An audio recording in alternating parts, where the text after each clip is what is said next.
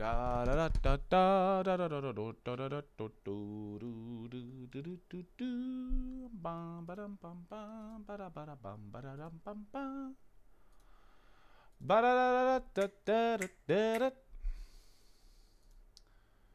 right. Yo, Megan first. Let's go.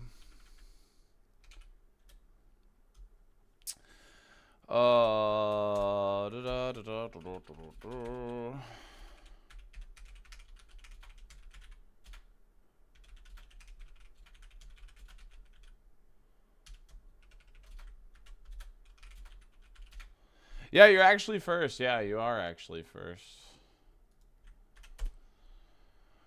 We're going live. We're going live.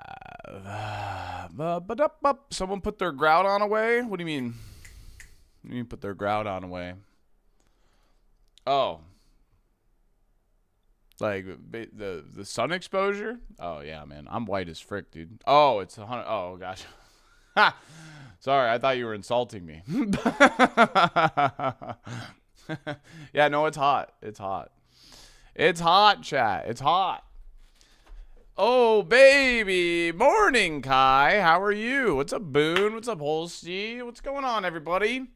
Today, we are doing the recruitment rando because I was like, wait, why am I waiting for the new season if I made the Smurf account? So let's just do it. Right? Like, so let's just do it. It hit me last night. I don't know why. Yeah. Why wait for the new season? Let's just do this now. So, Gamer can't make up his mind. Hey, what can I say, man? What can I say? So, this was such a fun challenge when I did it. This is a really fun challenge. And I'll tell you what. You know what's also a challenge? Taking one of the default teams and going on casual ladder to get one singular win. So you get the achievement for 2000 VP. And everybody's a freaking sweat, dude. Like, what the hell, man? This morning, I'm literally like, I'm eating breakfast. I got this game open. I'm playing. I go on the casual ladder to get one win, and everybody is just try-harding out of their mind. I'm like, go to ranked. What the hell? Like, leave me be, man. Oh, God. I try hard on casual ladder. Oh, my God, dude. So, what sort of strategy for the rando? Try to make a meta-like team or unique strategy? I think the strategy for the first couple of recruitments is Pokemon that can fill multiple roles. They could be a sweeper or like kind of an off tank or whatever. And then you start zeroing in on a strategy towards the end, I think. I think that's kind of the strategy to like look for here. But yeah, I was farming singles a little bit to get like a bit more VP and like some teammate tickets and some other things or whatever. So no, this is not the cast form challenge and all that. So let's get this bread. Let's get this bread. So we're gonna give us some time to we're gonna give this some time, you know, for people to get in here. But did you redeem the code for 100 coupons? What code is that? I haven't done anything on this account. So yeah, if you could get me that code, I'd greatly appreciate that. But yeah, I got myself like 10,000 extra VP. I got like the 100 quick coupons for just logging in for making the account during like the 100,000 downloads or whatever. So my first pick was Long Neck Joe when I did mine. Oh yeah, that's yeah. Yeah, let me go ahead and try that. Eternity. That's a good idea. That's a good idea. Mystery gifts. But what's up, Booby? How's it going? Calling me by my first name? That's weird. Haj one Mar. Call me SaltyDolphin. Or Salty.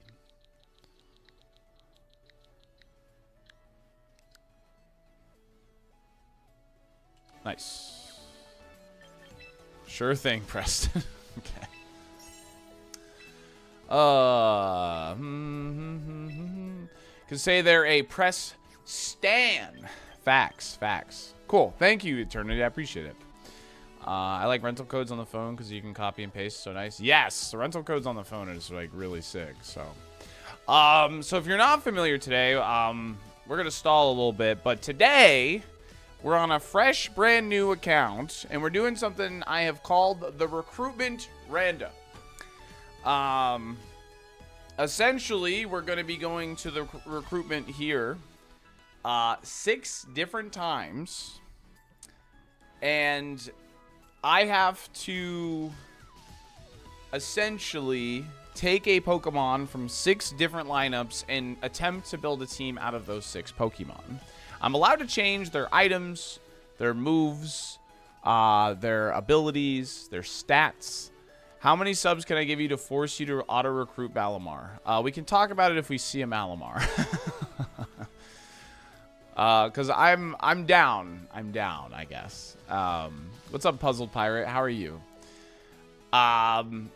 The twist, on top of it already being a challenge, is I cannot use any of the top 20 Pokemon based off of this right here. So I can't use Garchomp, Basculegion, Whimsicott, Sinistcha, Kingambit, Incineroar, Charizard, Farigiraf, Sylveon, Pelipper, Sneasler, Archaludon, Staraptor, Swampert, Grimmsnarl, Raichu, Metagross, Aerodactyl, Torkoal, Sableye.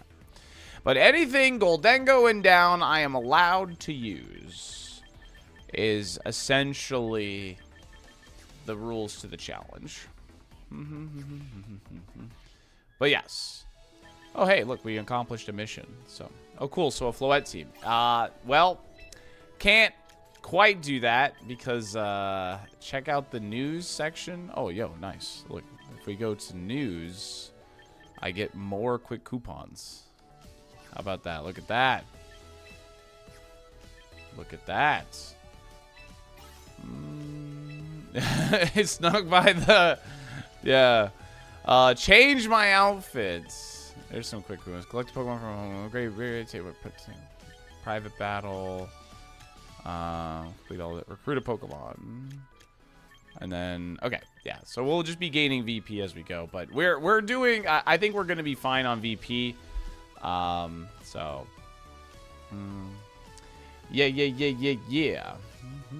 Yeah, we're not going to be able to recruit Floette. That's not going to happen. So, Jensen, thank you. Appreciate that. Is the Phalanx replica team gone? Yeah, I think I accidentally deleted it. So, I did this too and didn't get anything good. Well, that's part of the challenge. Is like, you're going to have to use bad stuff. So, play some singles. I did play some singles this morning to get a bit more VP for this challenge. As you can see, I'm Great Ball rank 3 with the default team. I didn't change anything because I'm trying to save the VP. I literally like did not change anything. Like, as you can see, I got the Quick Claw, Whimsicott. Like I have Corviknight and Garchomp, so this is pretty much how I got all my wins, is these two right here. And then just for like logging into the game, they gave me a Raichu and a Dragonite. So yeah. I'll do a recruit rando in the ring. See, I'm looking forward to it already. Last season was fun. Yeah, we're going to do it now because I made the second account.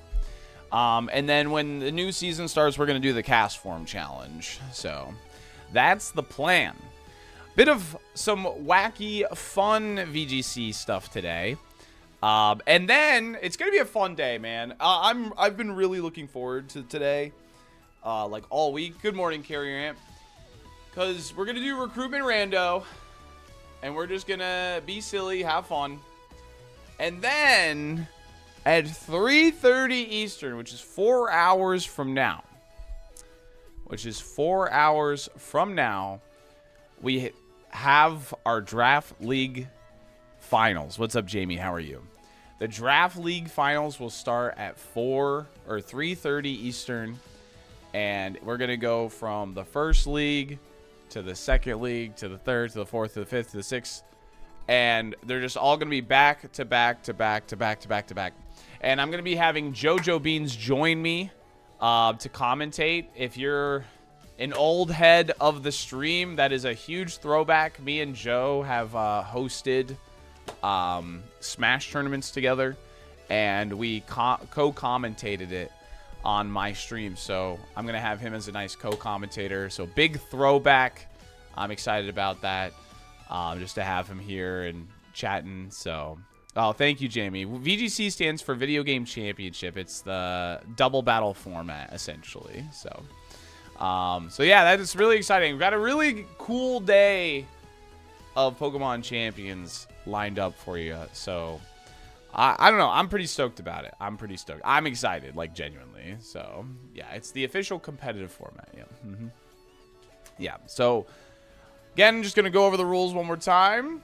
I'm going to hit this recruitment 6 different times. And of the 6 different lineups, I have to essentially build a team. I can't re-roll nothing. I just have to do the 6 different lineups, build a team out of it, and we're going to attempt to make Master Ball of it, and all that good stuff. So I prefer double battles. This is a really fun challenge. We did it last season reset. I'm going to do it before the season reset because I made a second account literally to do this challenge. And we're going to have a lot of fun with it. So I'm excited for it.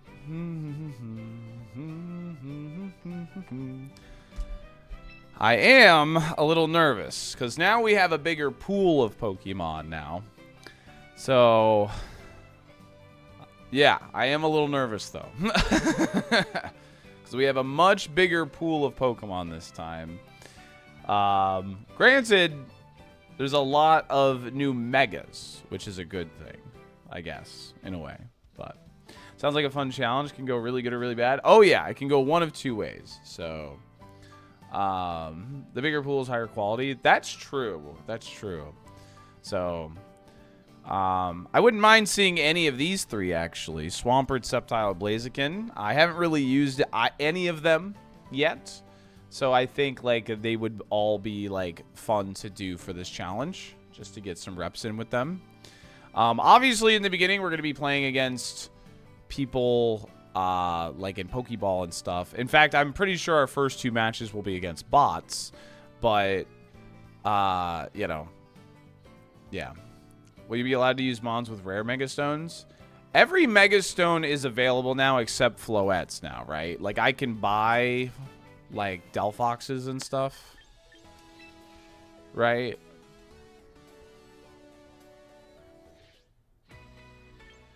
Yes? Yeah, okay. So just to confirm that.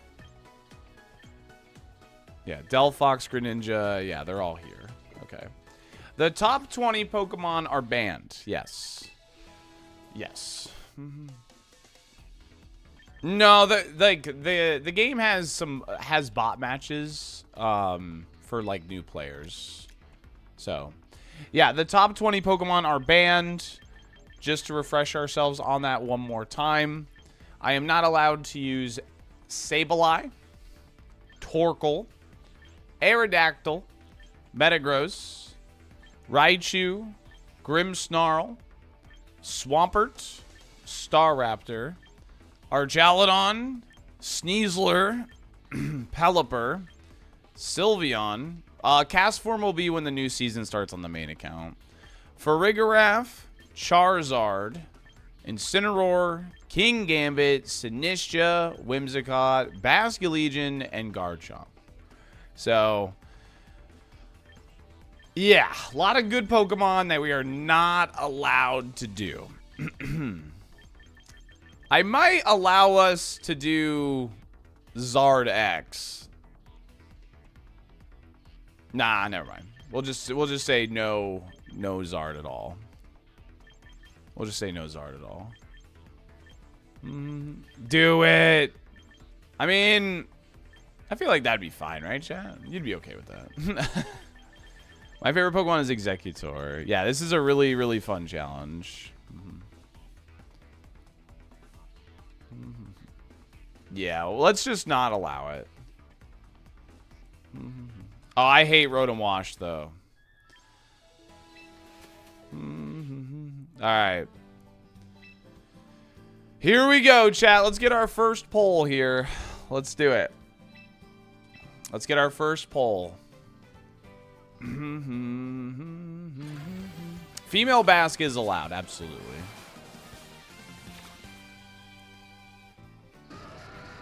All right. We have Rampardos. We have Dragonite. Spiritomb. Gourgeist the Worn Out. Large variety. Lycanroc Midday.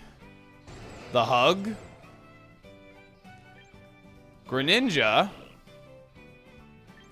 Sableye is banned per the rules of the challenge. Serperior. And Conkeldurr, their early riser to go to get to work.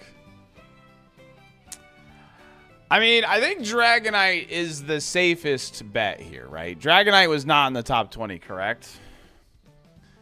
Dragonite is probably our safest grab here. However,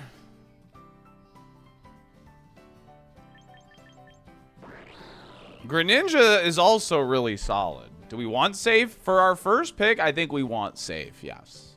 100%. So, did you start VGC with Champions? I've been playing since Sword and Shield is when I got into VGC.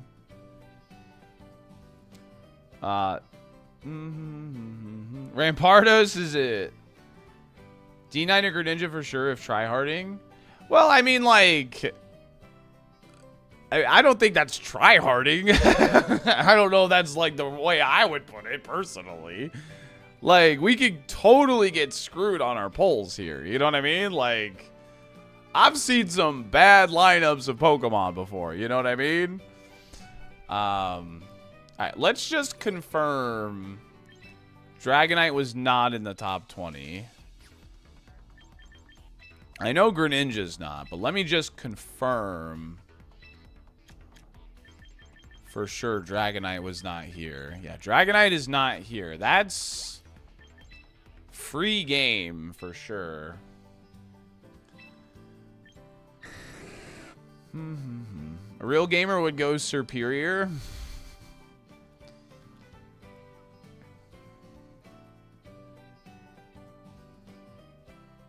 I already have a, you know what's cool about Dragonite is I already have one in the box. So if we choose this, I could just trial recruit it, you know, and like have one. That, cause I you know, I don't have like unlimited VP on this account, so. Greninja is Kalos, yeah. Greninja could be a fun one. Serperior is just Scarf, Contrary, Leaf Storm. That's it. That's all you do with it. It's not a Pokemon for a first recruitment. It's either Dragonite or it's Greninja.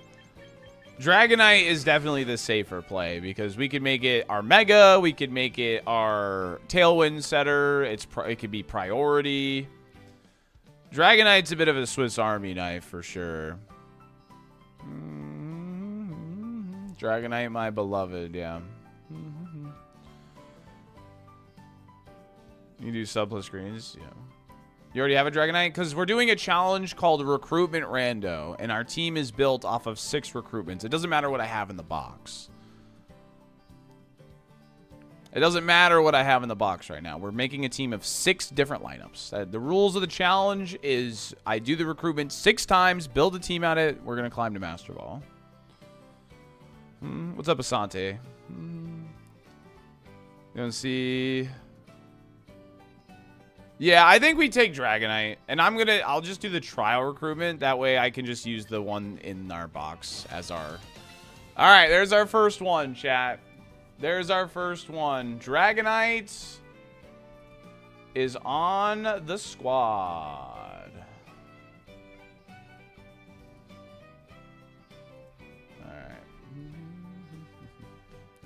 All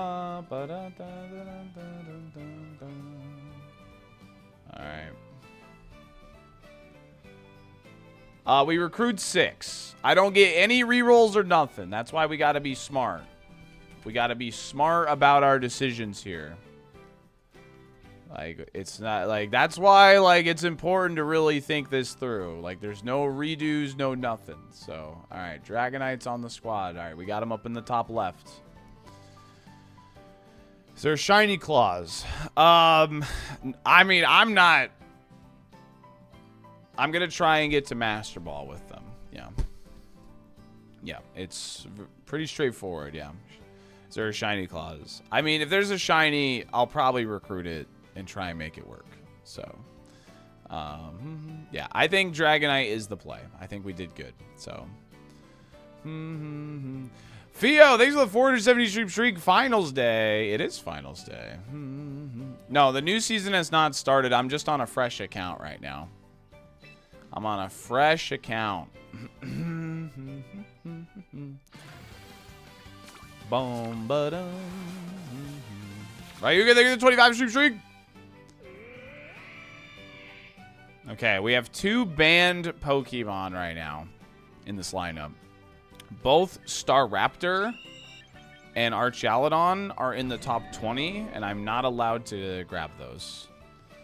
So our choices are Aurorus, Aggron, Houndstone, Decidueye, Lycanroc, Midnight, Frou-Frou, Infernape, and Medicham. How did I hit 4.6K YouTube subs? I've been streaming on YouTube for over a year now, and I have a couple of YouTube videos, so it's just over time. So, well, the thing that's cool about Houndstone is he gets like fluffy and stuff. So, so he's usable outside of Sandrush.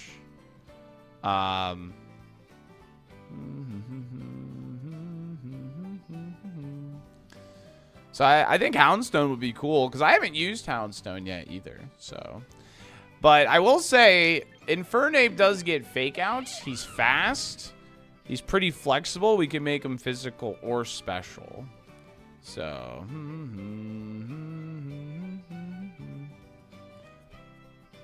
I just saw you got World Cup chat and Discord. I'm glad you stayed up for the game last night. I did stay up for it, yeah.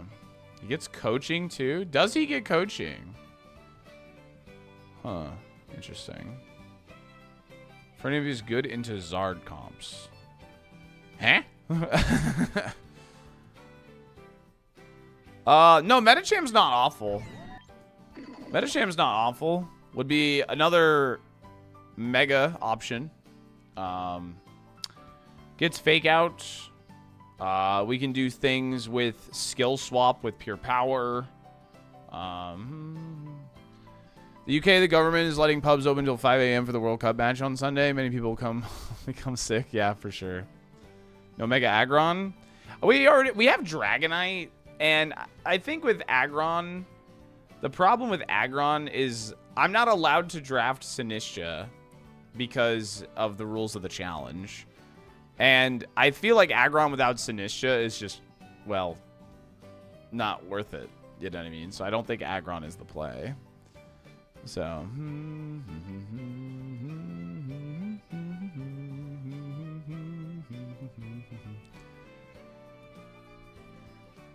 I mean, Medicham is interesting. Fake out skill swap onto the Dragonite, give him pure power Dragon Claws. I mean, that's kind of strong, you know? So.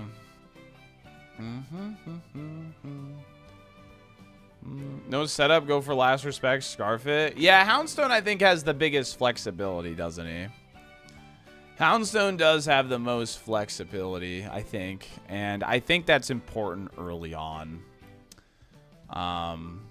So I think Houndstone is probably the play. Surely we find another fake out user, right? Alright, let's go Houndstone. Permanent recruitment. Welcome in. Clip it.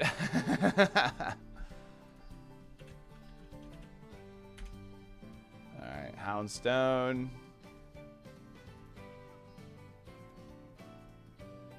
Alright, we got a sprite.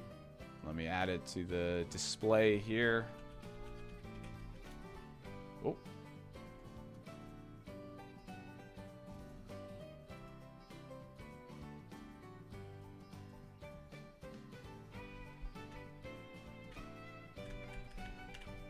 All right. We're making the ranked ladder our own challenge run, chat. That's what we're doing right now. Because that's what we do. We like to do challenge runs on this challenge. All right. So we have Dragonite. We have Houndstone. We have a potential Tailwind Setter. We have a potential Mega. We have Priority with Shadow Sneak and Extreme Speed. I think we're off to a good start here.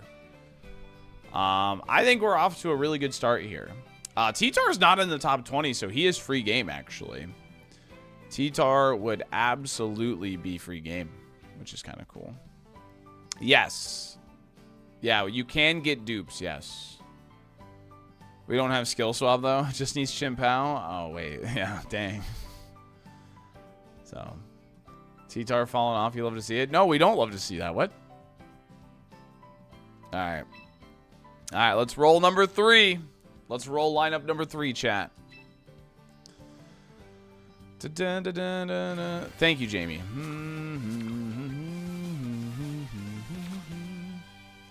Yes, we're not allowed to pick any of the mons in the top 20, which means Garchomp, Raichu, and Sylveon are all banned from this lineup. However, there is a Tyranitar. There is a Tyranitar, which is pretty cool because we have Sandrush. We have Sandrush on the Houndstone. And not to mention, Houndstone is immune to fighting. Dragonite resists fighting. This is...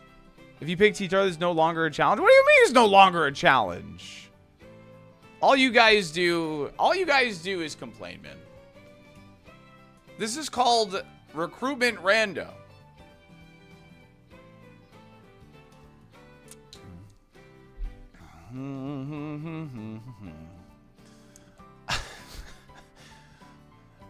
Streamer, I want you to choose really shit Pokemon.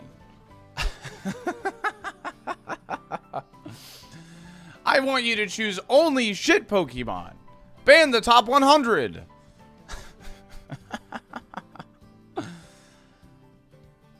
Listen. Battle data.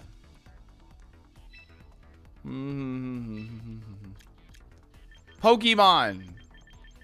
If you want to run this challenge differently, T-Tar is 25. If you want to run this differently, do it yourself. I think top 20 ban is fine, considering I can get dupes, and I have no rerolls either. So I'm taking T-Tar whether you like it or not. All right. I'm glad we talked about it. Thank you. How many bits to name recruitment rando Tyranitar Larvitar? So based, it's insane.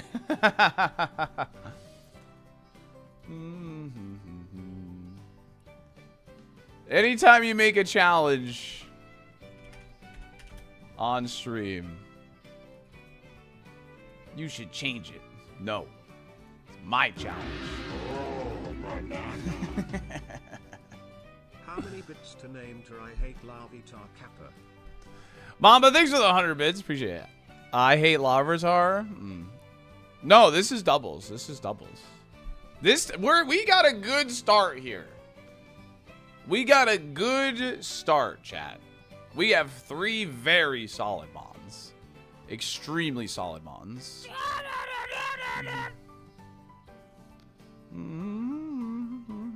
Shaolin Spunk, thank you for 39 months. Really appreciate it. Thank you. Yeah, we have very solid teams so far. And now we pray for Excadrill to appear again. And the option appear as. Yeah, like imagine this challenge is only going to get harder the more Pokemon that get added to the pool. So, can you do this with the stipulation you can't change the moves or spreads on the recruited mons? I mean, I feel like that would be less fun though. IMO. I think part of the fun is like making the team into something cool. So, Been missing most streams, but still trying to pop in and out. Hey, Shaolin, I hope you're doing well too, man. It's good to, like, it's like, I think a lot of the fun is, like, you know, catering it to what you want it to be. You know what I mean? So, I think that's actually more fun than not changing anything. So, yeah. Da, da, da, da, da, da, da, da. We just got back from vacay, so getting back to normal. Nice. I hope you had a good trip. Where'd you end up going? I'm sorry if you've already told me, but I've been really busy with like the draft league stuff, and I don't think I've had like a night where I've like only relaxed in the last couple weeks. Sand, rip, multi-scale. Well, we don't have to run multi-scale, so, and Dragonite and Tyranitar can be different modes, so. Just down to the Oregon coast, so not too far, but still away from home. Oh, nice. Okay, cool. So, like, kind of like a staycation, something that's to get away and enjoy yourself, but, like, not breaking the bank. Heck yeah. No, that's valid. That's sick. Yeah, Farig is illegal. Farig is in the top 20, so. We can't use any of the Pokemon in the top 20. All right, let's see the next lineup.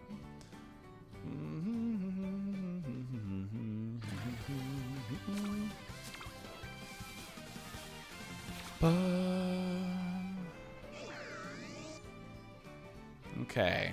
See, now, see, this is not that good of a lineup here. We have... We could do a cast form. Dude, wait, we could do the cast form challenge at the same time. We could do the cast form challenge at the same time as the recruitment rando challenge.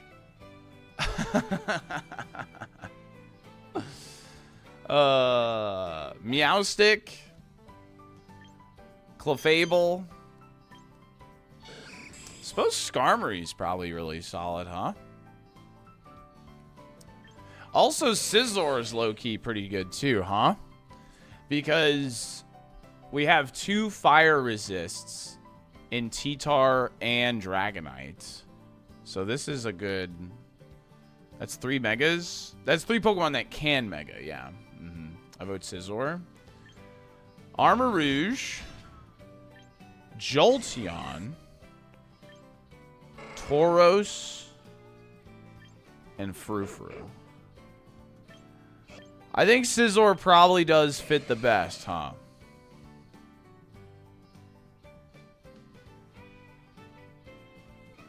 Yeah, this is... Well, no, this one's not Prankster. The female one is competitive / infiltrator. Frou-Frou because he has a hat? That's a good point. That's a good point, chat.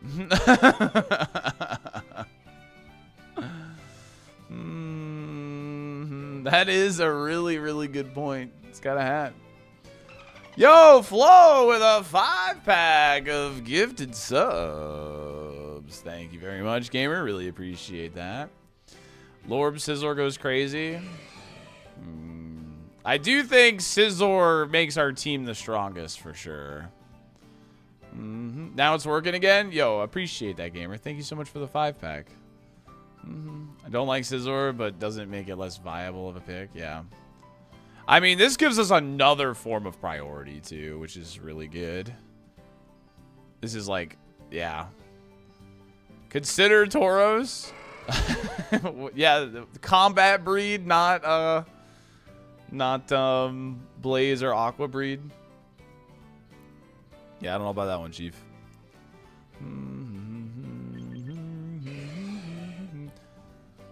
Because other three are physical already. Yeah, we could definitely lean.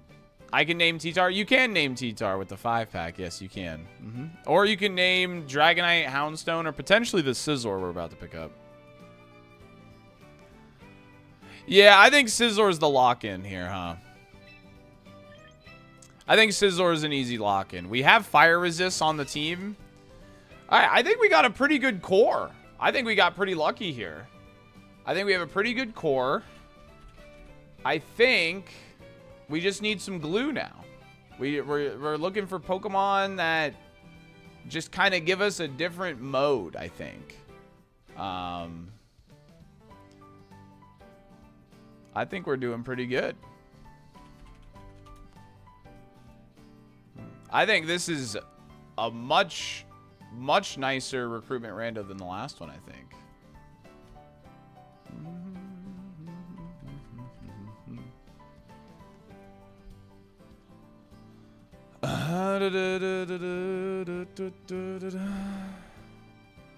Carrier Ant coming in with a 5-pack of gifted subs. Yeah, we need to like find a special attacker for sure. Salty took the best mods possible. Wow. Chat, if you want to do this challenge while like banning the top 50, go for it, okay? I'm banning the top 20. Because it changes. The top 20 literally changes every time we do this. Dragonite is renamed to Overrated. Sheesh. All right. We could run Special T-Tar too. Yo, thank you, Stoli. All right, we're going to rename this guy Overrated. Carriant, if you want to name something, let me know. I'm just going to do it all caps too. Overrated. This challenge is super fun.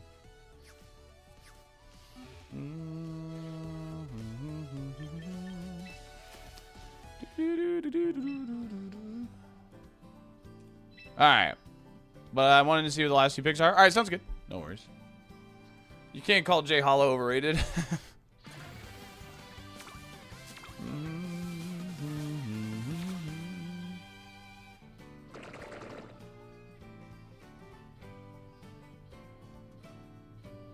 Ooh.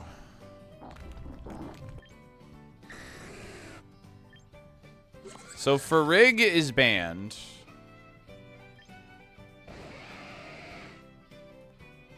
Tyrantrum is a fighting weakness. This is fighting weak. This is fighting weak. This is fighting weak. I think it's low-key Manectric.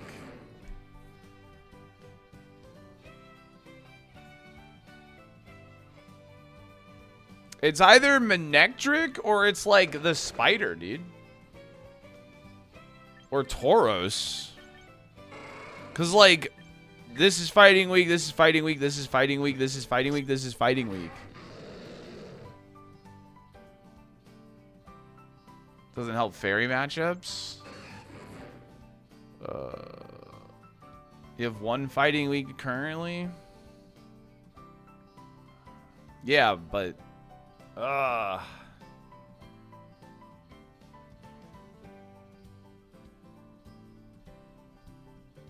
This doesn't die to fairy. I mean, you're right. But we have no special attackers if we take this. I mean, Dragonite will likely end up having to be a special attacker.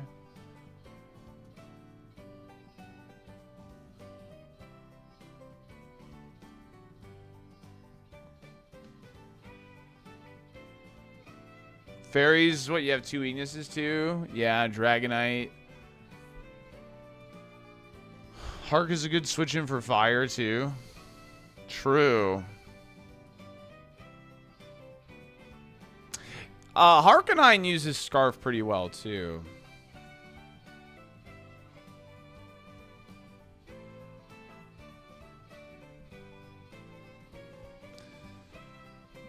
I mean, I suppose we have a fighting immunity and a fighting resist. So, I suppose Harkonine wouldn't be the worst thing.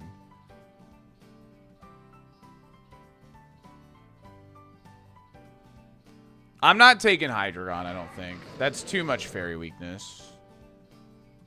That's just way too much fairy weakness. I don't think we can take this. I think it's got to be Tauros, Araquidad, or Manectric, or Hark. I think those are the four that we can those are the four we can consider. Wide Guard would be good, and it's also a Trick Room answer somewhat. Yeah, we don't have a Pokemon that can set Trick Room at the moment.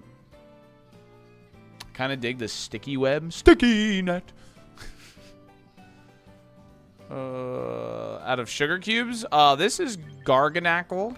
He is made out of salt. Iron Ball Spider with White Guard. What happens when Grim puts up 1 reflect, though? That's, I mean, we can run Brick Break on something if we need to. I have a nickname for Arachnid if we go with it. This one's hard. This one's hard.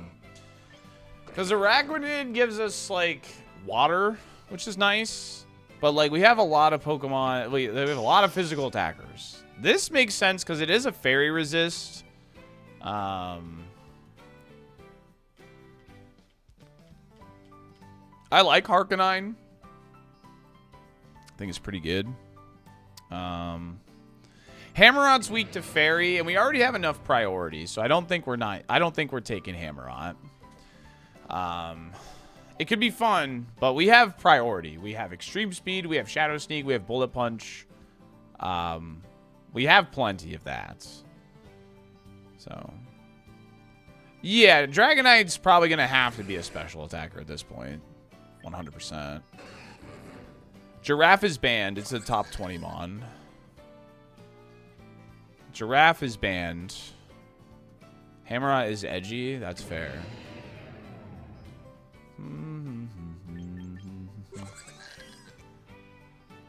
Yeah, this is the only Pokemon in this lineup that's banned, though.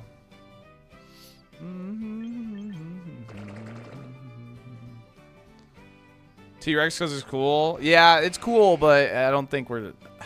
I mean, we could. I mean, we could.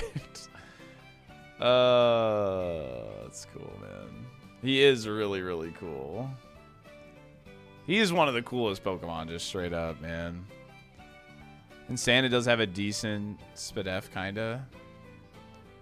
Yeah, that's Blaze Breed Tauros. Yeah.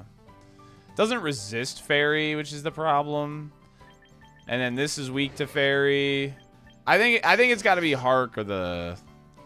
I think Hark or Arachnid are the correct choices. Yeah. Does give us a second fighting weakness is the only thing I don't like about it. Such bull, right? Such bull. Alright. I think we take Hark, chat. I think we take Hark. I think we take Hark. I think Harkonine's special attack is, like, workable, too, to be honest. If I'm not mistaken. I could be wrong on that. Let me just check. It's got 95. We could work with that potentially, too. Yeah, I understand what Garg does. Like, but do I really want to try and stall people out, Pete?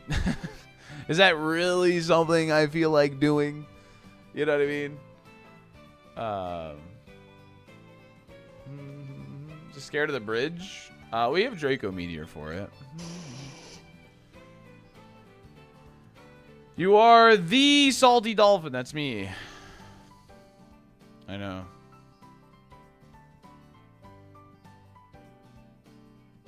You'll be crying? I mean, I don't think so. 95 is respectable. I'm just pushing for salt. That's fair. I think Harkonine makes the most sense. Alright. Let's take Hark. Let's take Hark.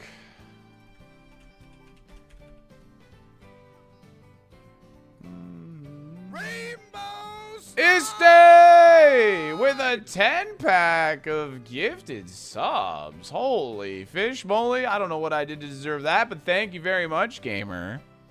If you'd like to name a Pokemon, love to do that for you. Thank you so much.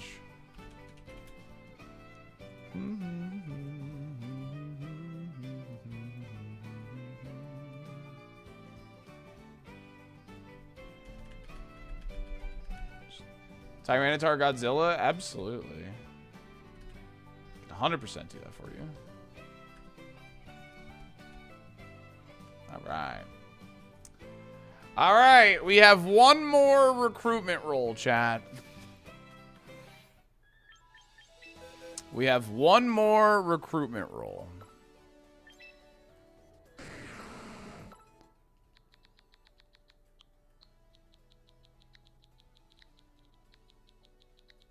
Thank you so much for the 10-pack, dude.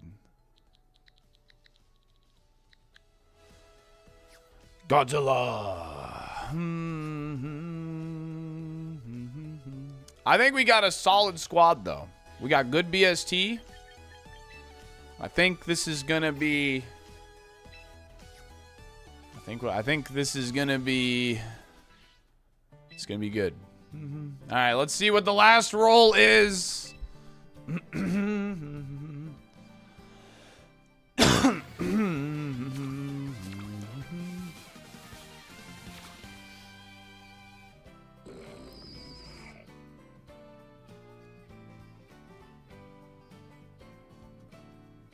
Yikes.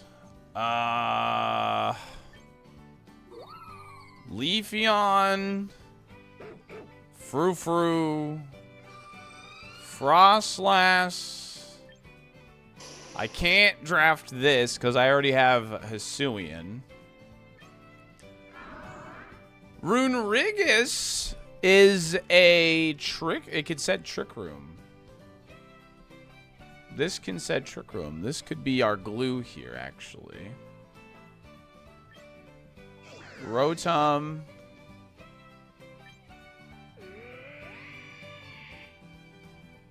Aurorus. Barbaracle. And Phalanx. Stunfisk? Yeah, I don't know if we're going for Stunfisk. Welcome to Costco. I love you. Yeah, this is on my alt account, yeah. Stunfisk is him. Stunfisk is him. Unger, thanks for the 32 moons.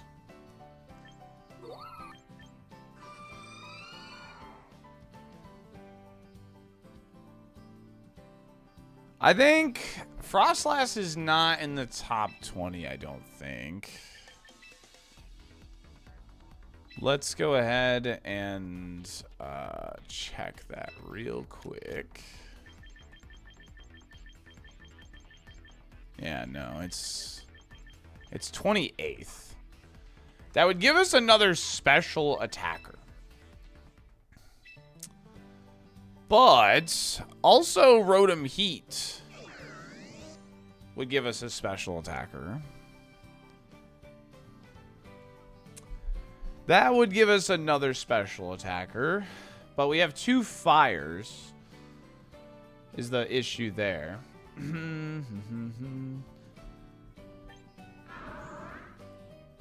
No, Leafeon's physical.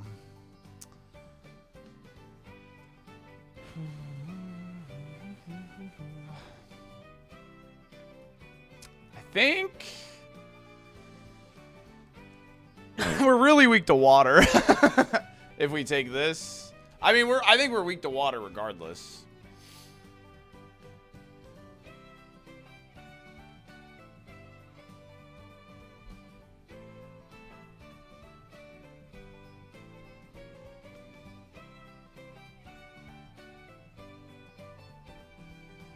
Rain teams aren't real.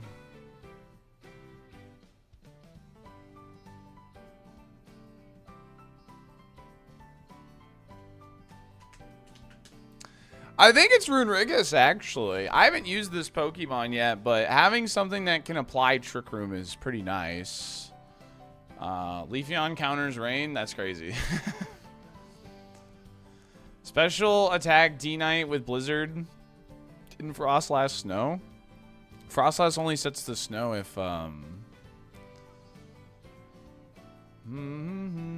Stunfisk with Thunder? Dragonite and Scizor Clean Rain? I mean, Dragonite... Yeah, Dragonite's for the Rain matchup, 100%, so... What's getting the Mega Stones here? Well, Dragonite for sure. Dragonite is absolutely being a special attacker because we don't have any other special attackers.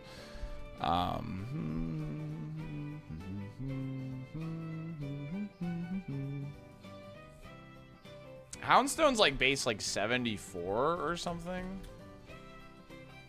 But it gets Sand Rush, and we have Tyranitar.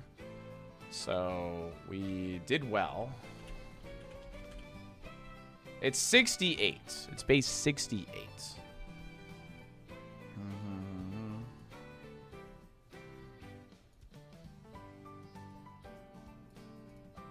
Okay.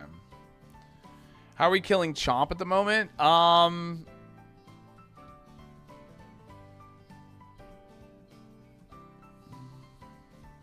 Chomp is going to be an issue. Ice Punch on our T-Tar, potentially. Dragonite.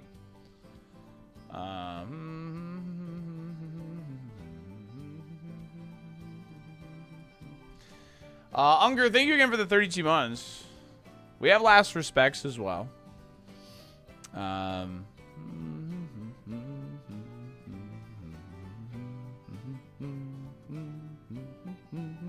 Last respects does not hit nearly as hard from Houndstone. We got to remember that, though.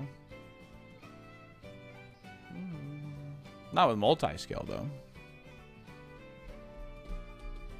I mean, this is that's the tricky part is like of recruitment rando. Even though we have good mons, it's not necessarily like they're gonna work in cohesion together, right? So that's what we're gonna have to figure out. That's the whole point of the challenge. We are a bit weak to water if we take this Runerigus guy. What is Frost like? We could do like Focus Sash Frostlass potentially, actually. Focus Sash Frostlass. Manually Snowscape potentially.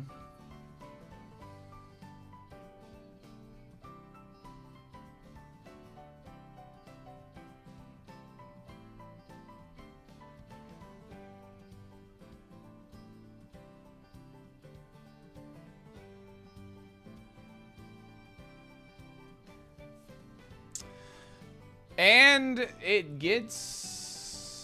does not get Trick Room. Never mind. It gets Taunt.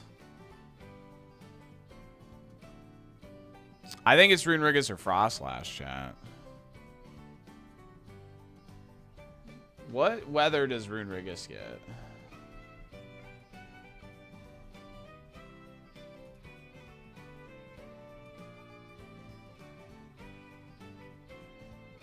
Yo, Runerigus gets attract.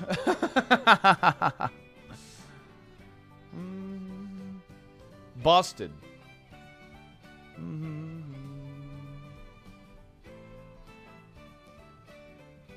It's got like no special attack. It's a sexy rock, dude. Wait, this thing gets toxic spikes, apparently. Isday, thank you for the gift of sub to Puzzle Pirate. Thank you.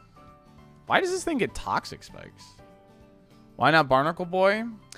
Because we already have like some physical attackers. In fact, we have a lot of them. So I'm more interested in getting us some better glue to the team at the moment. And I think it's got to be between Runerigus and Frostlass. No, Frostlass is 29th.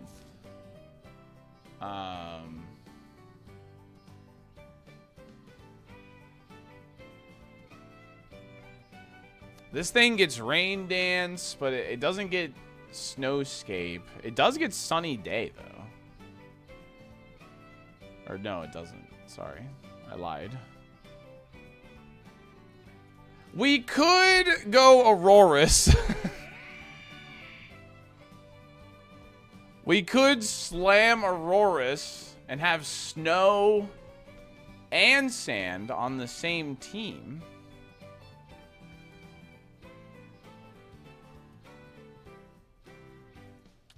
However, that's another Pokemon weak to fighting. Which is not good.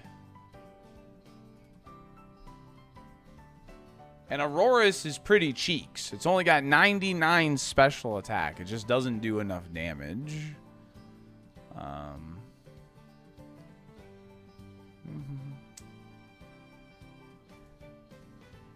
And that would be a third rock type Pokemon. Yeah, we can't take this actually. We can't. Never mind. Rotom Heat is immune to ground.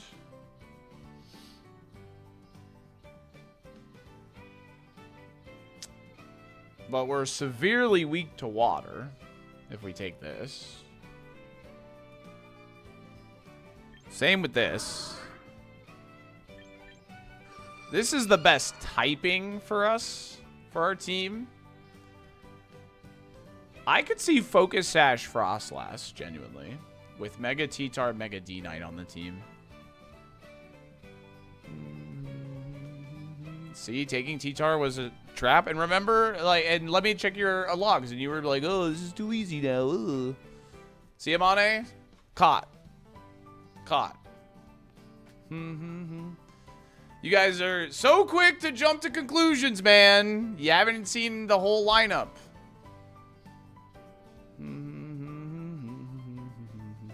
It's almost like I've thought this challenge through.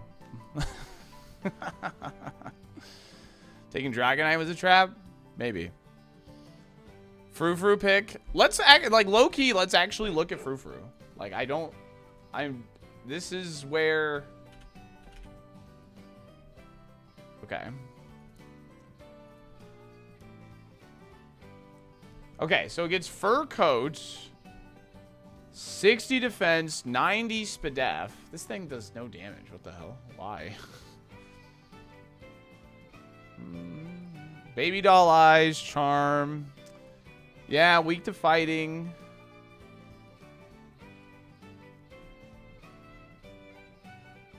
Fur Coat halves the damage from physical moves onto this Pokemon. Okay, so you can Cotton Guard to make that even more. Endeavor, Helping Hand, Rain Dance, Sunny Day, Thunder Wave. What the hell is this Pokemon, dude? The fellows aren't weak to fighting? Yeah, but I want a special attacker, you know? Rune gets Ally Switch. He does get Ally Switch, and he gets Trick Room. I can't believe Frostlass doesn't get Trick Room. Yeah, I don't think it's this. I think it's Frostlass to have a special attacker. And honestly, it does give us another option for Mega if we really want to, like, mix things up here. Oh my god, dude, wait. Mega Frostlass, Scarf, Blizzard Tyranitar. Wait, hear me out. We go Frostlass, and it's Scarf, Blizzard Tyranitar. Like, I'm not even, like, memeing that much, to be honest. I'm not even, like, memeing that hard.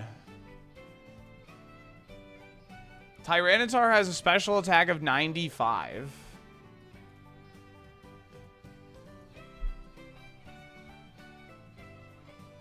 Dragonite learns Blizzard as well. Would you change its ability away from Sand? No, the Sand will keep him guessing. The Sand will keep him guessing. Why not Blizzard D-Knight? Because D-Knight's special attack isn't very good. It's lower than Tyranitar's, is it not? Oh, no, it's actually higher. LOL. Could do that, too. Sounds like burning down the kitchen. Oh, they're pretty close. It's 95 to 100. So, I mean, I thought Dragonite's special attack was 90. For no berry tech. True. Because this would help against rain, specifically.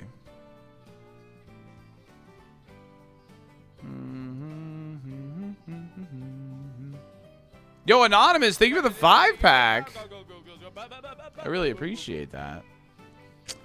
We just don't have Trick Room. So...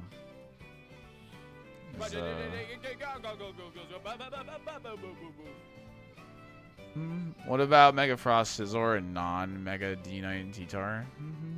Anonymous was me, by the way. Named T-Tar. I've already named T-Tar. I already named T-Tar. It's named Godzilla. Iste named it. T-Tar's already been named. You were slow on the punch.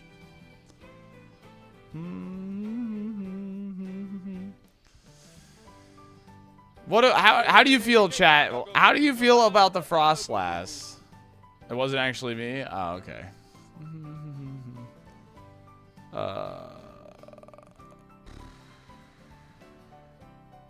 I'm in favor. Yes. Very bad. It's no double Arcanine. I can't pick Arcanine because of Species Clause. Frostlass feels like a trap.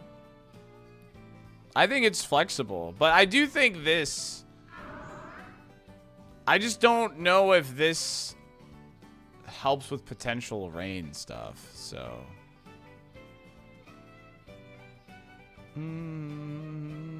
I think it's it's got to be Runerigus or this, because this at least gives Trick Room and stuff.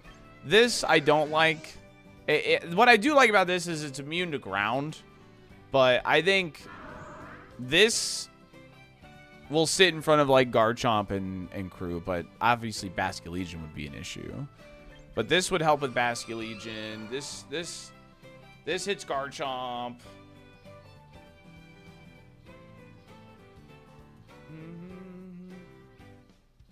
I think we take Frostlass, low-key. I think it's Frostlass, legit.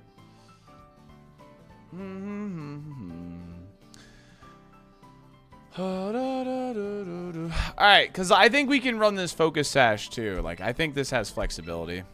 Alright. It's done. It's done, chat. It's done. We have our 6.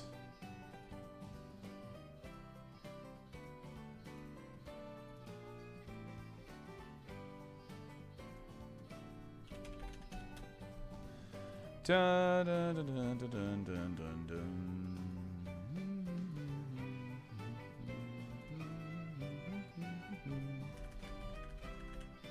All right. There's our squad, dude. I don't know if those drops are still a thing. Let's name Frostlass Gerbil after my wife. Her online handle is Gerbil. You got it. Absolutely. All right, we're going to run ads and we're going to start building this team. Be right back. All right, Frostlass is officially named Gerbil. Gerbil. Can I put it all caps? Is that cool?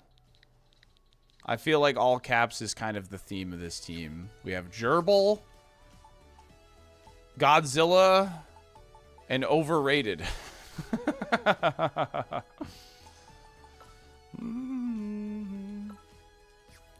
All right. Well.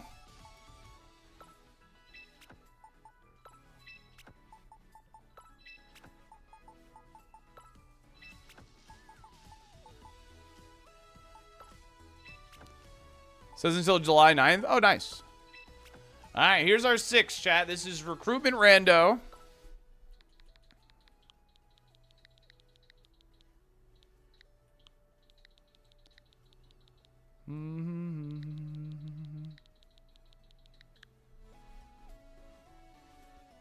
Are the finals of the old draft league already over? No, they're happening today in roughly 3 hours.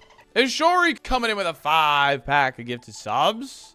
Thank you very much. If you want to name a Pokemon, let me know. Okay. The Whims Doc Brown. Sure. We're not using Whimsicott, and this is the alt account, but absolutely, you got it.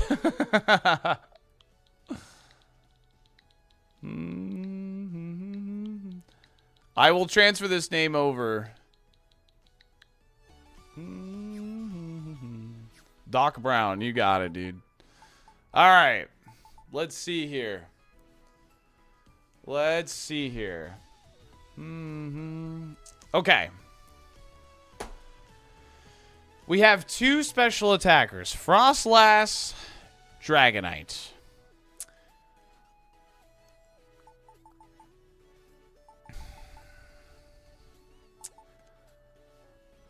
I think the Blizzard spam is really funny. I think the Blizzard spam is really, really funny. The problem is I can't Mega Frostlass as well as Mega Dragonite. That's the main issue, of course. Snow it is! Blizzard. Yo, Rio Grande with a 5-pack. How about Wide Lens Frostlass Blizzard spam? Well, no, I need to set the snow if I'm going to hit Blizzard with multiple Pokemon. For sure. So, Rip Lassie. All right, you got it. Oh, that's not right. Rest in peace, Lassie. Rio Grande, thank you so much for the 5. All right.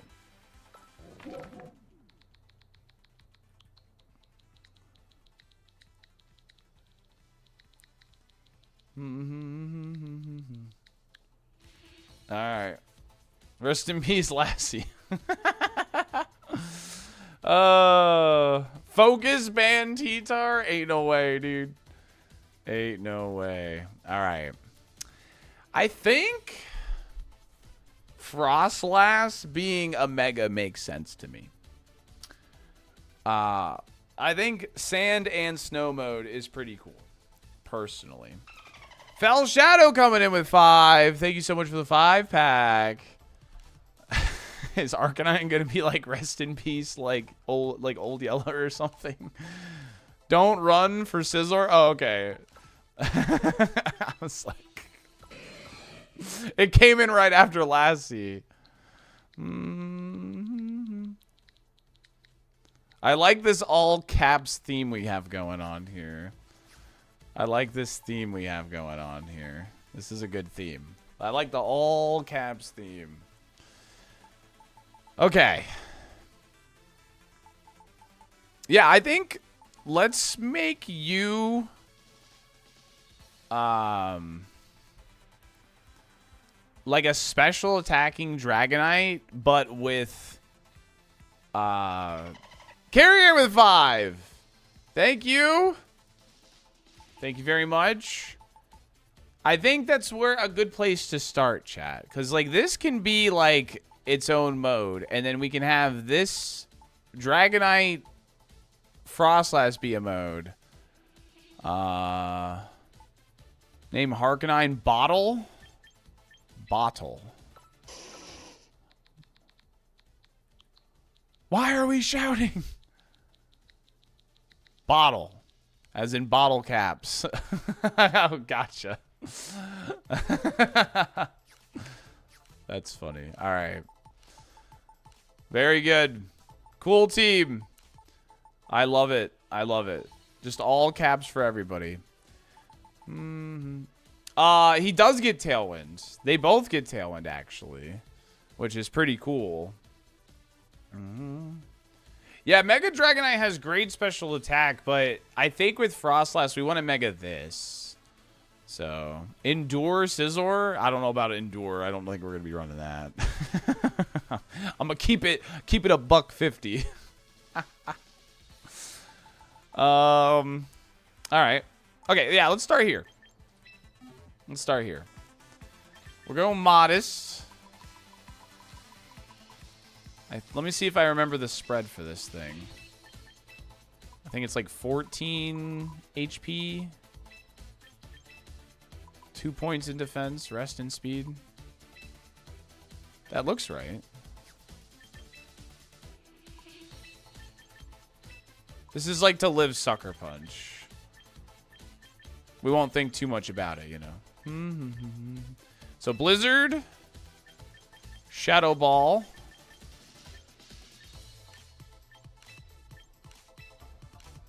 Protect. And what's our move here? What are we rocking here? Charm. Fake Tears. Ooh, we could try Nasty Plot. Frostlass, actually. I've never tried Nasty Plot Frostlass. That could be interesting. We could go like Timid and faster if we wanted to do that. I've never tried that before. I don't see Scizor being a good Tailwind setter. It's not awful. Obviously, Aurora Veil is a thing, you know? Kind of like Taunt. Taunt could be interesting. Thunderbolt's also interesting, low-key. Rain Dance. Will-O-Wisp. Psycha, Pain Split. Weather Ball. Yeah. Dragonite can set Tailwind. Kind of like Taunt. Taunt is really interesting, too. Nasty Plot could be spicy, but we don't really have redirection or anything is the problem with that. And we kind of want to keep swapping in and out, right? Well, the only thing with Freeze Dry is we already hit, like, Bask with Shadow Ball. Do we even get Freeze Dry? We don't get Freeze Dry. Destiny Bond could be funny. Could be a little spicy, run some Destiny Bond.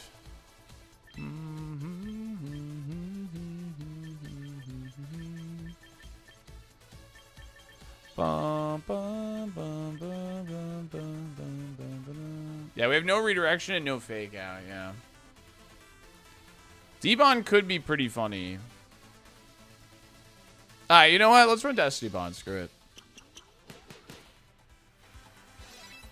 Gerbil. Welcome in, Gerbil. Did this give me any Mega Stones? It gave me some. Okay. Okay. So let's go ahead and grab that real quick. We can get another fake out user? Yes! And that's what makes this challenge, you know? Like a lot of people were jumping to conclusions real quickly there. Is you gotta, like, make the decision from that lineup, man.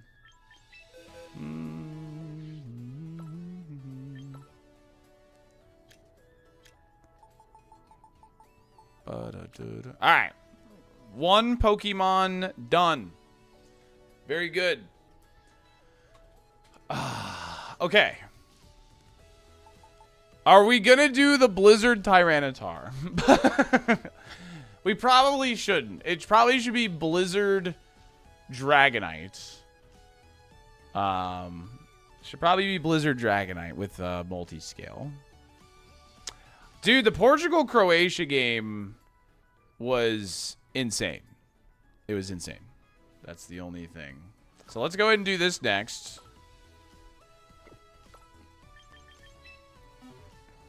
Yeah, Tyranitar does get Blizzard, yeah.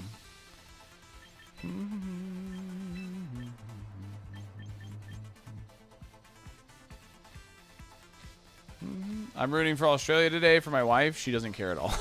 Nice.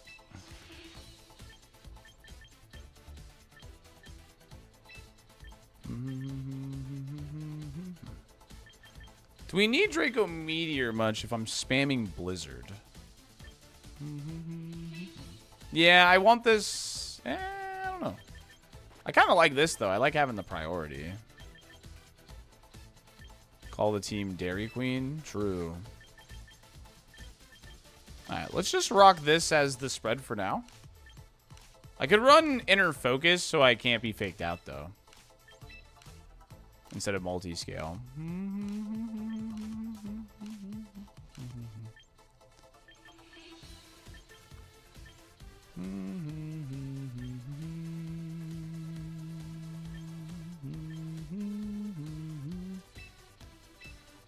Alright.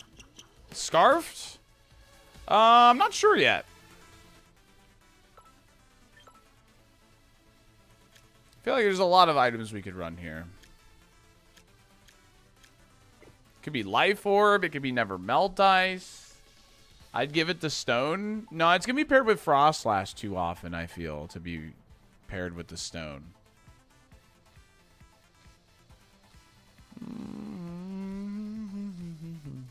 If we're running Blizzard.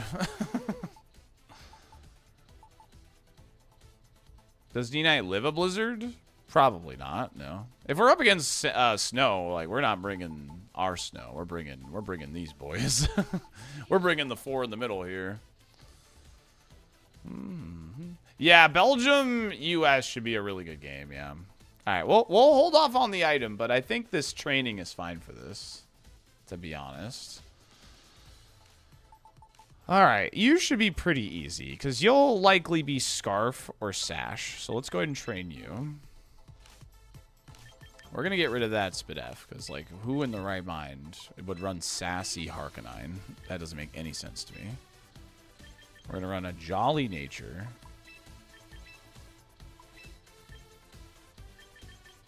Yeah, Rockhead, Flare Blitz, Head Smash, Rock Slide.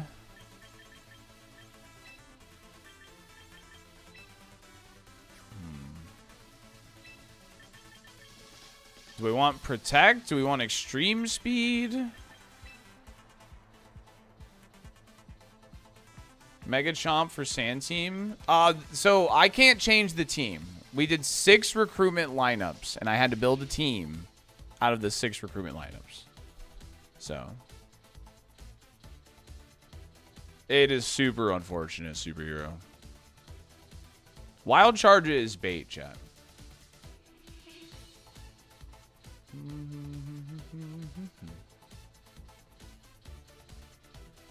Wild Charge is bait. Head Smash literally does like everything Wild Charge wants to do. Does Wild Charge not kill Basque Legion? You might as well Head Smash it.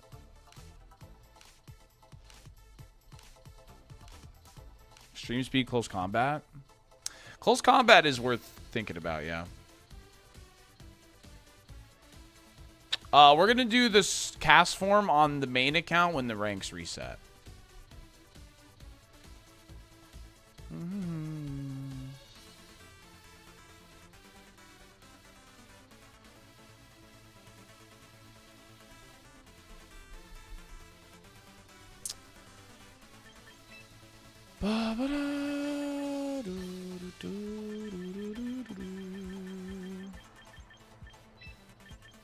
Let's try this. Does it learn Blizzard? That's a good question. Let's try this for now, and we're gonna give it a Focus Sash.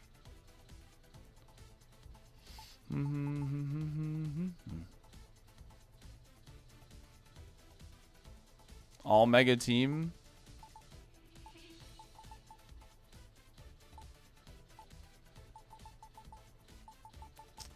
CC over Rock Slide. We're going to run Extreme Speed for now.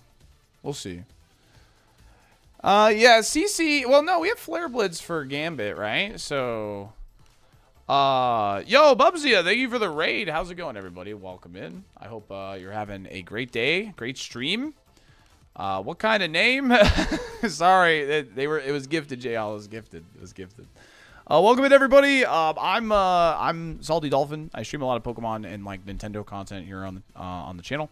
Today we're doing something called a recruitment rando, which is essentially I'm recruiting 6 Pokemon from the recruitment, the farm, whatever you want to call it, in this game. I don't know if you guys are familiar with Pokemon Champions or not, but essentially I get a lineup of six random lineups. I have made a team out of those 6 random lineups, and we're going to attempt to climb the ladder as much as we can with it. We're turning the ranked ladder into a challenge run. And I do a lot of Pokemon challenges here. So thank you, Bubsy. I appreciate it. Welcome in, dude. Thank you for the raid. I appreciate that a ton. If you guys don't know, Bubsy does a lot of blindfolded Super Mario 64 content. So it's pretty, like, amazing. Like, if you've never sat down and watched one of those runs before, it's pretty awesome. So you should give them a follow.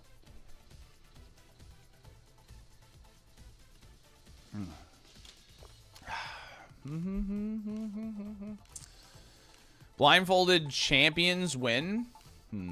So.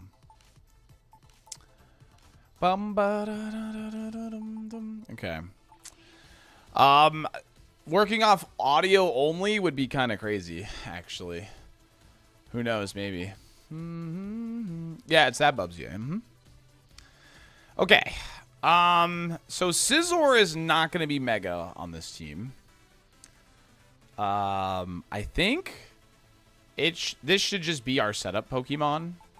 This should just be Life Orb, Swords Dance, Life Orb, Swords Dance, I think, is probably just the way to go here. I'm not going to worry about speed. We're just going to go max attack. Bullet Punch. Bug Bite. Let's go Bug Bite. Swords Dance and Protect.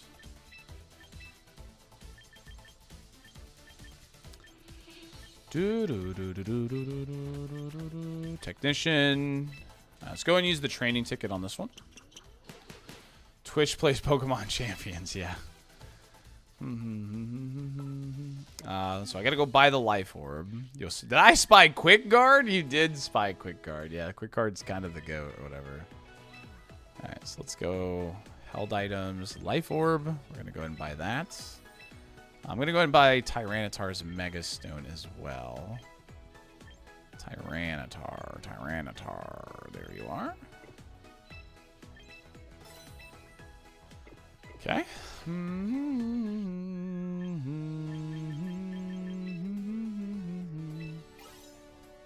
More quick coupons. We have fun tech for Swampert. Don't worry, we got Swampert handled. I don't know if we actually do. Okay. And we're just gonna slap on a Mega Stone here.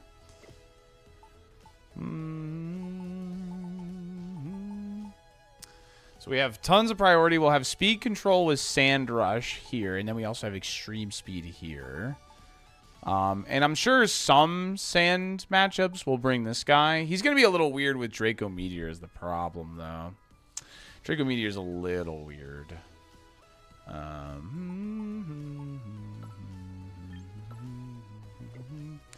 Alright. What do we need in speed on this thing if we're running Sand Rush? So Houndstone. Let's say I'm Adamant Nature, 32 with Sand. I hit 240 speed. Aerodactyl is... Mega Aerodactyl is 222, so I can lower that a bit.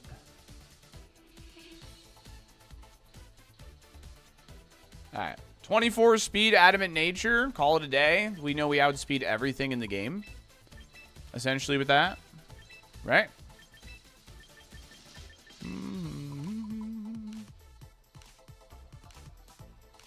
Yeah, this outspeeds Mega Aerodactyl. So, like, you know, we could just do this. Call it a day. Well, if we win the Weather War, we outspeed, yeah.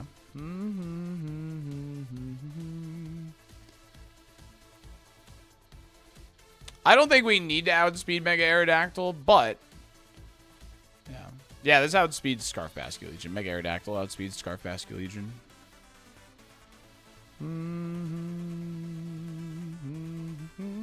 Obviously, we want Last Respects. Shadow Sneak could be good, too. Like, unironically. Probably want Protect. And then what else? Could run Ice Fang to help with Garchomp.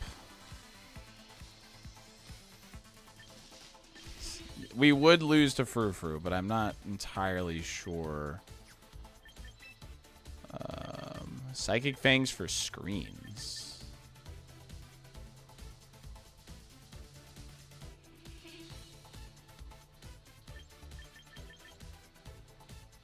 Do you really need the priority?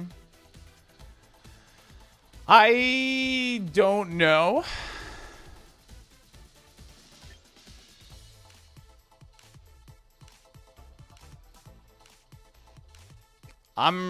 This is with Sand Rush specifically.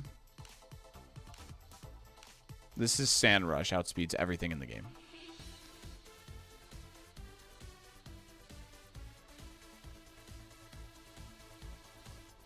Hey, what's up, Mav? How's it going? Yeah, it's the 4th of July tomorrow. I like going tanky and snarl. I think we want... On the sand mode, we're not necessarily bringing Tailwind, so I like having the Sand Rush. Sneasler's a worry for this team. True. Sneasler is kind of a pest. Huh. We could just run all this.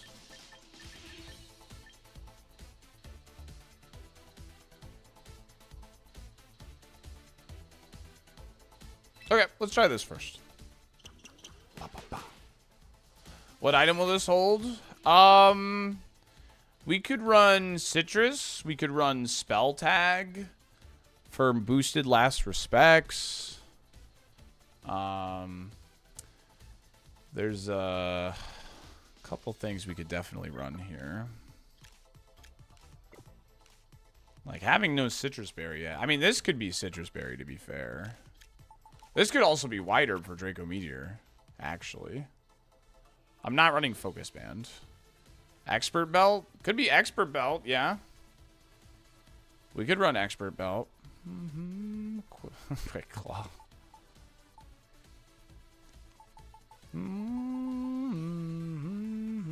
Yeah, we're going to train T-Tar. Yeah, we will.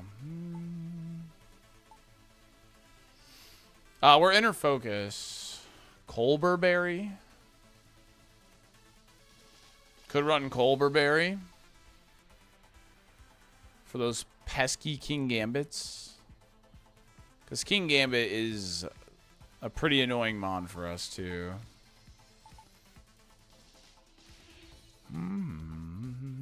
No, Sand Rush makes you immune. Iron Ball to play fetch. Good idea, good idea.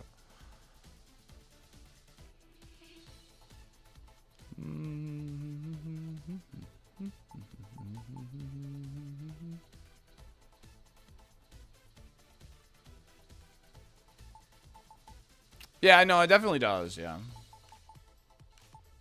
Yeah, King Gambit's pretty strong into our team. We should run low kick on this guy. So Focus Sash on Harkonine at the moment. Focus Sash wouldn't be bad here either. If we wanted to run Scarf Hark, we could run Scarf Hark, put Focus Sash on Lassie, and put Close Combat on Hark, and like Rock Slide.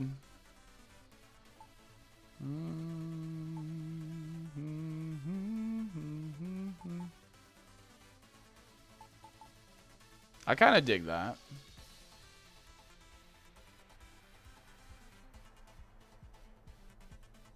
Bright Powder is not it, chat. Bright Powder is a bad item. Because sometimes you want to get KO'd. We do not want Bright Powder. Bright Powder is good on teams that are like just pure like stall stuff. That don't like miss would only benefit them. I was running Cassib on my Balance Stone.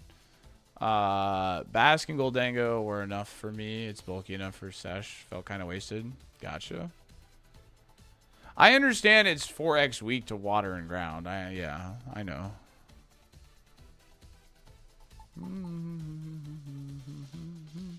Cassib or Colbur wouldn't be bad.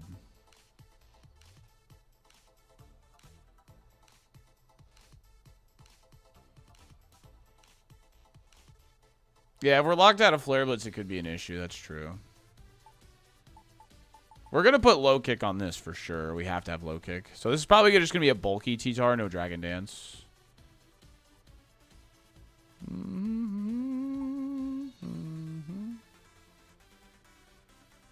I don't think it gets Shadow Tag, does it?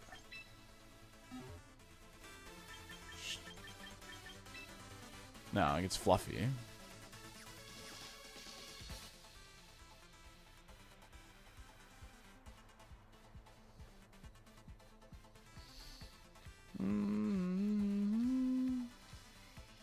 Oh, Spell Tag. Sorry. Yeah. The spell. Oh, yeah. I brought up Spell Tag. Yeah. Yeah, I think Spell Tag is a good shout. Like, legit. Let's try Spell Tag first. Let's try Spell Tag first.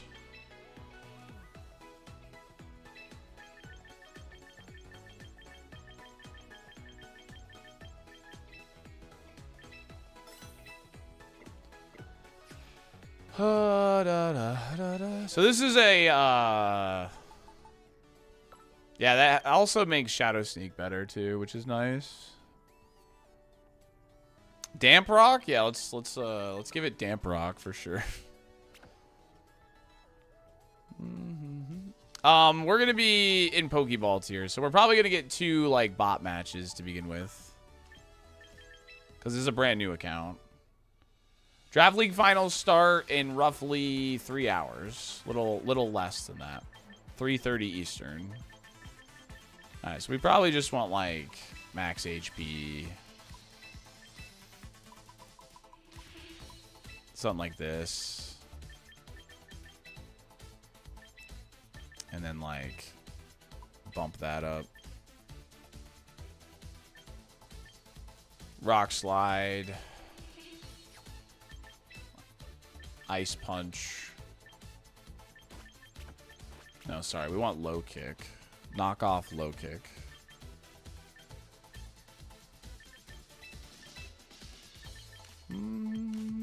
Because King Gambit is definitely a Pokemon.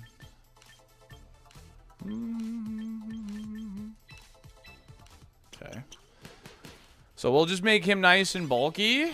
And obviously we can make adjustments as we go, but... Oh, sorry. I thought that was Protect. Whoops. Sorry. Good catch, chat. I just saw a normal move and I was like, oh, we already have it. No, I'm not running Double Edge.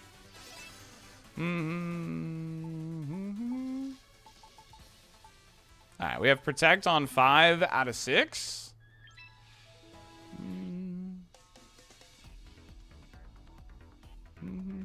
Are you okay? Yeah, I'm fine.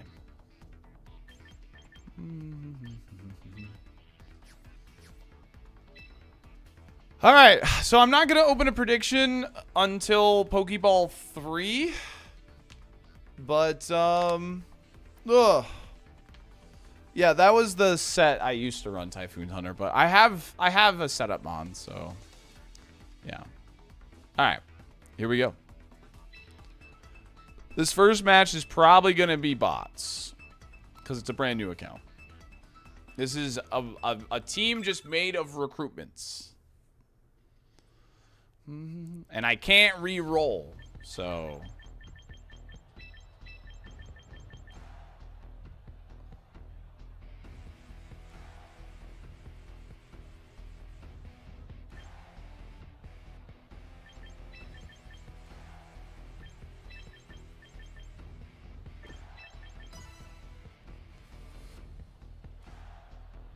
Yeah, it's definitely a bot, for sure.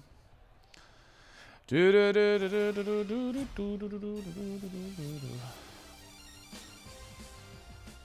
usually can tell if it's a bot. What the frick? King Gambit lead. Why'd they lead King Gambit, dude?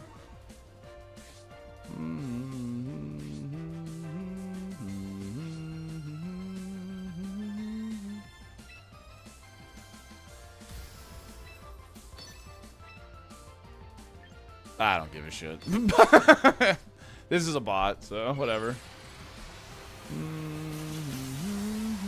Watch out for Scary Face, dude.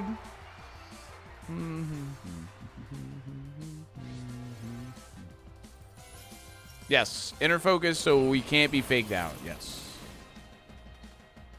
Why are bots part of the game? For new players. Overall, I think it's actually a really good thing, to be honest.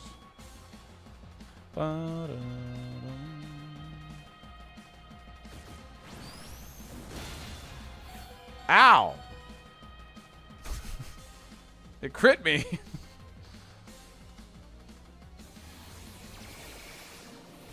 Dang, I'm dead, dude.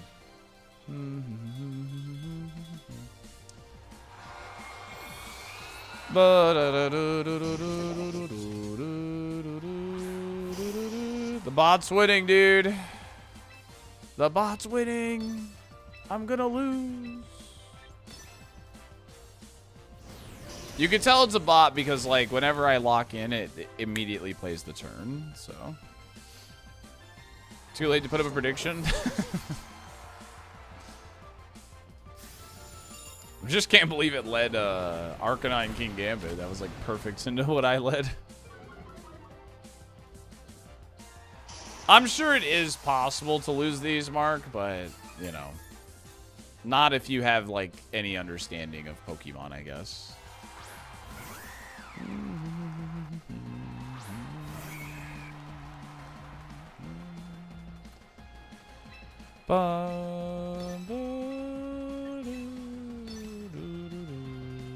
Good thing we know ball. Bottle, use Flare Blitz.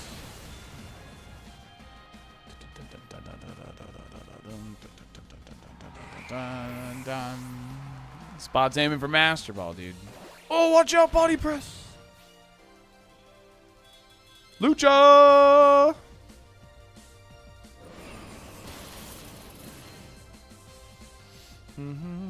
We did it, chat. We did it. Yeah, we're focused, Sash. We're running Rockhead, yeah.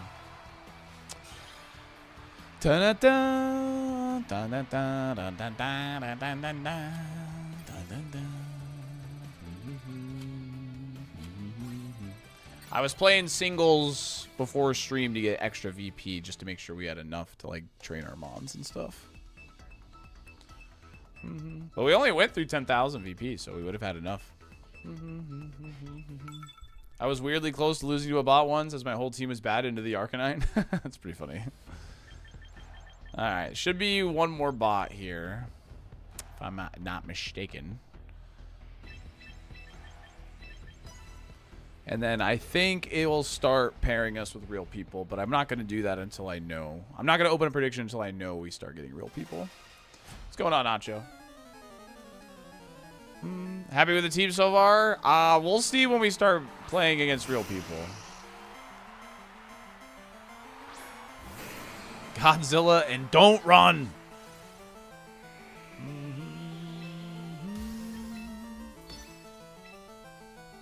I wonder how much this does to Beedrill.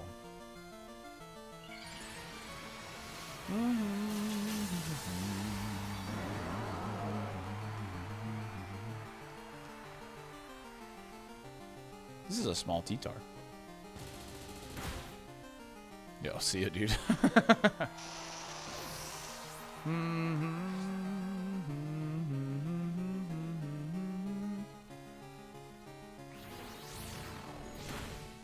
Got me, man.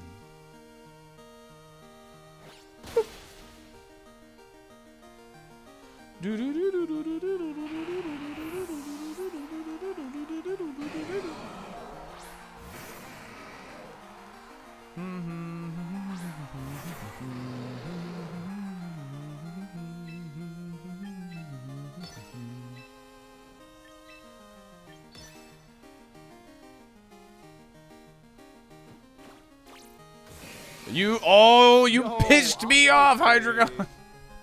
Don't run. Dino, thank you for the 23 months, dude.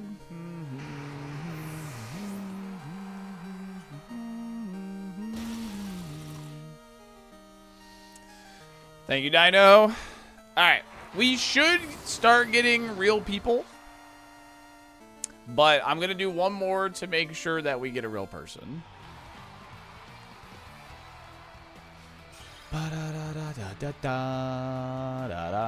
Good job their Aggron wasn't running Blizzard. Yeah.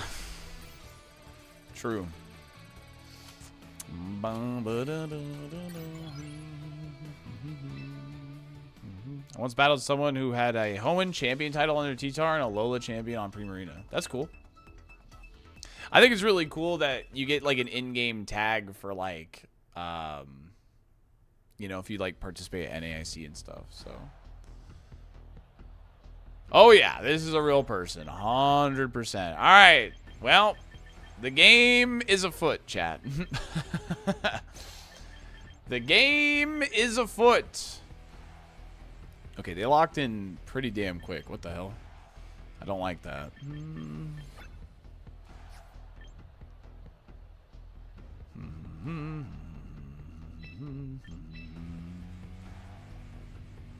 Foot?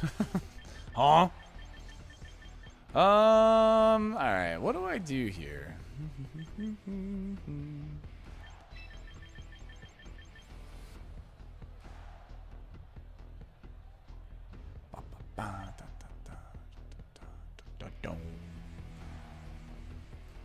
I could start with the snow mode and bring sand in the back. That's something I could do.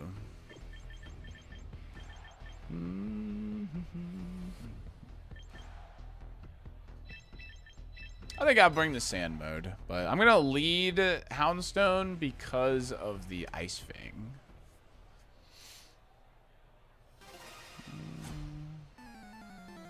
They're probably just bringing the same 4 every time, yeah. Wait, they had a Tyranitar? I didn't, wait. I totally missed that they had a Tyranitar. Oh, I didn't even see it. The hell?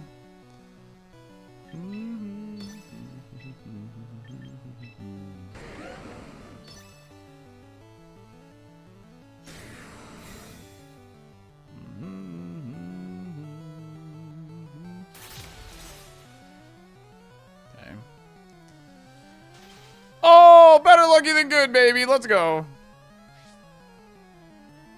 I'm about to get hit with knockoff, though. Oh. Oh. Yeah, looks like we need expert belt to get the chomp.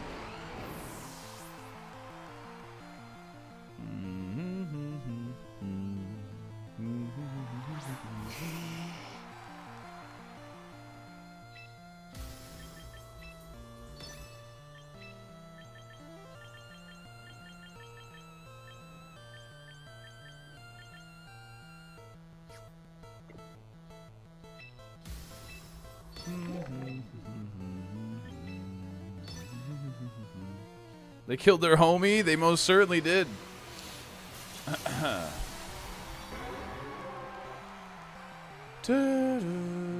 This is not a bot, chat. This is not a bot. This is just a Pokeball player. This is definitely a real person.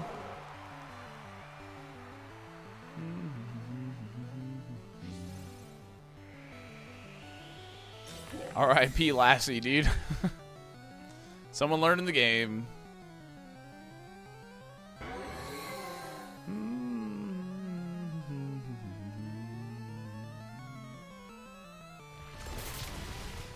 Okay. Doo-doo-doo. I think we probably have a speed tie on our Tyranitars. Brutal swing. Sheesh. Busted attack right there.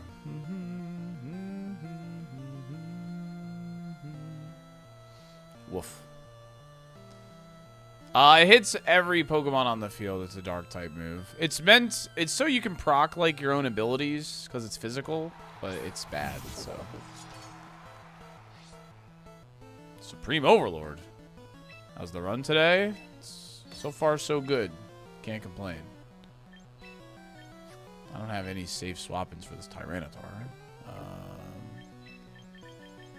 guess technically hitting their Tyranitar is probably a bit more useful.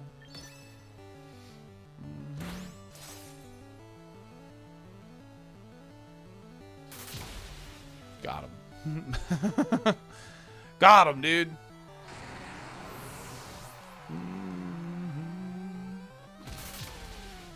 No, Tyranitar. That's that Supreme Overlord difference, man. Oh, and Life Orb. Sheesh. Life Orb is crazy.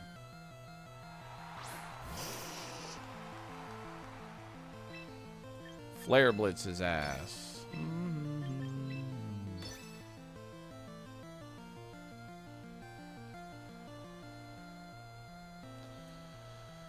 No, Lassie! Lassie, no!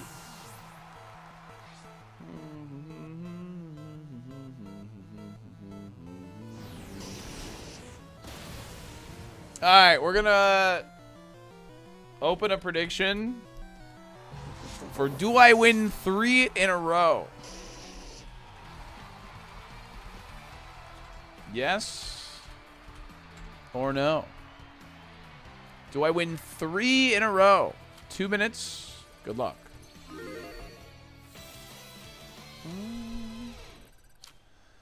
Once we get the Ultra Ball, it'll just be like best like out of 5 or whatever and stuff. So might as well grab these while we're chilling. Yo, thanks for the training ticket. Let's go. Achievements. Pog. Extra VP. We take those. What if you tie? Then I just won't count it. Or that'll count as a loss. Sure. Okay, after seeing that with Garchomp, I think I might want to adjust to Expert Belt, actually.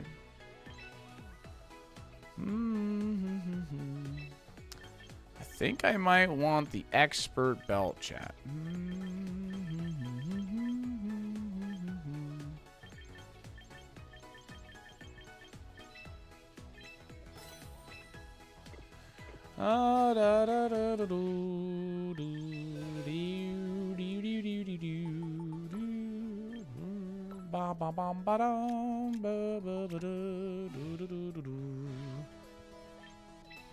You get this hat trick, does the safari hat come on? No.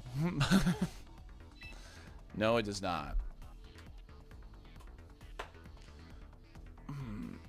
There's no way he loses. I mean, it's a brand new team. Granted, there's good mons here, but it is brand new.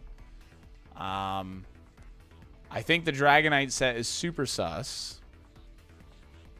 Yeah,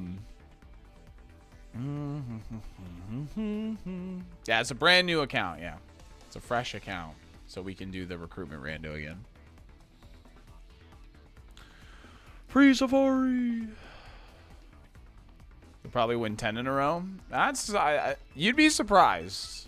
You'd be surprised. I've lost in Pokeballs here before.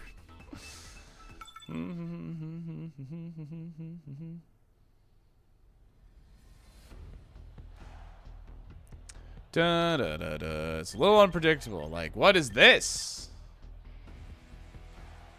Oh, God. Scovillain is actually so bad for us. Scovillain is actually horrendous.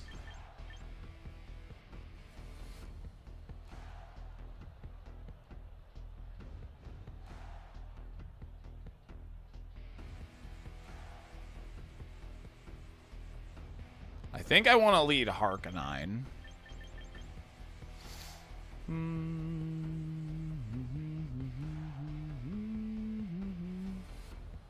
No, we have 2 special. It's Dragonite special. Do I just attempt to, like, Blizzard spam?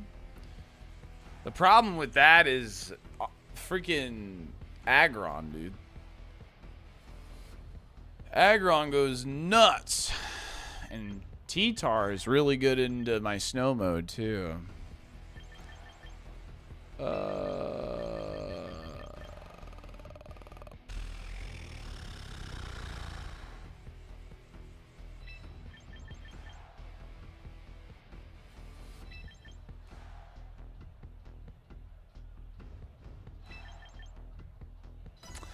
Actually, I don't know. I don't know. This might have been a mistake. I don't know. We'll see.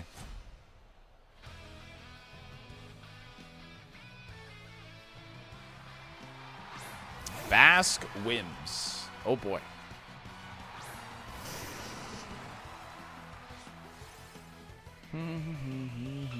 Yo, Dodge with a 5-pack of gifted subs. Thank you, gamer. Appreciate you.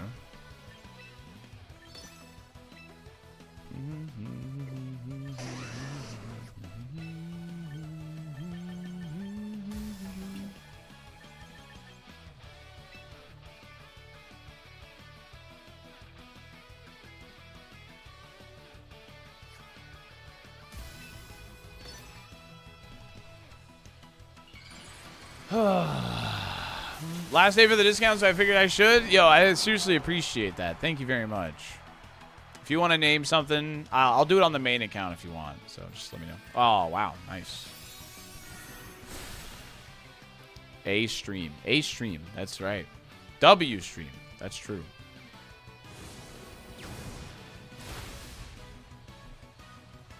That's not enough to kill. Okay, we have Focus Sash. Okay. Rock Slide. Huge here. Rock Slide does the same amount. Like, actually. Or Wild Charge, whatever.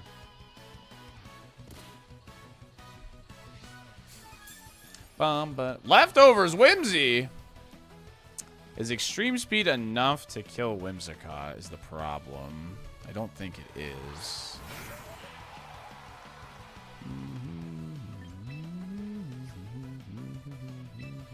It might. I'm jolly is the problem. I'll eat the burn. I think that's fine.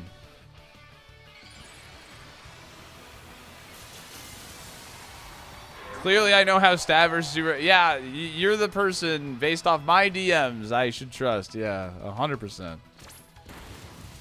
Yes, it's enough. Nice. That's huge, actually. Single target rock slide. Okay, flamethrower first. Single target rock slide. Hey, what's up, 50?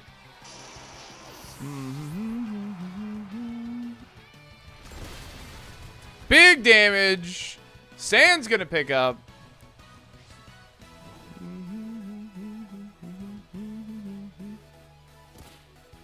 There we go. So long, spicy pepper.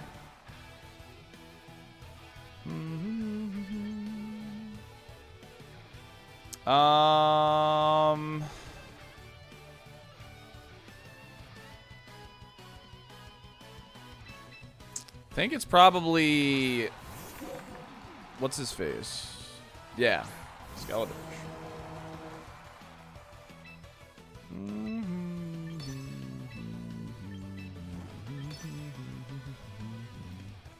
This should be a wrap. Yeah, they're super unpredictable, exactly.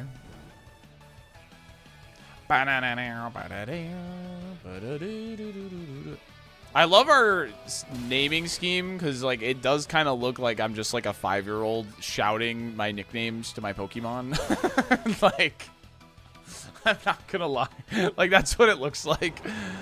Godzilla! Rip Lassie! Bottles!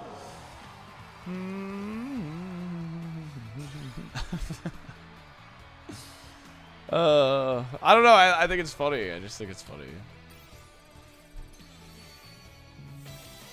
Do you think the burn Healberry would see use? I think people would just use Lumberry over that. So,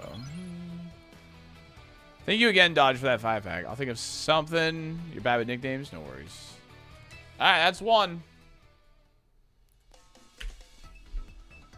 Surprise last respects didn't pick up. It's because I only had one Mon dead, and Skeletor is really bulky. Would you like to nickname Torchic? Yes! Another Aggron, dude. Get this garbage out of here, Aggron. I don't think I have I don't have the right tools to deal with that Mon.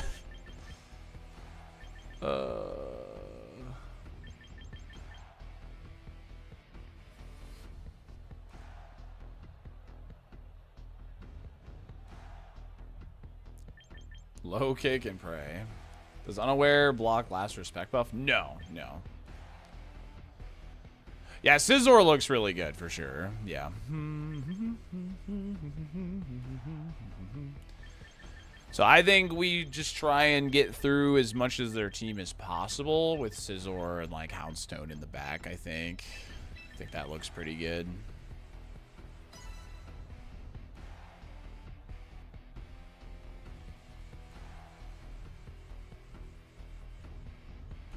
I don't have Mach Punch on Scizor.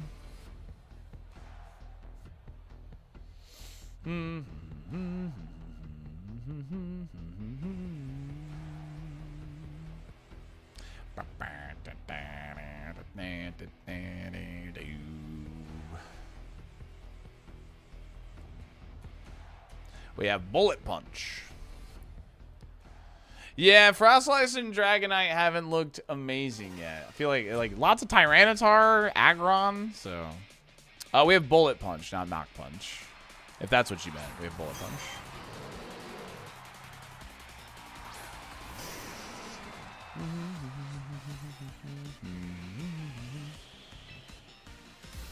Just gonna go ahead and hit Rock Slide. A nice Flare Blitz into Clefable. Don't think I need to think about this too much. We should outbulk here pretty well. Yeah, Frostlice is good. That's why we have it. Because we needed another special attacker on this squad. Because as you may have noticed, we only brought physical attackers to this match.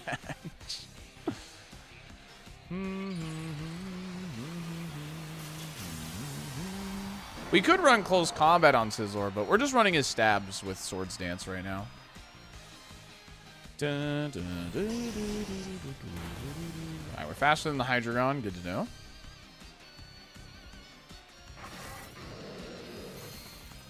Ah! Holy!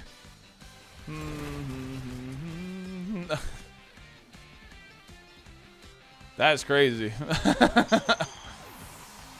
The rocks, dude.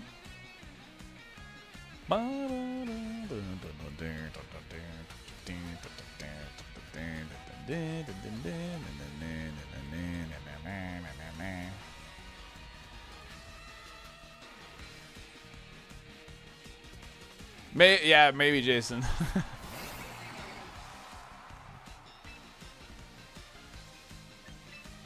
We'll go knock off plus head smash here. Should be good. It's not. This might be a singles player just trying to get some VP by leveling up in doubles. It's not a thing in doubles. This is a recruitment rando on a fresh file, so a lot of the strategies and stuff, like early on right now, you're going to see like a lot of weird stuff probably.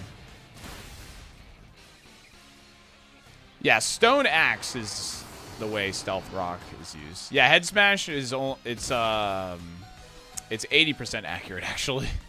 It's a pretty high chance of missing.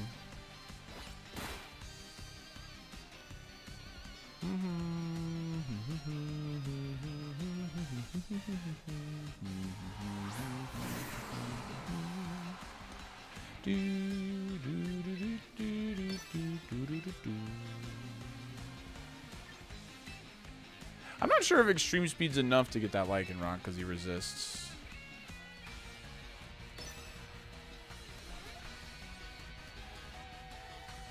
Oh, it had Quick Claw? I used Knockoff and it had Quick Claw? What the hell? Yeah, Pokeball seems to have a lot of Tyranitar in it.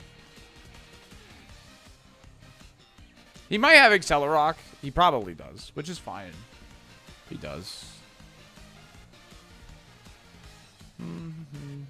We still have Sizzler, so we're not really worried about losing Harkonine here.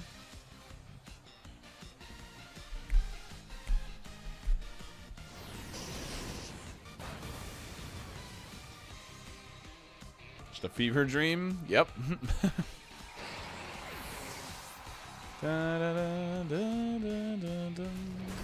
No, Bottle. Bottle, no. Goodbye, Bottle.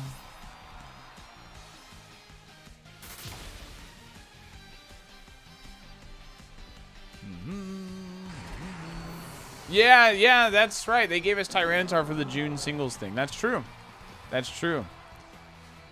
All right, that's 2 in a row. Let's see if we can't get a 3rd in a row here.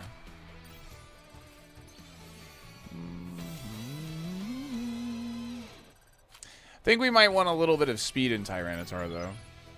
Just a tiny bit. Just a tiny, tiny bit. The littlest bit. This is a fresh account, Glitchy. We're doing a recruitment rando challenge on a fresh account. Because the goal is to just reach Master Ball with the recruitment team. Oh, God. All right, this is, I think, where this squad comes in, actually. I think this is where this squad comes in right here. Right here. This is where this squad clutches up.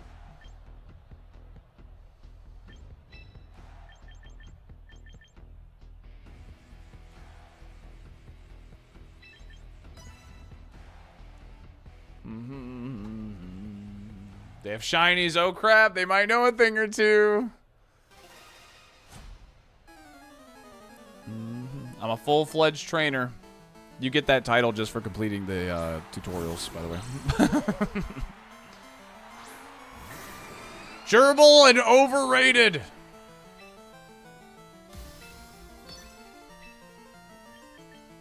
This might be a tailwind moment. Yeah, I like that, actually. Fake out Dragonite here. That's good. We want that. Please fake out my Dragonite.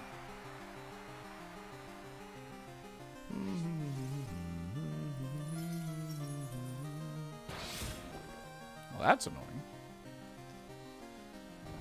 No! Please! Come on! Brother! Play rough! Ah!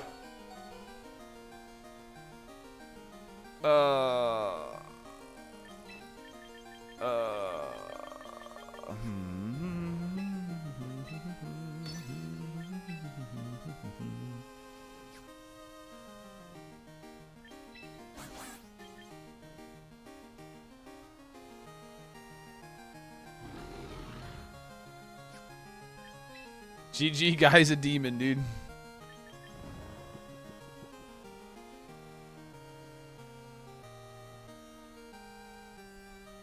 Bum, bum, ba-da-dum, ba-da-doo-doo-doo.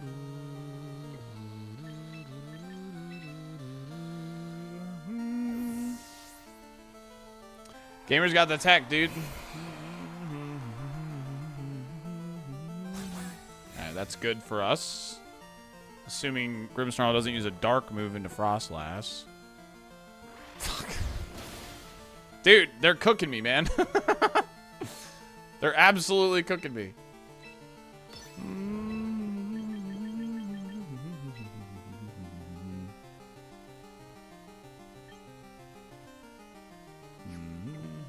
Dude, the freaking sleep, man. We wildin' out here.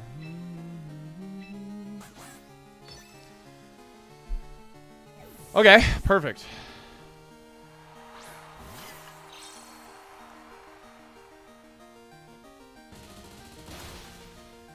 All right, cool. See you later.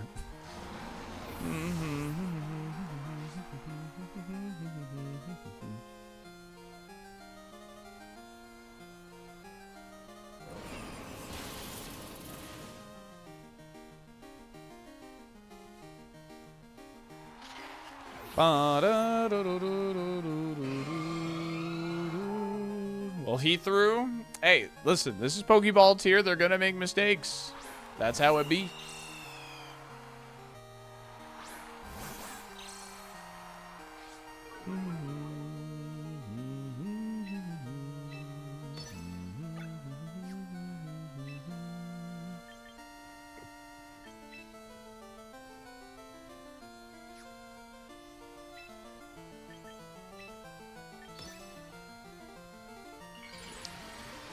Becoming double protect.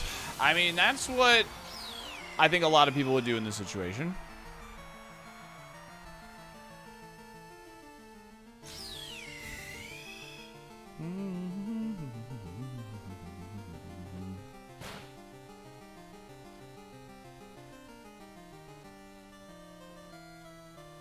Blizzard.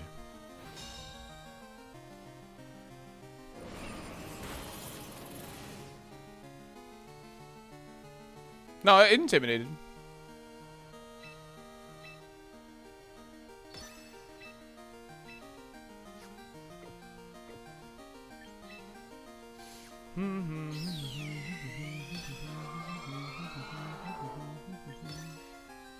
Just gonna do this.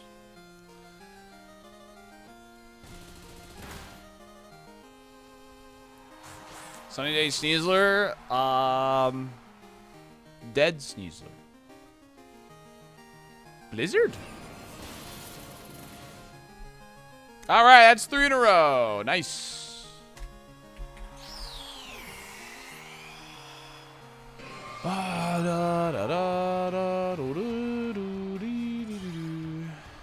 I think Charizard will be outclassed next season. Not until more Mons get added. But no, he's still the GOAT. Well done, Pog. All right, I got to pee, chat. I'll be right back, and no more on another prediction. I got to pee. I got to pee. Be right back. I'm going to run ads, go pee. Be right back.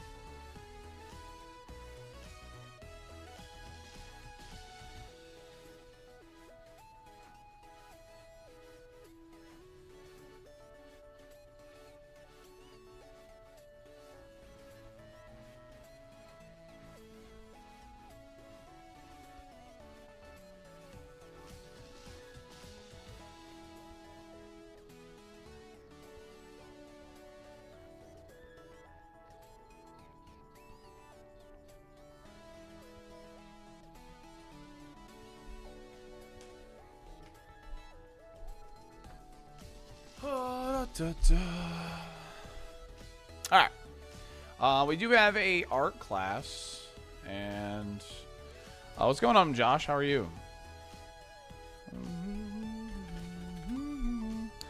We'll do another 3 in a row since we're still like in the lower tiers at the moment. So.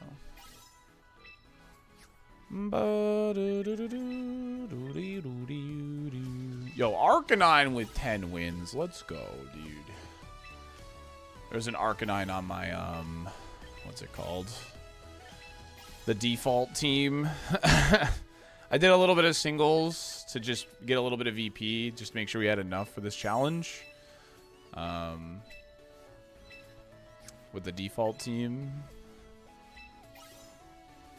Look at that. See Scarf, Torkoal, and Tailwind? That's crazy. That's crazy. Alright, build using Team ID. Alright, what do we got here? From Quite, we have MCK5 Q4W F37. Okay. We have Gyarados, Waterfall, Crunch, Dragon Dance, Protect, Heliolisk with Dry Skin, Choice Scarf, Discharge, Weather Ball, Shed, Electroweb, Shed Tail, Ninetales with Blizzard, Freeze Dry, Aurora Veil, Protect, Light Clay, Raichu, Mega Raichu, Zap Cannon, Focus Blast, Fake Out, Protect, Garchomp with Earthquake, Dragon Claw, Rock Slide, Protect, and Corviknight with Brave Bird, Bulk Up, Tailwind, and Roost. Very cool, very cool. Dry Skin means you beat the Basculegions. You can Earthquake next to Corviknight and next to Gyarados, which is pretty cool. I like Veil for Gyarados. I think that's pretty nice. Because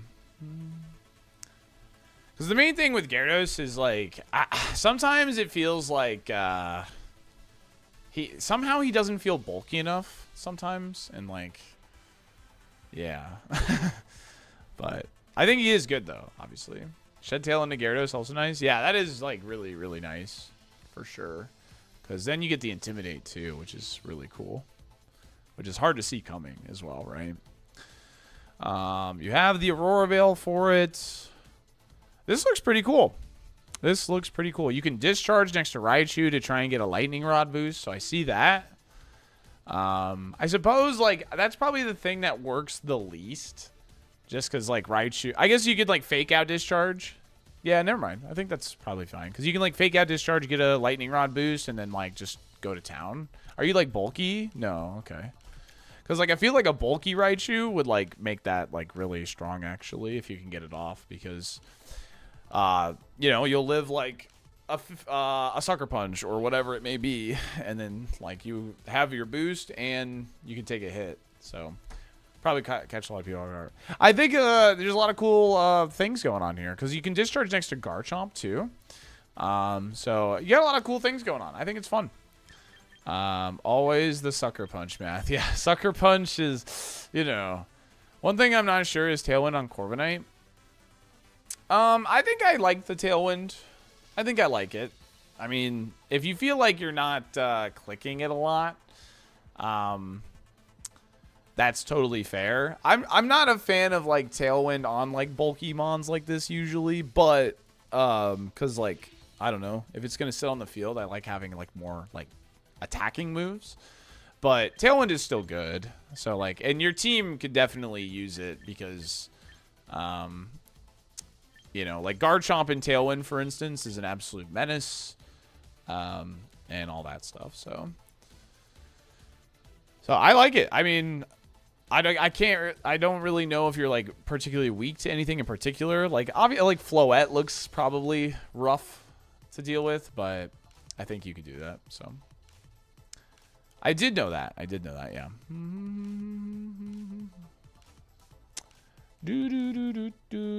Cool team, quite. I think all the movesets are good. I think they're all fine, to be honest. I think the Tailwind does make sense. But if you really wanted to, you could switch to Ironhead. If you just want to be, like, away, like, it would help you with Floette, of course, because you could, like, Zap Cannon, bulk up, and then start Ironheading the Floette kind of thing. So you could do that too. But cool team. All right, chat. If you're tuning in, we're doing a challenge today called Recruitment Rando. I'm on a fresh account. I did the recruitment 6 times in a row. And I had to pick one Pokemon from every lineup from the recruitment. This is what we ended up with. I can't re-roll in order. It was the thing on above my webcam. That's the order in which they were recruited. Okay. And yeah. So we're just trying to do a climb real quick with a complete, effectively random team, right? It's Expert Belt. It's Expert Belt, Mamba. It's so we hopefully Ice Fang picks up Garchomp. Because we don't actually know if it does yet or not. So it's effectively a random team. And in about 2 hours time, and in effectively 2 hours time, we're going to be starting our draft league finals. I run a draft league in my Discord. We had 6 different leagues going on for season 2. And all the finals, everyone has agreed to play their finals today. So I'm going to be commentating starting at 3:30 every single round. And it's just going to go in order.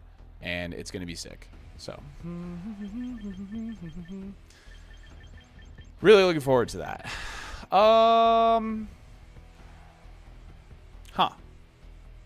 This is interesting. So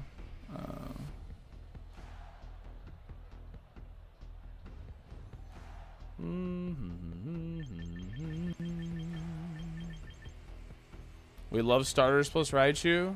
Oh, that is what this is, huh? Span loves starters. Yeah, I'm wondering if I kind of want to go snow, but obviously Zard is like really scary. But I think I'm going to. I could still bring Tyranitar if they do happen to bring Zard. That is something I am allowed to do.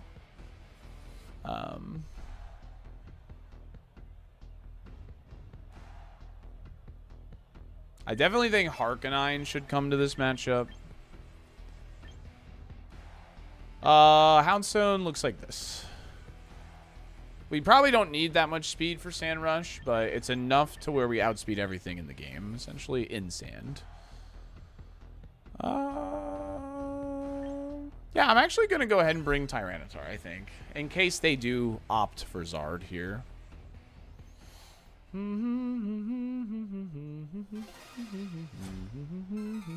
Pledges? No pledges are in the game. I would love to run pledges. Pledges are fun. Decidueye, Raichu. Okay, this is perfect, actually.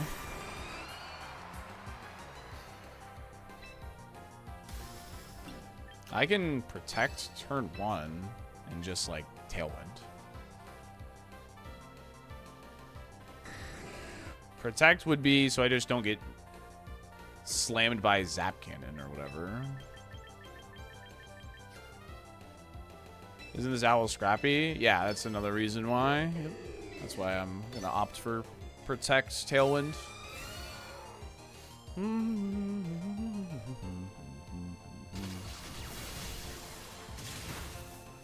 Okay, wasn't expecting that, but all right.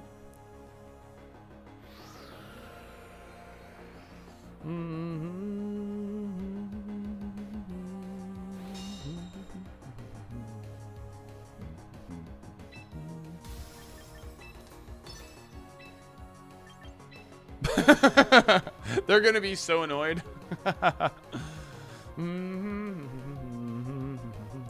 No way they expect the double blizzard.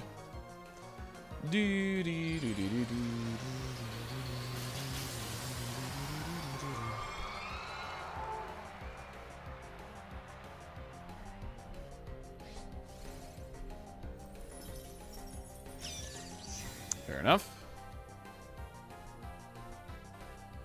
Blizzard.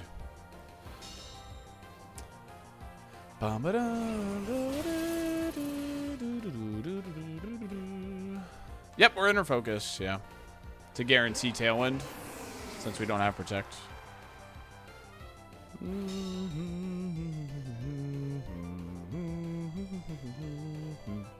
I'm open to changing it, but figured I'd start here kind of thing.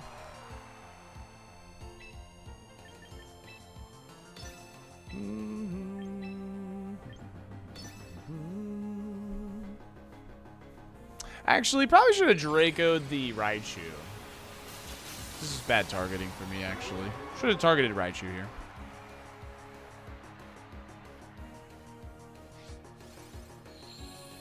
Because I guarantee a kill, and then I have weather control.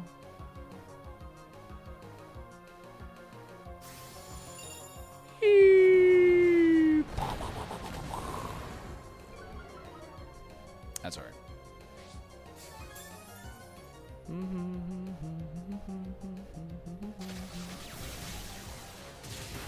Full tackle is crazy.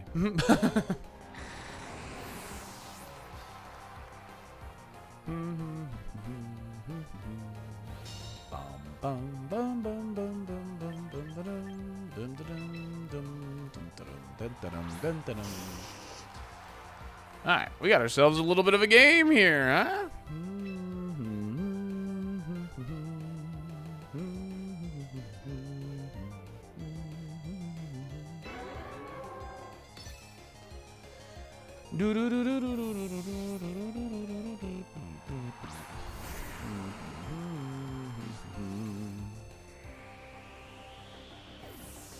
Okay. Ooh. Okay. A little bit of good swamp, Hey, what's up, Smitty? Hey, good burn.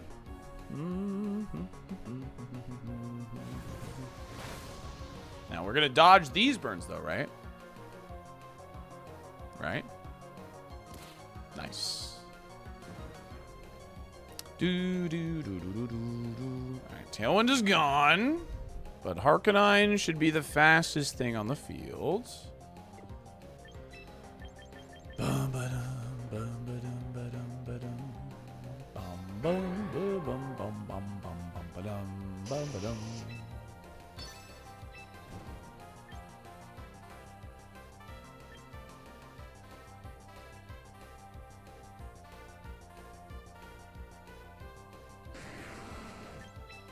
Frost Eyes has no damage on it.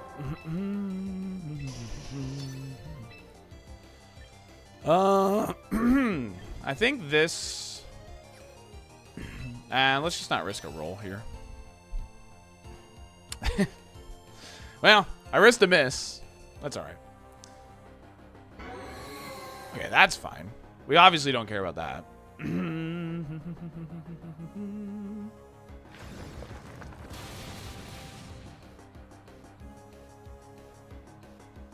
Houndstone Expert Bell is 62% at Oko. Chomp. Life Orb Recoil will finish it. Gotcha. We might lose this game, chat.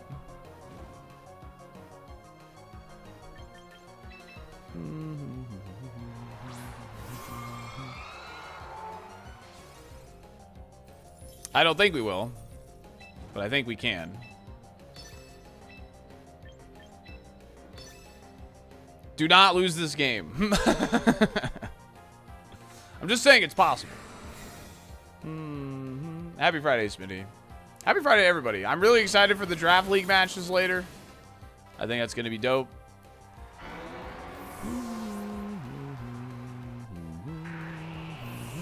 I believe in this win. Snow it is. Snow it is.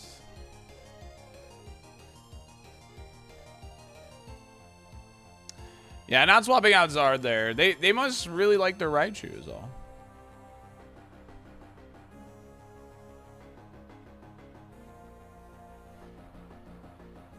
Sheer Force, Life Orb, Rampardos.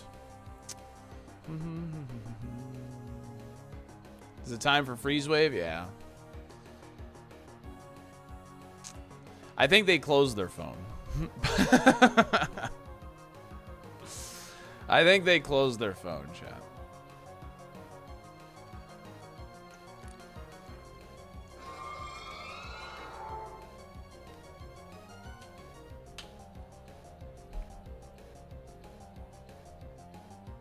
I think you're right. Yeah, I think I know I'm right. So, finished your poop, got off the toilet, back to work.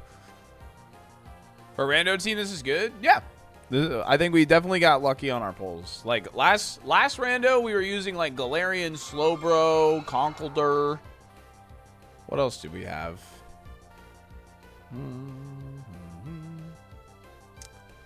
What else did we have?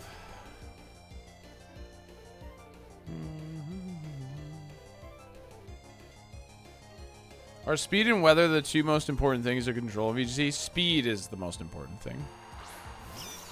Weather is less important, but it is important. Weather really comes down to the matchup, I think, more than anything, but...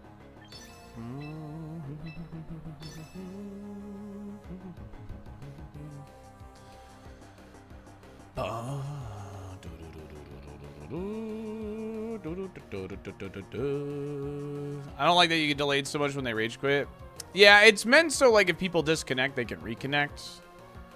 So, like I understand why though, you know. Yeah, weather plays a role in speed too, but yeah. But yeah, speed is the most important thing for sure to control.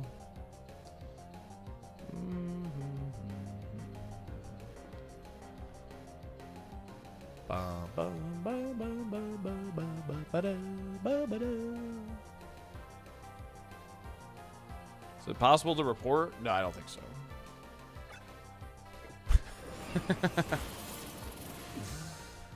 All right, there's one.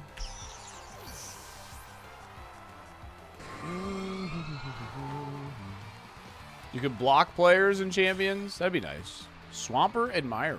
Nice. Me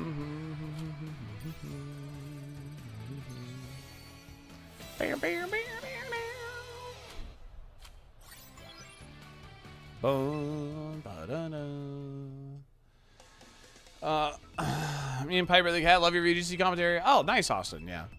Thanks for watching, for real. Your foreskin. Uh-oh. Uh-oh. I'm up against my foreskin. That's crazy.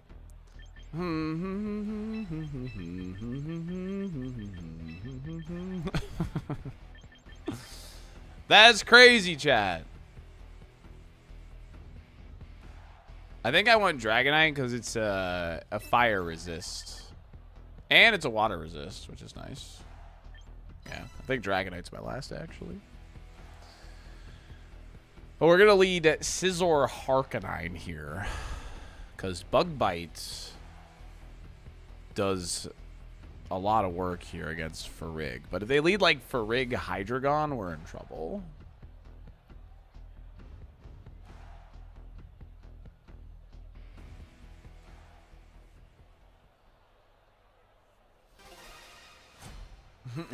Has this been a match a long time coming? I guess so. I'm up against my foreskin. Torkoal Basculegion. What the frick? What in the heck? Torkoal Basculegion. Huh?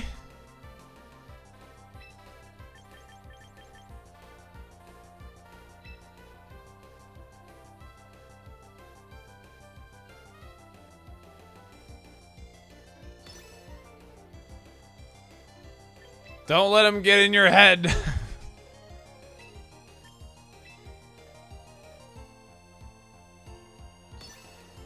think I just want to protect this turn.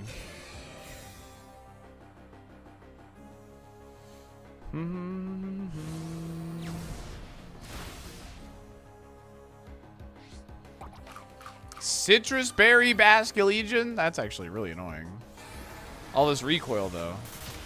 Should be really good. Choice Scorf, Timid Torkoal? Probably.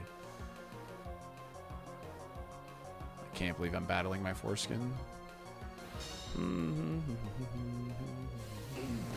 If.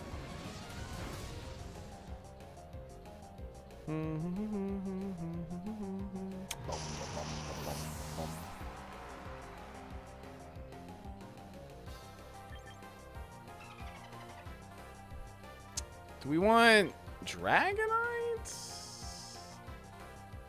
Nah, we bring in Tyranitar. Egos, thank you for the raid. Good luck on the climb. Yo, thanks, dude.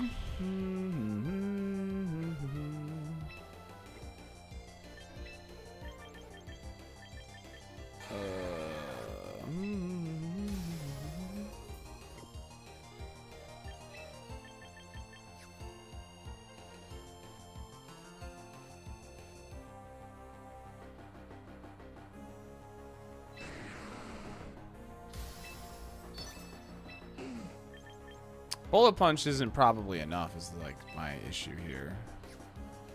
Yeah, I think I might lose this game, actually. That lead was actually really tricky for me. Oh.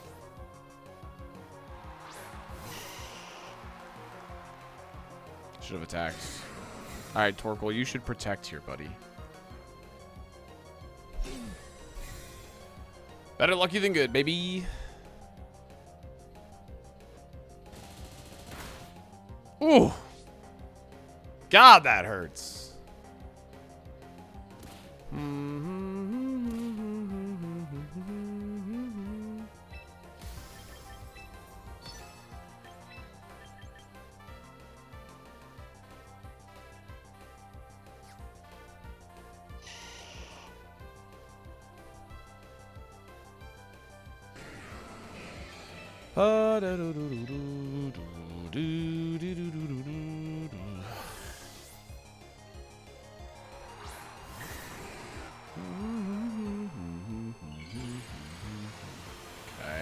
We're gonna get Giga Drained here.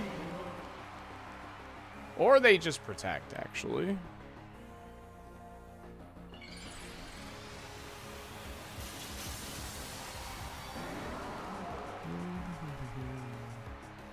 Don't run, come back. Nice. That's really good for us. Good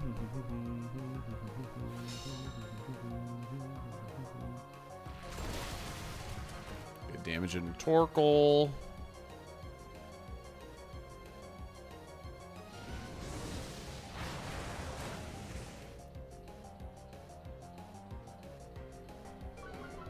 Beep, beep, beep, beep, beep, beep, beep.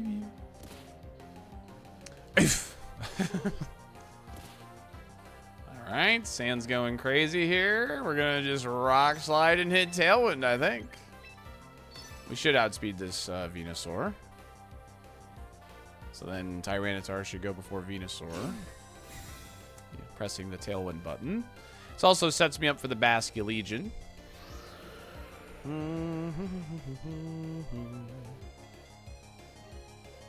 Ding!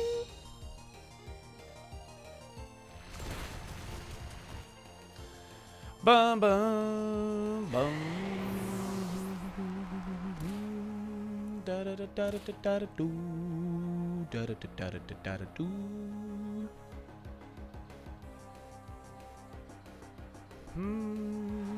Reuniclus. Yeah, we're not gonna let you. We're not gonna let you get that Trick Room, buddy. I'm sorry. We're not gonna let that happen. This Torkoal's -2. We don't give a damn about it, man. Beep. Just don't be Citrus Berry. No, Basco's Citrus Berry.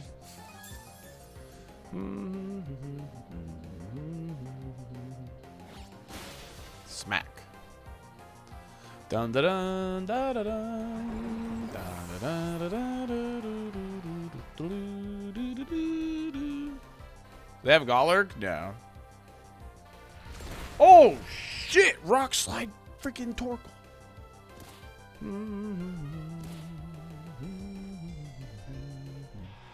Alright, that's 2 in a row.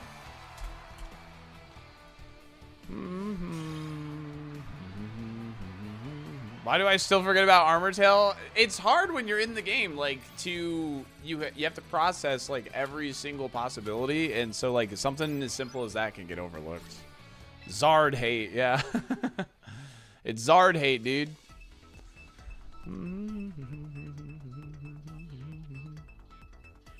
The Life Orb Reuniclus. The record on screen.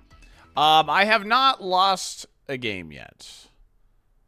The prediction is for 3 in a row. We're at 2 in a row right now. I'm keeping track of it in the Twitch chat box. It's just not on screen. It probably does somewhere to like about 50 to 60% if I had to guess, Time Twister. All right, Zard Slop. Time for Zard Slop. Yeah, I'm gonna take tomorrow off, Optic. I always take Saturdays off, yeah. I don't really have plans, but I always take a day off to, like, you know, separate myself from the online world a little bit. I spend a lot of time on the computer, so.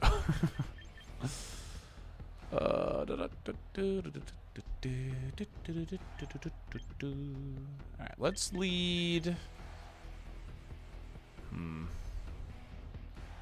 This is tricky. This is where I wish I had a trick room setter. For reals. Yeah, go out and touch some grass a little bit, you know what I mean? So.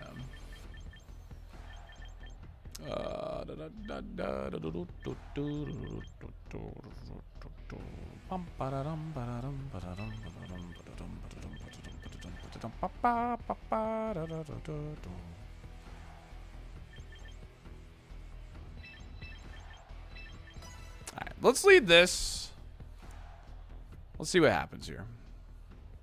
Because this threatens, like, the Whimsicott. This threatens, like... It threatens, like, everything but Garchomp. I feel like. So. Well, there's Garchomp.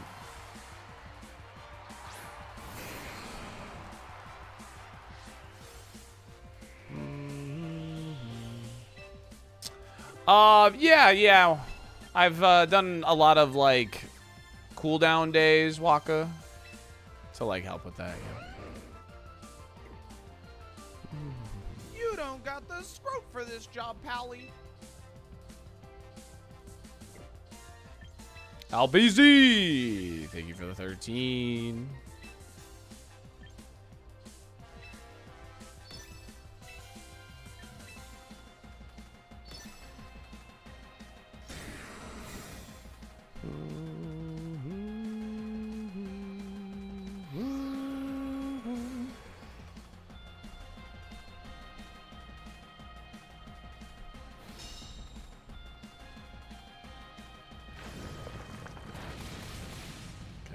Big damage. Understandably so. We're gonna bite his bugs.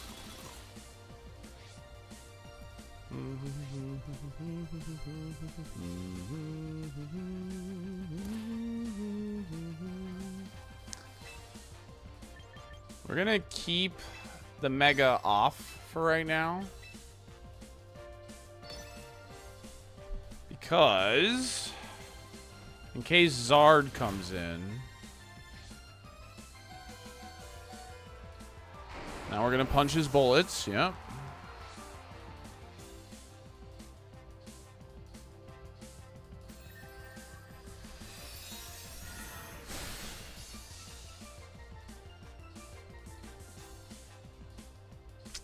What the heck is this, man? Oh, come on. Crit into miss. Bark my dog, dude.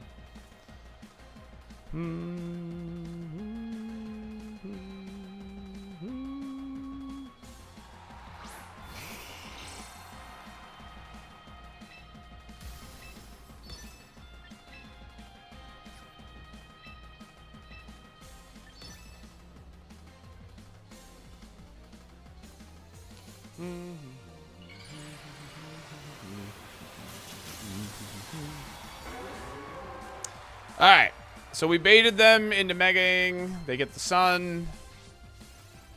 And now I Mega because I'm smart. Yeah, Encore would have been good. But again, I think playing what's in front of me is like a good way to play while we're climbing up the tiers or whatever, you know?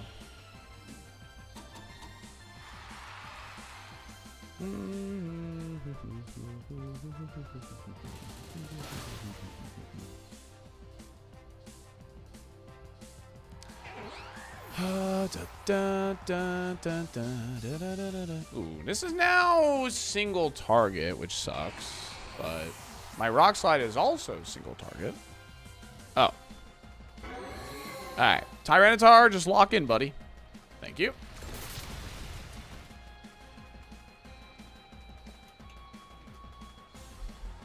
Bum, bum, bum. I'm guessing Basque?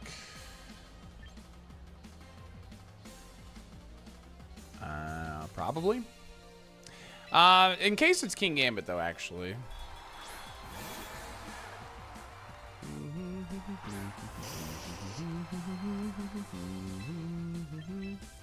There we go, knock off Head Smash.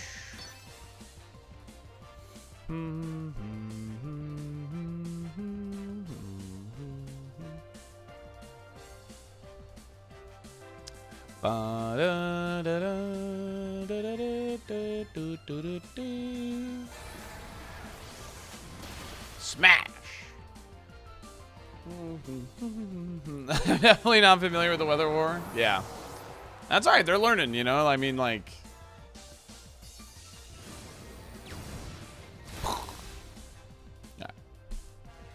All right, that's 3 in a row.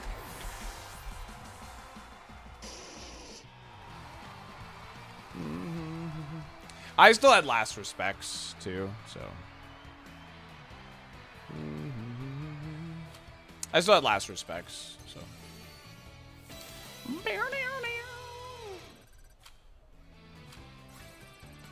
Yeah, having like the different mega options is good for like this challenge specifically, because it's, you know, it gives us a lot of flexibility if we need to change something up and all that. So I do want to make a very, very tiny adjustment here.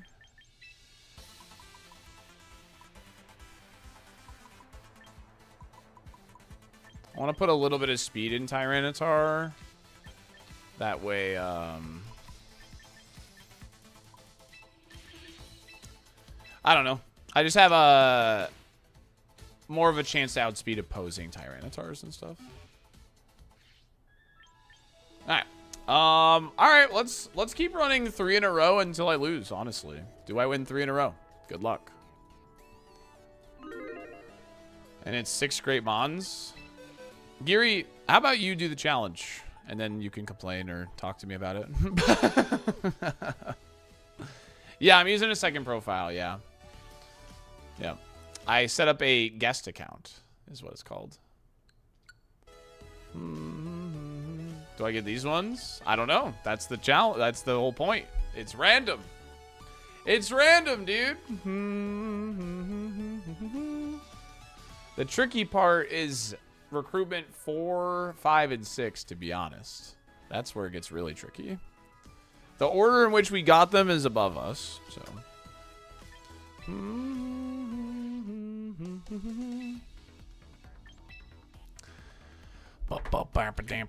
Sounds good, dude. It's fun. Honestly, it's fun. I just like the aspect of like getting 6 different lineups and then like, all right, I'm gonna get this because it's like a malleable Pokemon, and then I'm gonna take this because like I haven't used it before, which is what happened here. And then I got Tyranitar for Sand Rush on the Houndstone. I was like, okay, cool. But I was severely lacking a special attacker, so that's why we slapped on Frostlass at the end. So just recruit plus no changes other than items. Oh, that's pretty funny.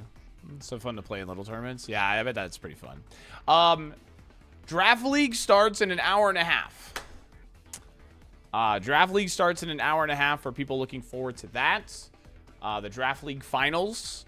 All 6 of our leagues are playing their matches on stream for us.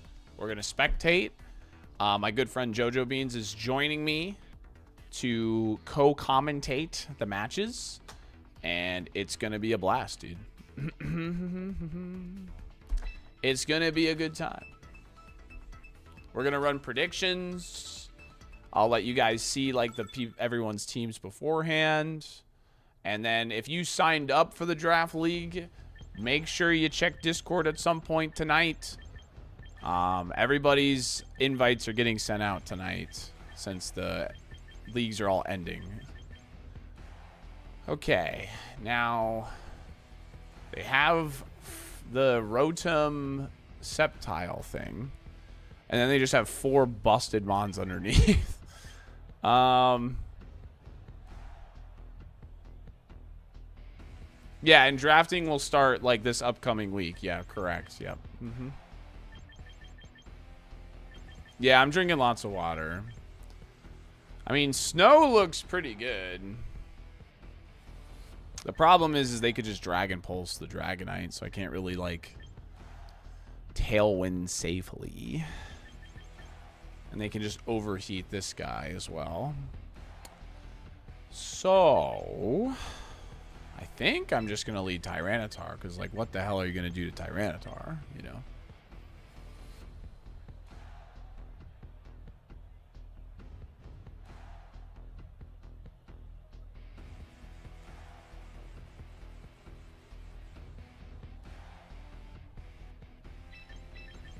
Alright, we're just gonna bring sand mode, I think. Yeah, shiny Sceptile is sick, especially the mega.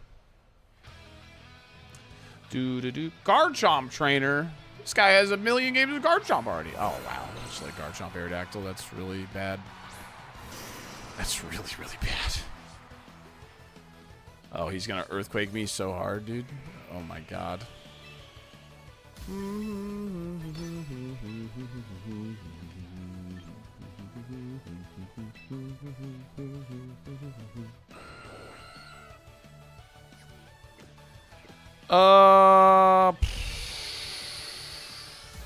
This is bad, chat. Believers, this is bad for you. This is really bad for you.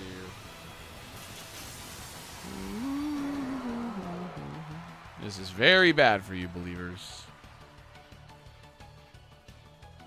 If I led Frost last Dragonite, we'd be in a much, much better position right now. Yep, there's the Earthquake. My 50 Dolphin Dolphin. Alright, I need you to hit this Hark. That would be ideal. It's very bad. Life Orb. My man. Okay. Yep, that's fine. Smack. Okay, that should be Bullet Punch range.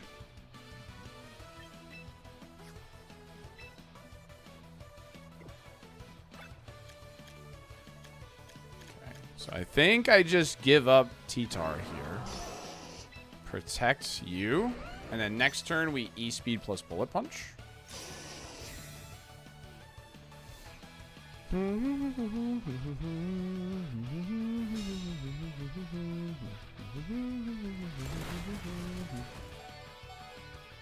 He do be holding. Earthquake. Okay.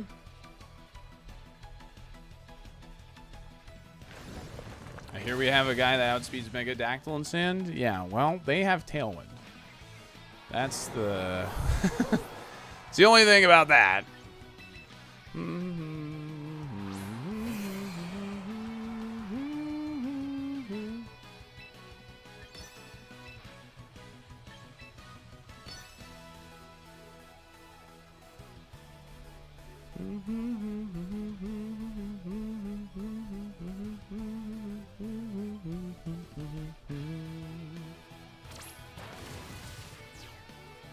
Okay. Very good.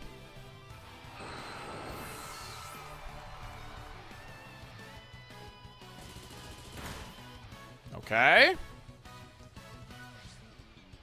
Bum ba da ba da ba da.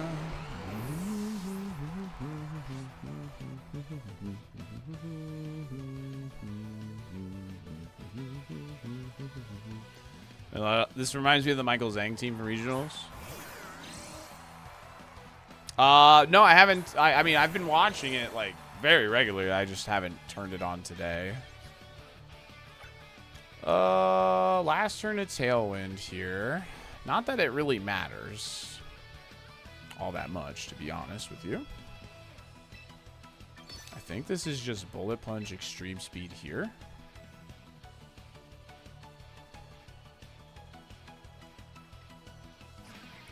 I could just Extreme Speed. Yeah, honestly. Yeah, I think this is fine. Yeah, it's probably Scarfed, exactly. That's why the Tailwind doesn't really matter. Stalling the Tailwind turn doesn't really matter here. If I was adamant, that might be... Oh my god, it's enough. Let's go. Life Orb, Bullet Punch, Sizzler. Sheesh. This thing cooks.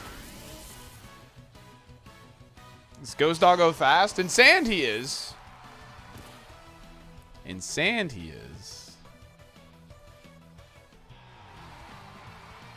Alright. Very good. Lorb Scizor, I'm telling you, it's good. It's good, man. It's good.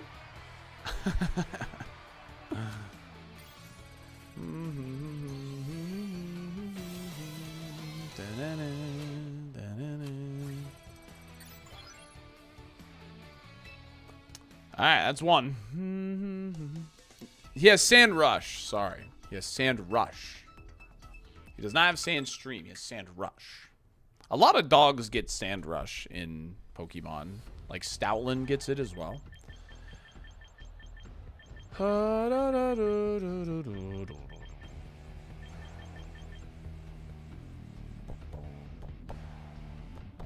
What's with that Oranguru? I don't like that.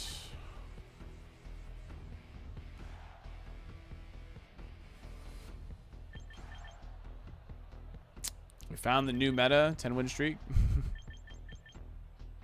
Is that a Lanky Kong? It is a potential Lanky Kong, yeah. Yeah, max HP, yeah. There's probably a more optimal HP stat for Life Orb, but yeah, I'm max HP.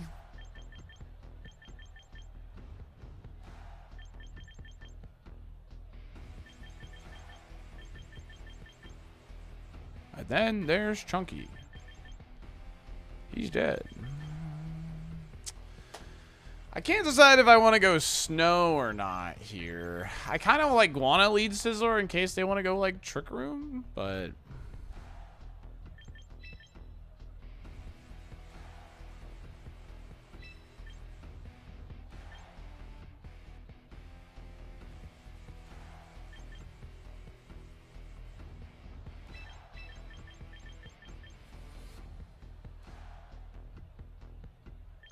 I probably should have brought Houndstone even without the sand, actually. That's alright. Who named this Dragonite? I don't know, chat. I don't feel good about this one. Yeah, there's the Oranguru.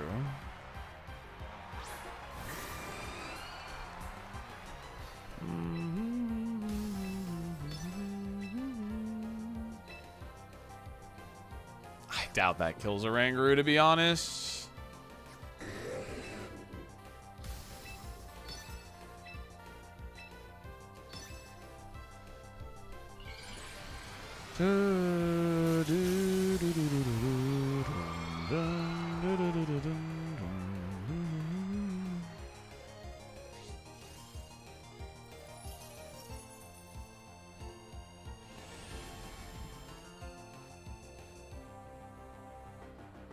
Okay.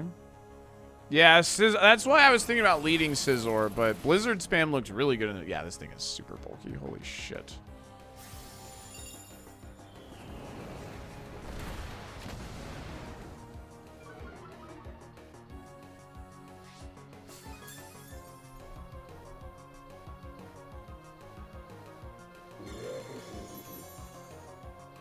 Okay.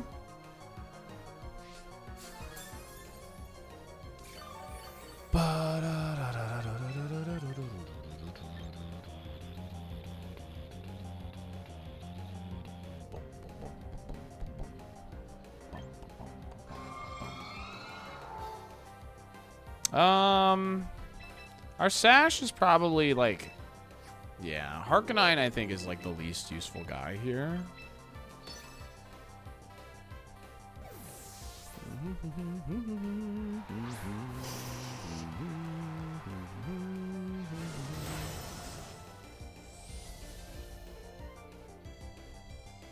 Blizzard. That does nothing. Blizzard Dragonite might not be the wave.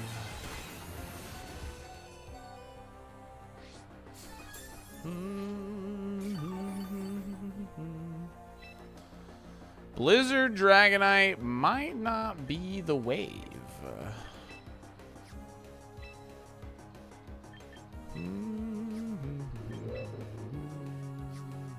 Oh yeah, it's light screen, that's true.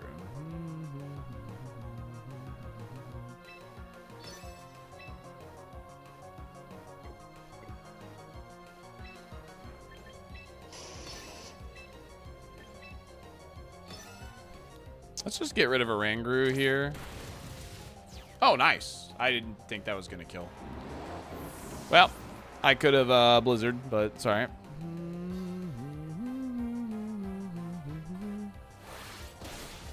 Ow. I'm misplaying here a little bit. Obviously.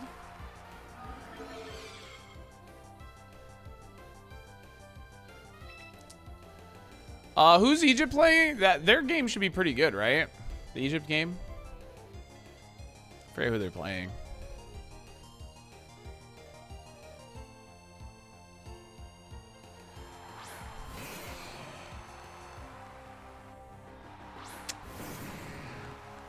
That's exactly what I didn't want.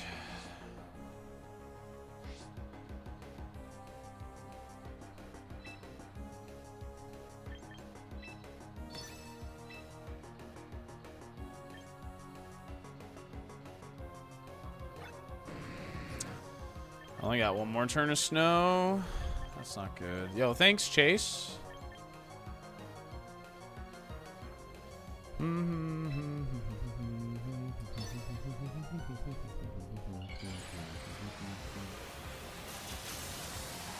Yeah, I think we're gonna lose, chat. I think I'm gonna lose, actually. I think we're getting our first loss on the climb here.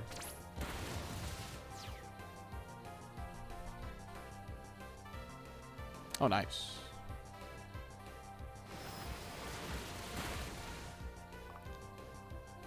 Ah, oh, and I flinched? Oh, no. That's not good.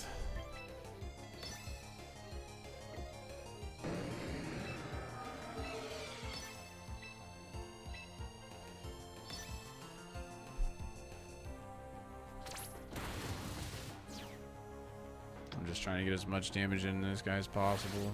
Yeah, it's over? Yeah. Because the second Dragon Dart's going to hit Scizor now, and Waterfall's going to be enough. That flinch really sucked. That's alright. That's alright. Yeah, Gyarados looked good into us. I think I also brought the wrong Mons, to be honest with you. But maybe there's a world.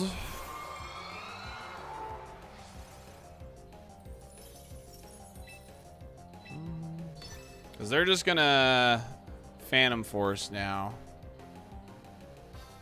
And he's gonna crunch me.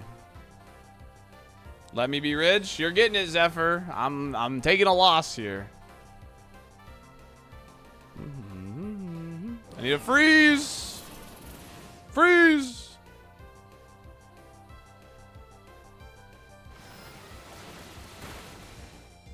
Has things like adamant max attack, pretty sure.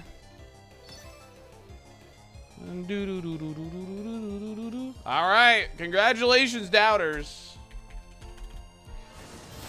Does Salty win 3 in a row? No, I do not. I'm taking my first L. Taking my first L on recruitment rando here. That's all right. GG's to them. Running Mega Gyarados, respect to that for sure. Big respects. Should have just led Scizor a Harkonine. But Snow just looked so good into like so much of their team that I just opted for Snow.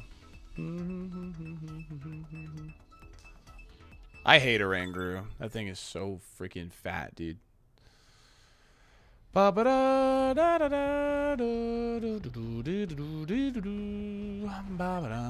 the frick, dude? What the heck is going on here?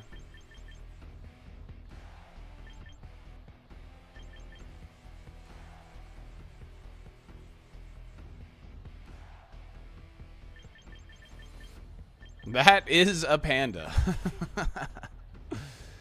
That is most certainly a panda.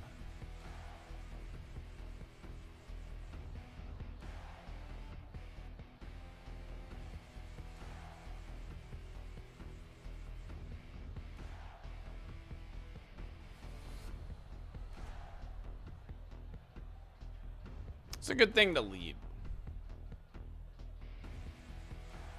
Is that Draft League All-Star Pangoro? I have a very big feeling you will see a Pangoro during Draft League later. I have a very high suspicion. Yeah, his orders to kill the giraffe, yeah.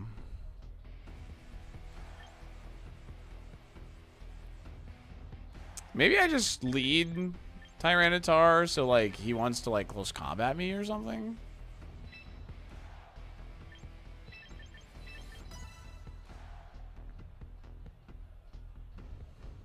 Yeah, we just lost. We literally just got our first loss. We're in Great Ball 1.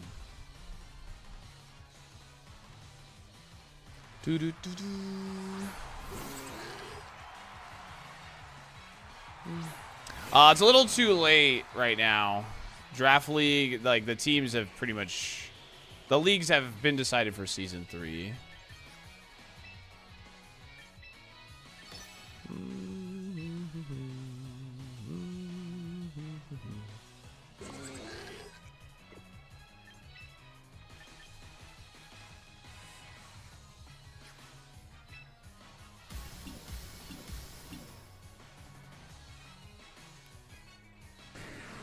I mean, I outspeed Pangoro, right?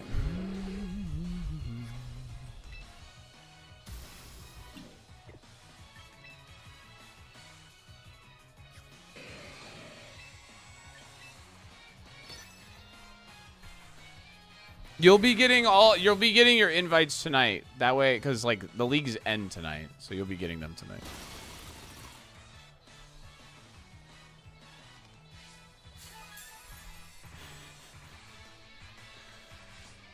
You're kidding.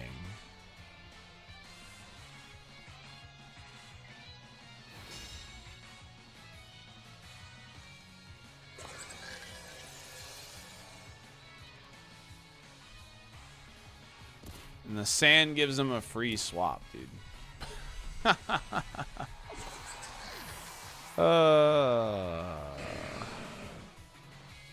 That's funny.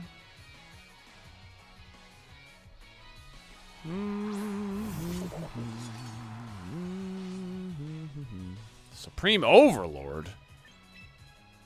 What the frick?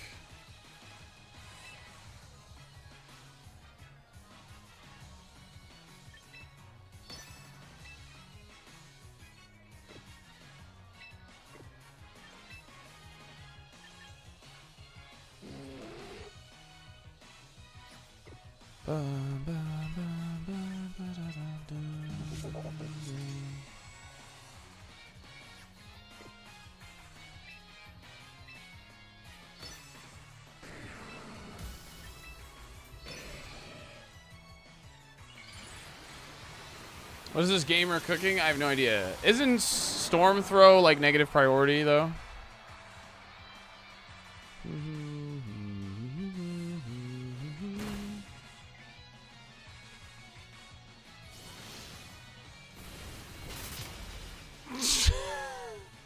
Oh, that's circle throw. Oh, my bad. This person knows Mons? Yeah, dude. They know something. They know something we don't. Yo, thanks for the citrus. Nom nom nom nom nom nom.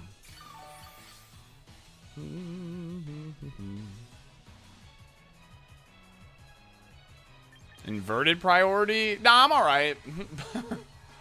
I would be okay with them not making Trick Room stronger. I think that's fine.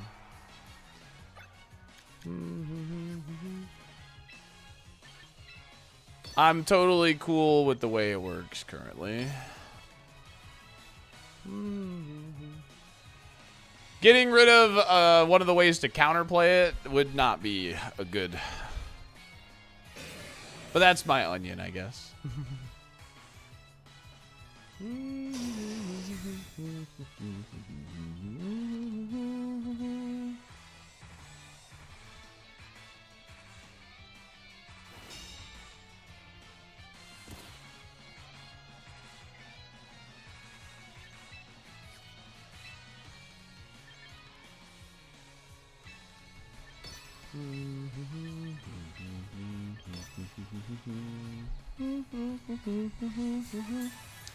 No effing way, dude. Quick Claw Sneasler?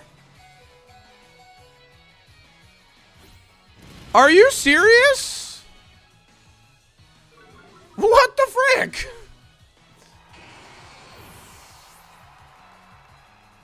Sounds about right. More gambling.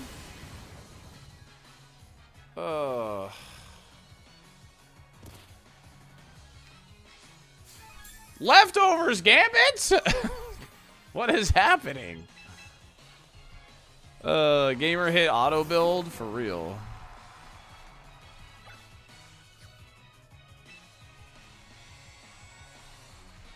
Psycho Mantis?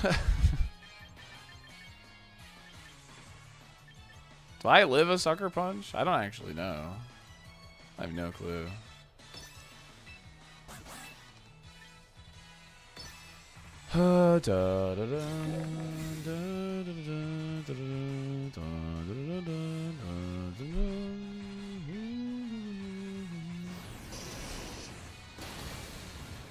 Quick Claw just makes you immediately go first in the turn, essentially. It makes you the fastest thing, like, on the field. It's basically what it does.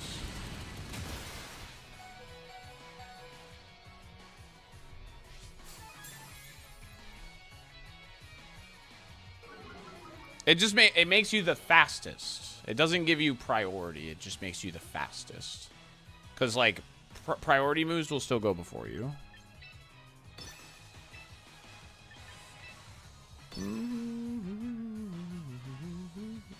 Oh, yeah. In your priority bracket, I guess. Yeah, that makes sense. Yeah.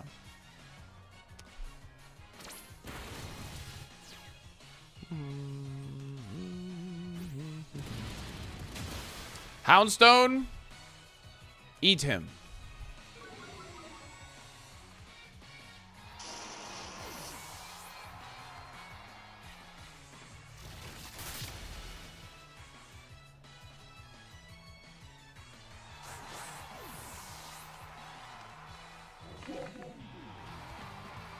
Seize him.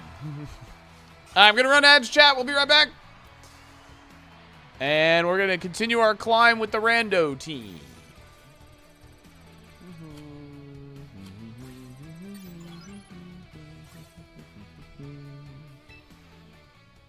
Release the hounds. Yeah. Well, freaking Focus Sash for Rig, dude. What the heck was up with that, man? What's up with Focus Sash for Rig?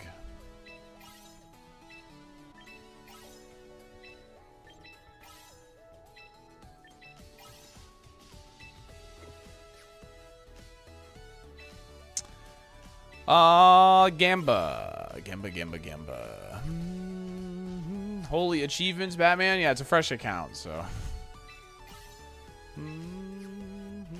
Punk guy. Profile.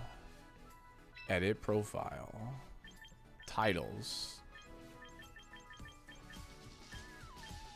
Hiker. Arcanine. Super rookie. Great trainer. Kindler. Punk guy. Punk girl. You should have them now, Ecos. You should have them now. No, I don't. Sizzler's not on my default team. Let's just say the Salty. Yeah, we'll just do we win 3 out of 5? Yes or no? Do we win 3 out of 5 matches? Good luck. Because by the time we're done with this prediction, it should be around time for Draft League to start. So you lose and doing another roulette to replace it. I would need to do that on the main account to like have enough like resources for it. But I think there's definitely a lot of different ways we could do this challenge. But I think the way I have it, I feel like is like pretty fun and balanced because you still get access to like good Pokemon, but you're restricted from the best ones, you know. So Someone said, like, each time you go up a tier, you can replace them on. But I feel like if you add something like that, there should be, like, a bigger ban list kind of thing. Like, what I like about this one is, like, you get 6 lineups, that's it. No rerolls, no nothing. So you got to make 6 mons work regardless. So, and we got pretty lucky. Like, we obviously got, like, a pretty cool, we got some, we got, like, a combo here. But I think, like, the way I have this challenge set up, it works really well to at least give us something that's workable. Because the thing with doubles is, and I'm sure you obviously know this, Adam, is, like, doubles, like, kind of requires, like, a little bit of synergy, or else you'll just kind of get rolled over by, like, you know, tailwind, chomp, and whatever. So, so I think that's why, like, the top 20 ban and is, you know, all that. I think the way I have it set up is, like, really good, and at least allows for creativity too, which is fun. If I wanted to make this challenge slightly more likely to produce a better team, I'd just say recruit 9 times, make a team of 6. Yep. Yeah. You could do that, Mystic, for sure. Doubles are so lame, it's all the same Pokemon, 0 creativity allowed. That's just not true at all.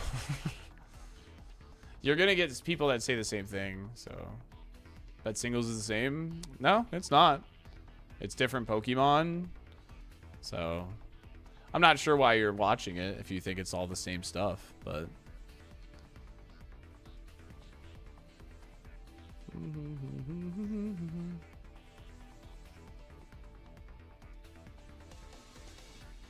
Are people going to use good Pokemon? Yes. But a lot of the creativity comes from, like, using good Pokemon in unorthodox ways. Like, I was really successful using Dragon Dance T-Tar, which I know doesn't sound unorthodox, but in this meta, it was very unorthodox. So, yeah, I watched Alex Underhill play it, 2 games of it, Adam, last night, and, like, that was another reason why I was like, today is a perfect day for recruitment rando, because, like, the last thing I want to do is run into that on ladder, because that just sounds miserable. So,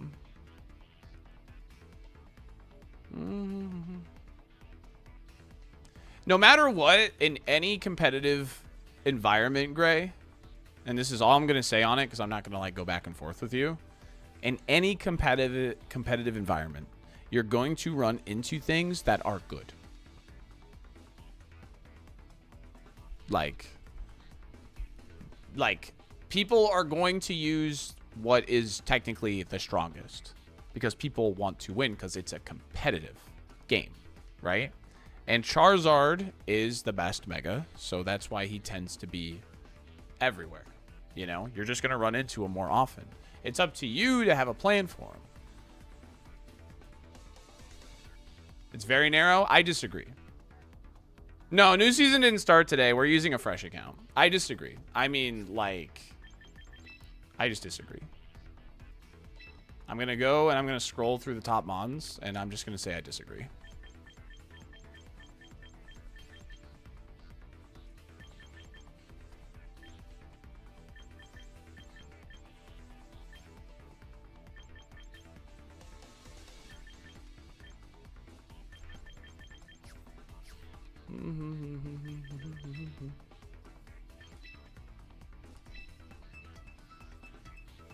When you say get Master Ball? Brother, I've gotten champion twice this season. Trust me, I'm well aware. Alright, we're done. We're done talking.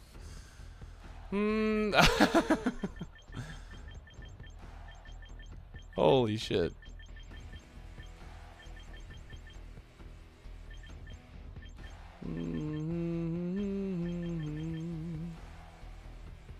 They locked in very fast.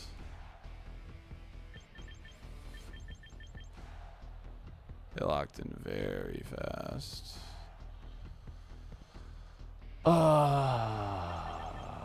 Let's see.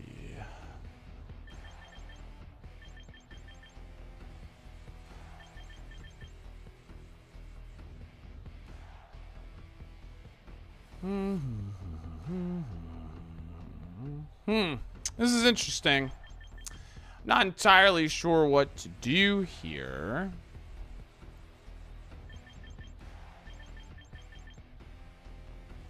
To be completely honest with you. But I think this is a pretty good lead overall. Like, the worst thing that could happen here is like a Swampert, like, Gambit lead. That would be like worst case scenario for this.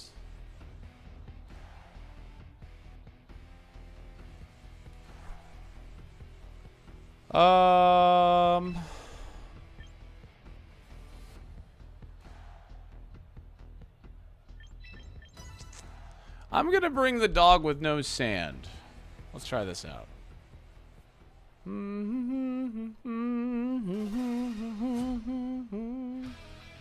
Oh shit, they're Great Ball rank 1.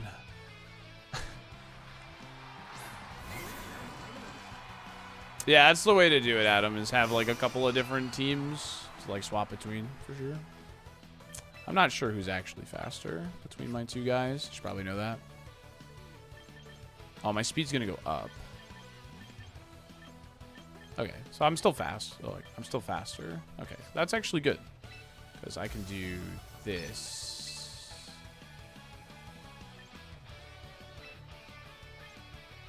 I doubt this is enough, to be honest.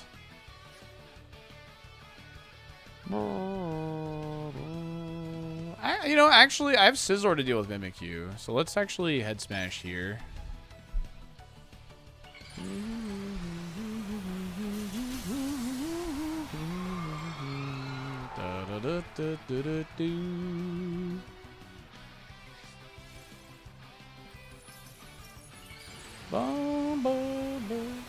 Like, they could just be slamming Trick Room and protecting Electros here, but I don't think I can prevent Trick Room. So if they don't protect Electros, I like this play more.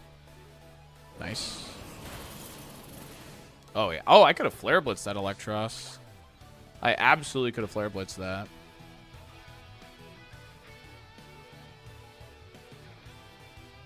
But we don't miss. Boom!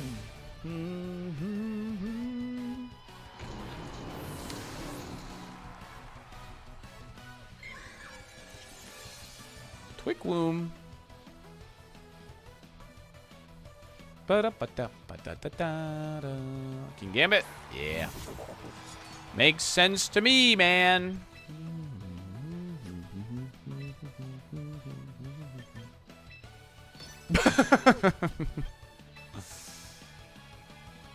Okay, but like, if this works.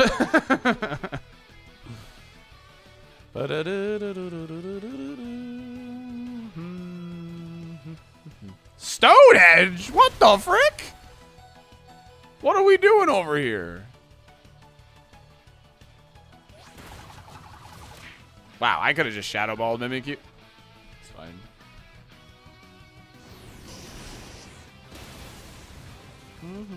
This gamer cooking too? They're cooking something.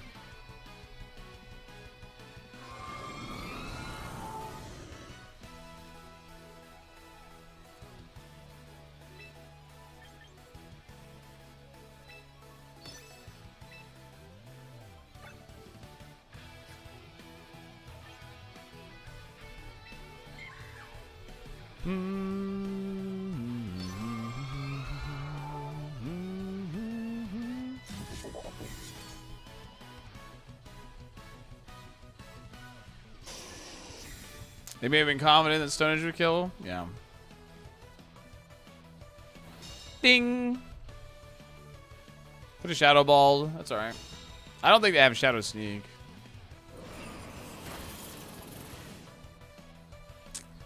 Blizzard. Blizzard.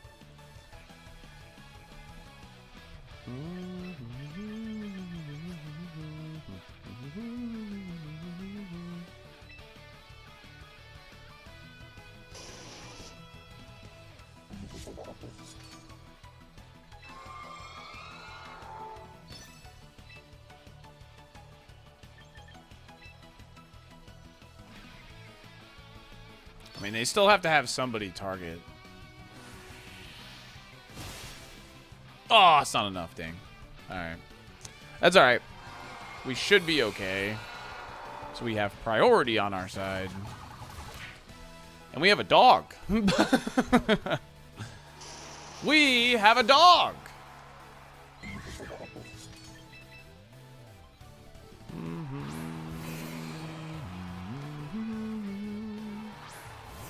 Rest in peace, Lassie, dude. Rest in peace, Lassie, man.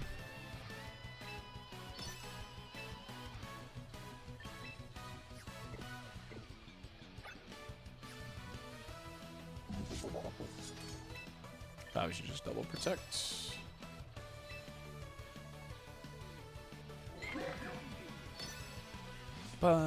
Holy sh! What's with all the quick claw, man? Stop that!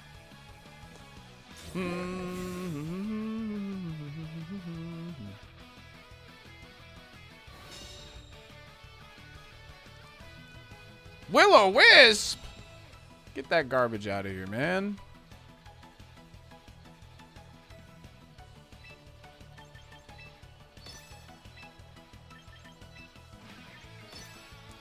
Dun dun dun dun dun dun dun dun dun dun.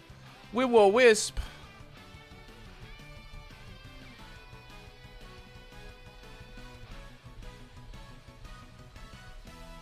Ruh-roh-waggy.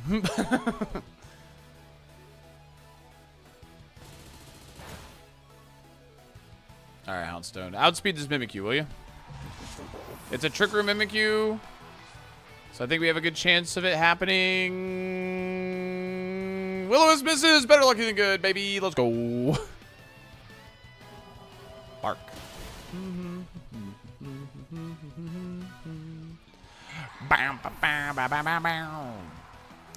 Willow Ensign today. That can happen.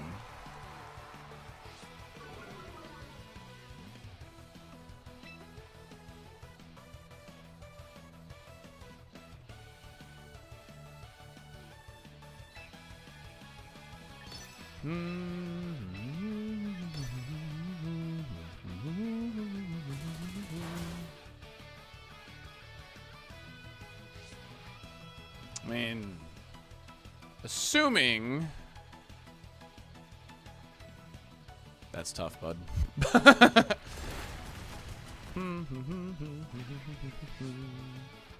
Oh, Life Orb. Bark. Dude, last respects, when it's not from Basculegion, is not quite it, chat. That's adamant max attack, by the way. I do have an Intimidate, but... Is that a giant Tauros? That is a big Tauros, for sure.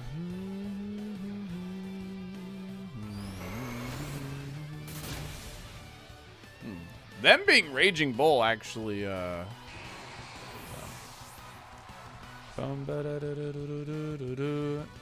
the dog stands tall, chat. That's right. Went out on his own terms. I respect it. Doggers. We got that dog in us.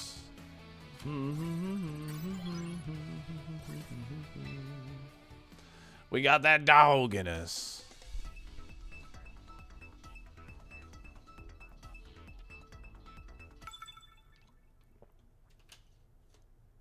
Yeah, I'm on an alt account, yeah. To do this challenge early. We're going to do cast form when the new season starts, which is going to be quite the journey. That'll be fun. They have a Plume.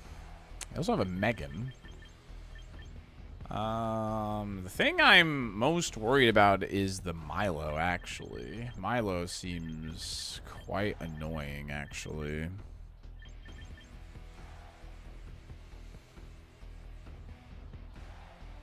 I kind of like the idea of leading Frostlass, Scizor, And then, like, honestly, the sand mode in the back.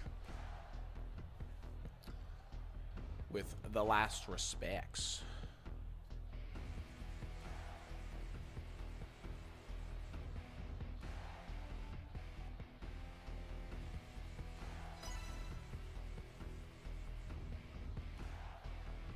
Yeah, Coil Milo is such a pain in the arse, for sure.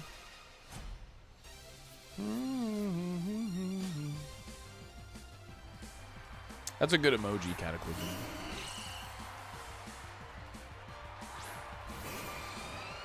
Ew. Dude, this is some strength sap bullshit or something. This is disgusting. I'm just going to try and remove Umbreon. I think Swords Dance is probably correct here, but I don't want to deal with Umbreon. I really don't feel like dealing with it.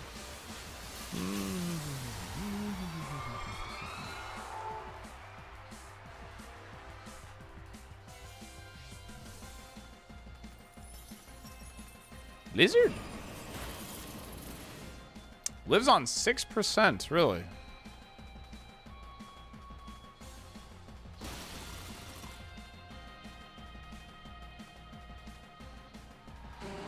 The plume thrives. It's doing something.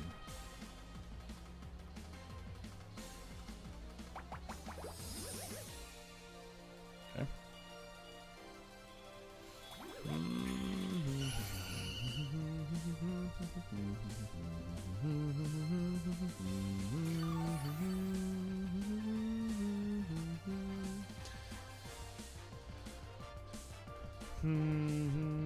Stall tactics.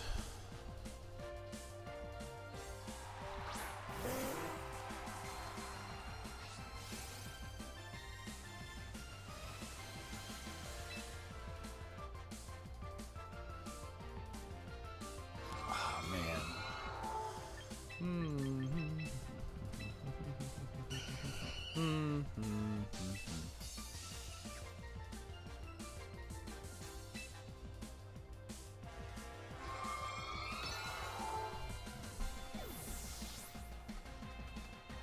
Yeah, Vileplume is definitely viable right now. It's, you know, just a worse Lily Cole, but it's definitely viable right now, yeah.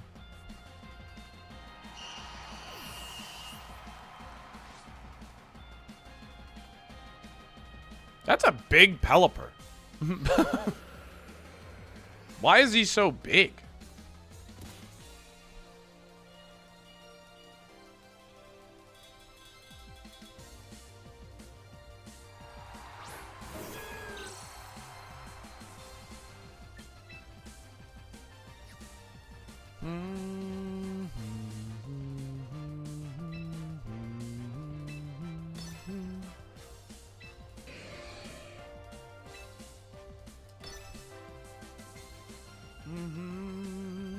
Double protect here is probably fine, but they have to choose something to attack here. And they just became weak to steel.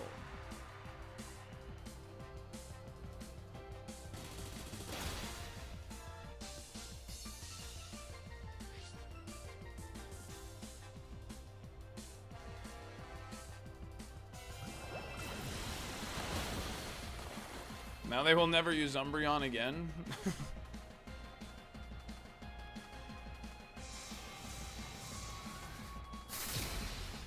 Okay.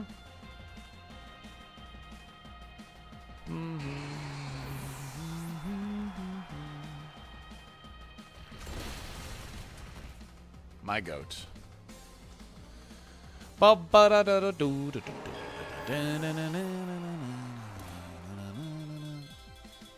HP. All right, that's 2-0. I know it's not on screen, but I'm keeping track in the Twitch chat. Bumba, W's.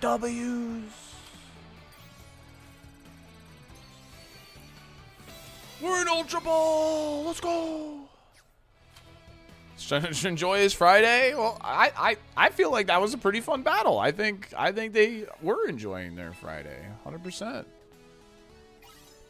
Wait, were they Vileplume and Myra? Oh, rip, dude. That's pretty funny. You'll get Master Ball someday. He will. They will. They will.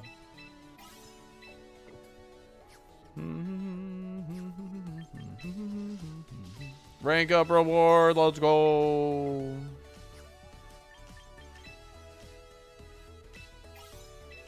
Teammate ticket is huge. Every time your Pokemon dies, you need to be replaced with a new recruit. That'd be kind of fun. Yeah, we're on a new account doing a recruitment rando. We recruited 6 Mons from the recruitment thing at the very start of stream. This is the order in which they were recruited. I don't think they're blocking anything, so I'm just going to leave them there. But, yeah. I'm doing a challenge. It's fun. I'm being a content creator, Ghost. I'm having fun. Don't make me feel bad for it, man. Come on.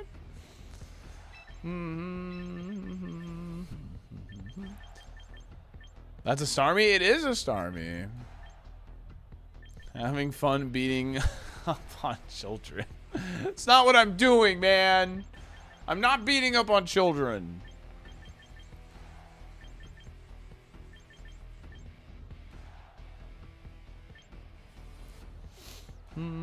That's a fun concept. Just join stream as I got home from work. Yeah, it is a fun concept. And when the rank resets, we're going to do a cast form team on the main account to get to Master Ball. So how about that, chat?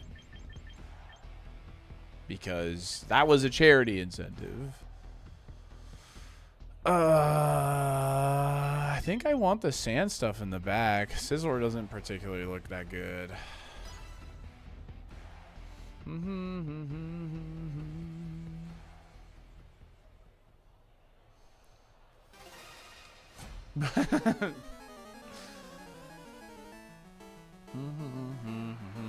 Poor child getting clapped for content. Oh my god.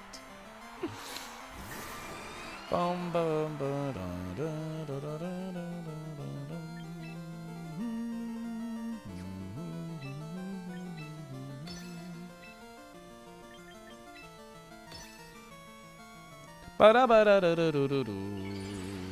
That's a lot of dragons. Yeah, there's a lot of dragons. Low battery. I'm gonna plug in chat. Just came in running your own 2.5. It's just by Scissor team. How could you, Salty? I'm sorry. I can't help it. Bro, I'm max speed. That's crazy.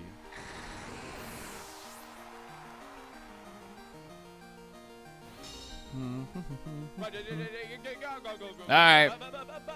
Bring in the dancing lobsters. Yo, Cloudy.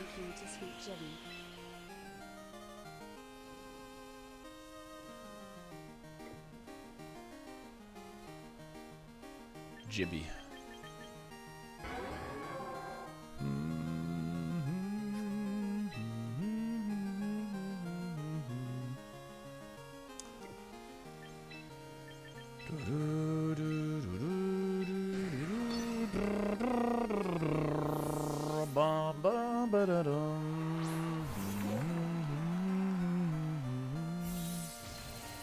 He might be Scarf.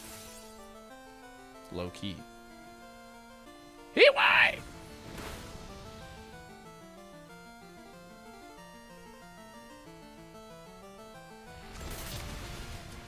Alright. The Frost last threat has been neutralized, chat.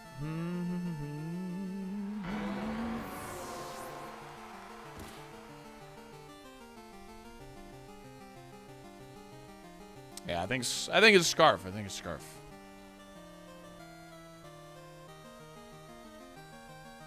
Yeah, this is why we did not Mega T-Tar, is this fricker.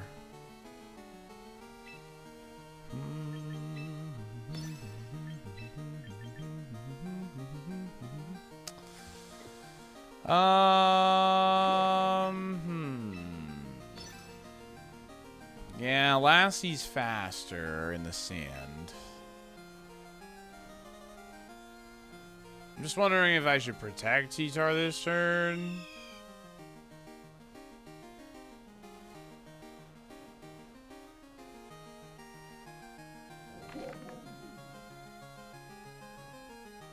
Yeah, but I'm trying to decide if, like, giving up T-Tar or, like, saving him is the better plan.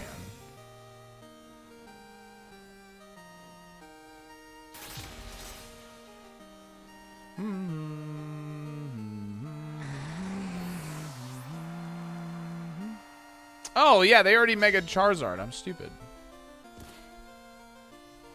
LOL.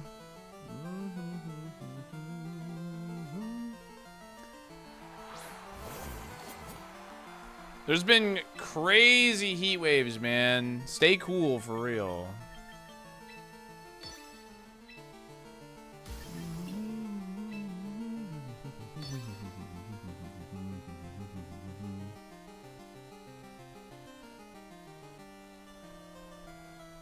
I probably died of Shadow Sneak, but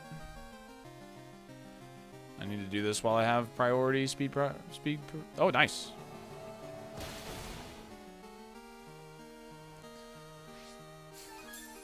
Sand gets us there, baby.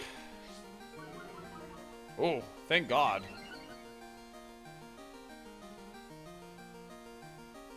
Huh?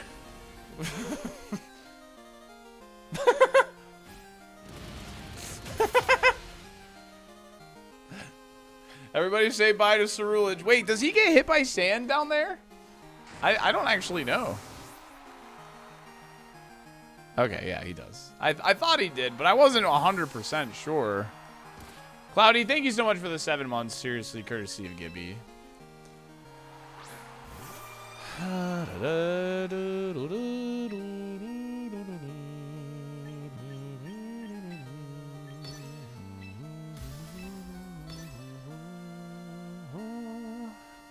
Cerulege is like, I'm out, bro.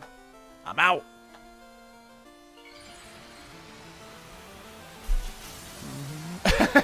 Cerulege.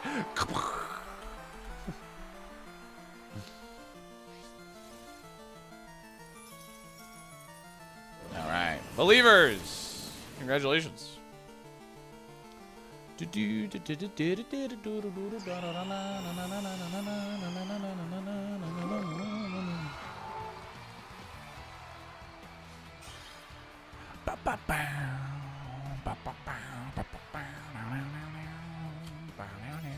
Win 10 battles with Houndstone. Let's go.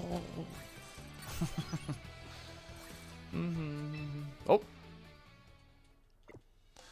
right. We're going to run one more Gamba because in about 30 minutes time, we are going to have the Draft League matches. If you're not familiar, I have a Draft League that's happening. Yeah, this is a Smurf account, correct. So we can do the recruitment rando challenge. We have the Draft League matches coming up. That's going to start in about 30-ish minutes. Okay. So if you're not familiar, I run a Draft League in my Discord, and this is finals week, and all of the players have agreed to play like on stream so I can like commentate. So it's going to be really fun. Should be really exciting. We're going to be running Gambas, so you can bet between the two people that are playing. We have 6 leagues. That's 6 best of 3s to commentate. It should be really, really fun. The whole season's building up to this. So it should be a lot of fun. All right, so we're just going to run, do we win 2 out of 3 matches? That way, we should be like within the time frame here, and I'm only gonna run it for 2 minutes. So 11K saved up. I'll be rich by the end of this. Hell yeah. Yeah, the double mega's doing well. The double mega's doing well. I don't know how I feel about the Blizzard Dragonite. Not sure how I'm warming up to that, but it's okay. It's okay. So the Houndstone, I'm pretty underwhelmed by his last respects damage, that's for sure. There's nothing else to say about it. It's pretty underwhelming. That's the only way to put it. So, you want to do Blizzard T-Tar? Yeah, okay. And that sounded fun. You don't normally warm up to Blizzards? That's true. Harkonine's been good. Sizzor's been really good. You have a crispy bracket? So I have 6 different leagues, and each league is in their finals. So, like, it's not like they're all going to be playing against each other. It's just the first round is between, like, Mini Meow Meow and, because they just talked in chat, and Greg Fox. And they're going to be playing their final because they're in the same league together. And the winner of that is the winner of their draft league. And then the next league, and then the next league, and then the next league, so on and so forth. Yeah. And Jojo Beans, if you guys have been watching him, he's been doing a lot of Pokemon Champion stuff as well. And he's going to be joining me, so for co-commentary. Yeah, when you see nothing but Basque last respects for so long, you're just like, man. It's kind of like the Scarf Ice Beam Dragonite. Yeah, we don't have a Scarf user, but... All right, we have Sylveon to deal with here.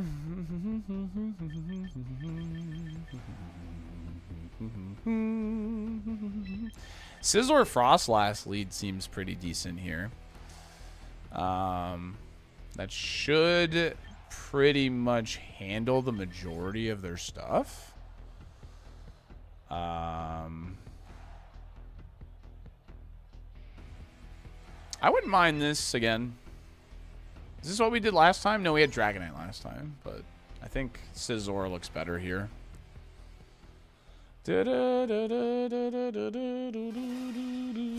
Where's the rain at? I don't know.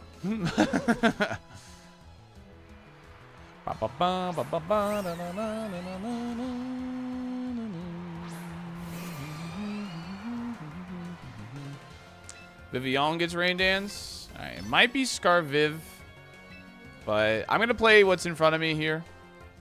I'm not going to overthink it. I'm just going to play what's in front of me because that Sylveon is not a friend of the stream. So...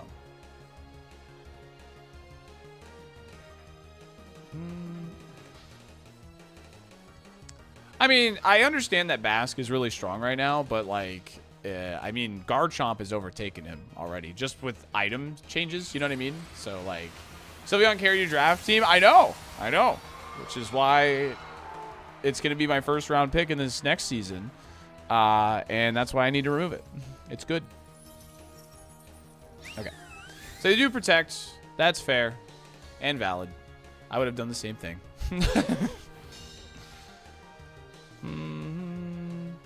Do you have any tips on how I can be better at turn 0? I think something to always look at when you're looking at your opponent's team is, like, you need to look at, okay, what is my best lead into it?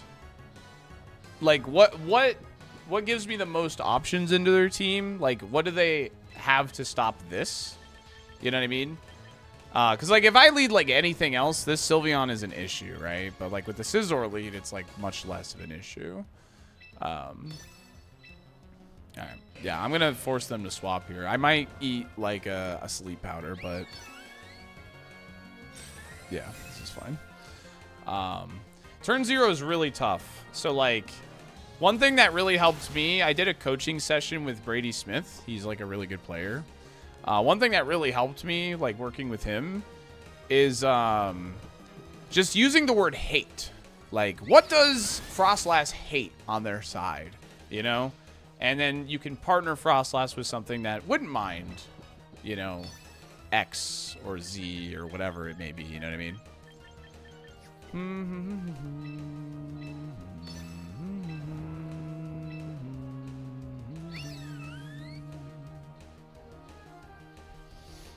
So that's one thing that you can think about too. It's just like, what does my guy hate on their team? So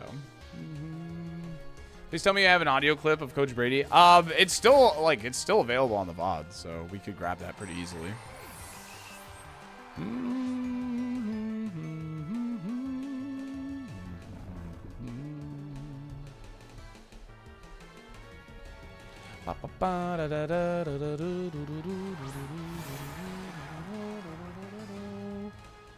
I'm assuming this is Scarf based on the way it came in. But I'm willing to trade. Yeah, they go for Protect. That makes sense. Sylveon goes down. And if it's not Scarf, then Frostlash should get a Shadow Ball here. We're in Ultra Ball. We just got into Ultra Ball a little bit ago. It's going to be Last Respects. Fair enough.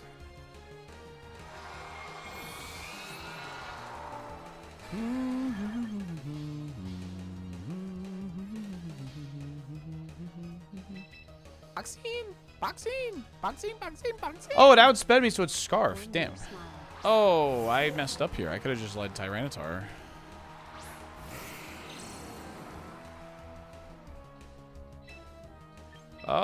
Actually, let's just do this then.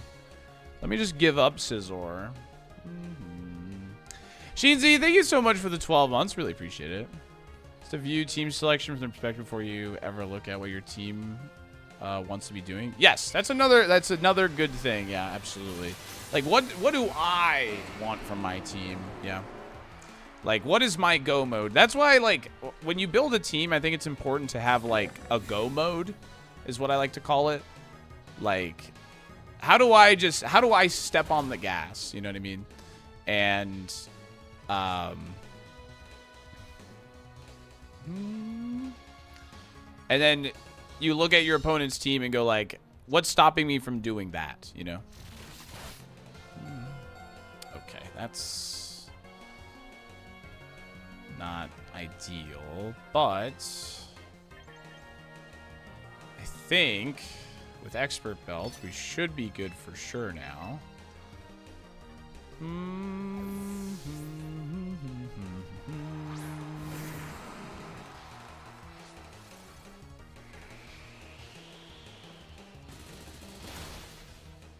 Okay, that hurts, but we last respects their last respects. Now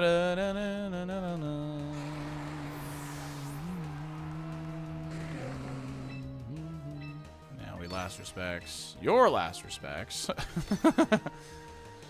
We last respects your better gross. Bite.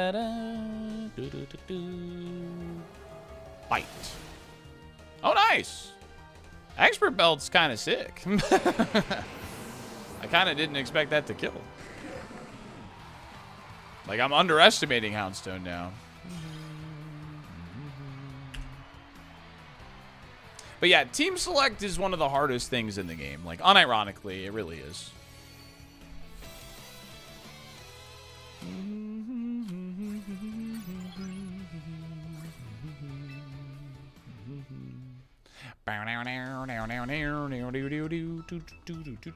Yeah, you can earn a badge by just watching the stream, by the way. If you look at Spacebird, they have that P, that Champions P. Just by watching the stream, you can earn a badge today. Really for like a whole week's time. So, oh my God. They're doing our challenge run right now. They're doing the challenge run, chat. Doma.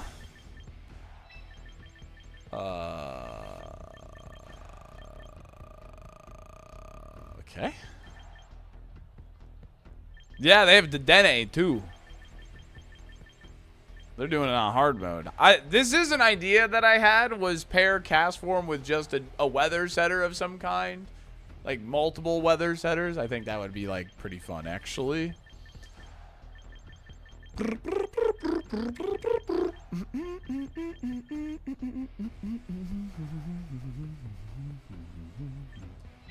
Yeah, I think I'm gonna keep rocking this. I mean, the sand mode in the back seems kind of fun.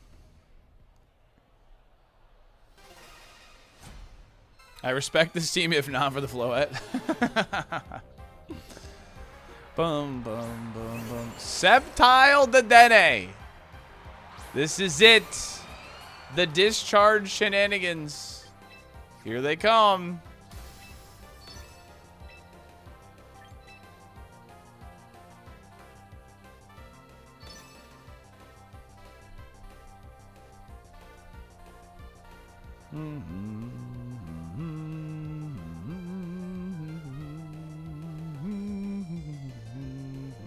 Scizor looks mean. Yeah, you see like their actual Pokeballs, yeah. Is it any good? No, it's terrible. It does get Parabolic Charge, actually. It does. That might be why they're choosing it over Rotom. They like to win with their favorites. Hey, I respect it. I respect it.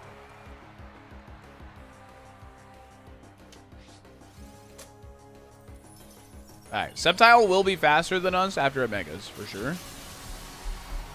It's very fast. I don't think the Dene gets Fake Out, actually.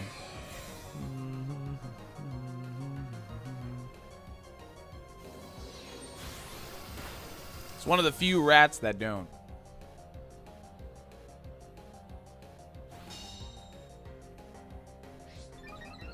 Yo, what's up, Lorcy? How's it going, dude? Congrats, you on Twitter you were like top 20 or something. Congrats on that. We're doing a challenge run today where we recruited 6 times and we're just going to Master Ball. We actually ended up getting a good squad.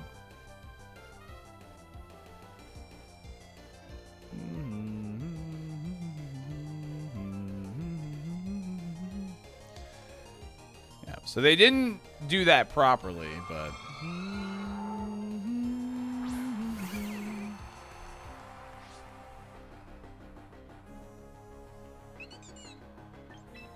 I'm going to swap in T-Tar here and just bullet punch Weavile if they allow me to do it. Yeah, their speed, they messed up their speed tiers. That's all right. They're learning probably. So,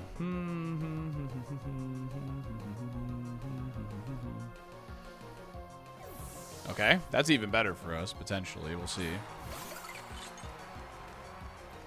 Is it Endeavor time? Well, because they swapped out, I don't think so.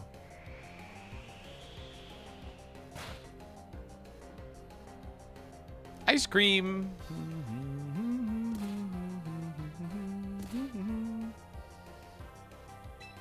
Yeah, I think I have them pretty much pinned here with a bullet punch into Weavile.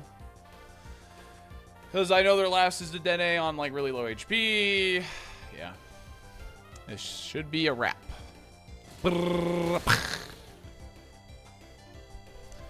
Lorcy, what's your favorite new Mega? You don't have to spill your sauce for Worlds, but what's your favorite new Mega that hit?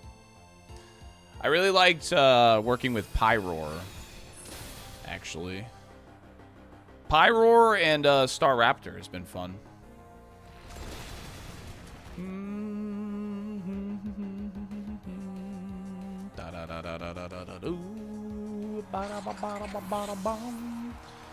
Dude, Phalanx was just bad, man. I'm sorry.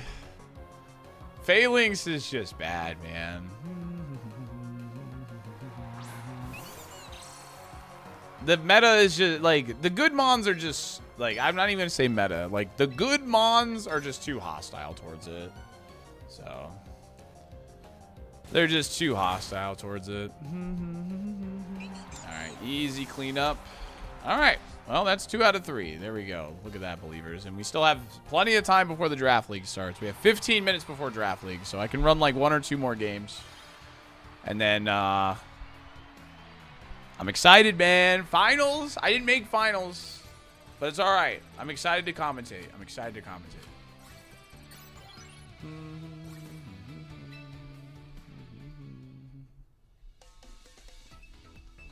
Nah, this next season, we're gonna be. I got first in my league, but I got out in semis. So, Like, first through the regular season. Oh, this is not a Frost last game, that's for sure. Holy moly. Washed? Yeah, I'm washed, dude. I'm washed. Let's see here. Salty is the Indianapolis Colts. I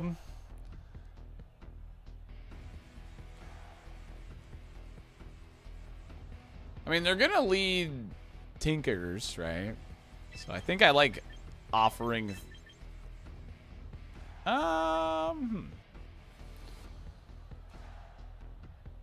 Yeah, no, this is fine.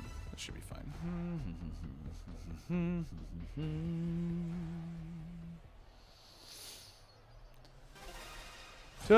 Gee, I guess I'm better than Salty. You are, dude. Chandelure Audino. I was not expecting this. Holy moly, what the heck?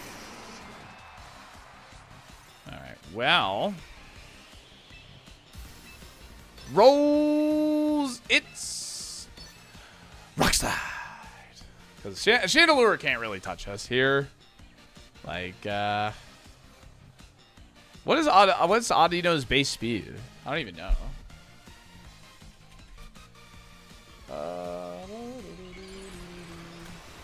50, so we should outspeed. I doubt they have speed investment. 12. It's actually 50. So I think it goes down when it megas too. Oh, it's Mega Audino. Oh.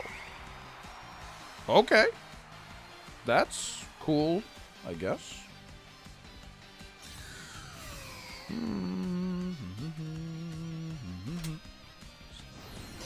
Accidentally unplugged my headphones.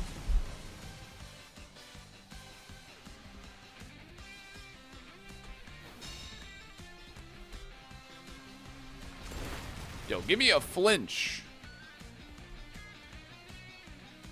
And a crit. So they played against this team?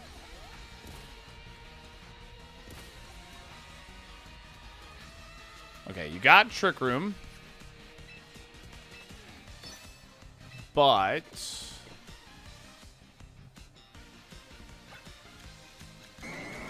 I mean, I think I keep on the pressure. I just don't know if Extreme Speed kills the Audino is the only thing. Yeah, it's a very, very thick Pokemon. So I think I just want to double attack.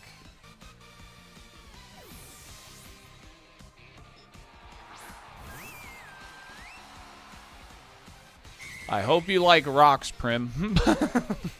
I hope you like rocks.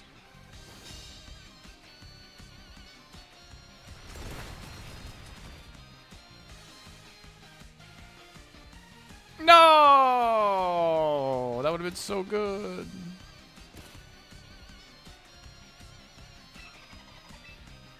Alright. I think Extreme Speed is enough now.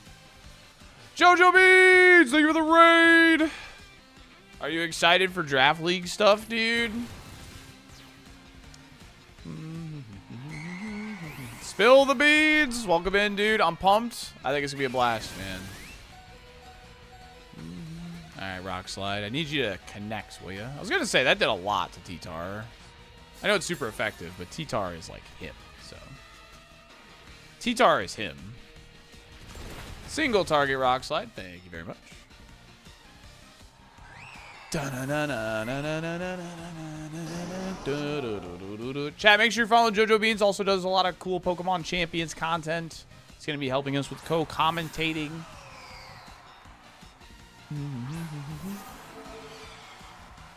I mean, T-Tar just... Yeah, T-Tar just kind of beats their whole team. Is like the funny part of this.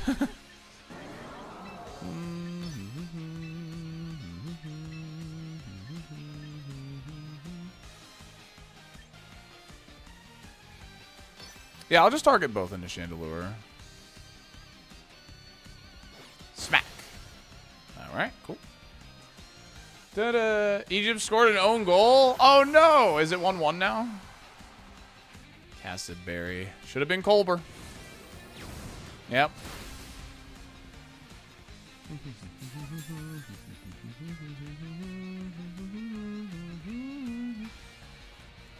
I'll show you his first game in 3 games, and it's an own goal. Dude, that's the second time something's died on Phantom Force. It's really funny. So we're doing a challenge right now if you're coming from Joe's stream called the Recruitment Rando. Essentially, I did a recruitment thing 6 times. I had to select a Pokemon from each lineup of the 6 different lineups. The exception was I couldn't use any of the top 20.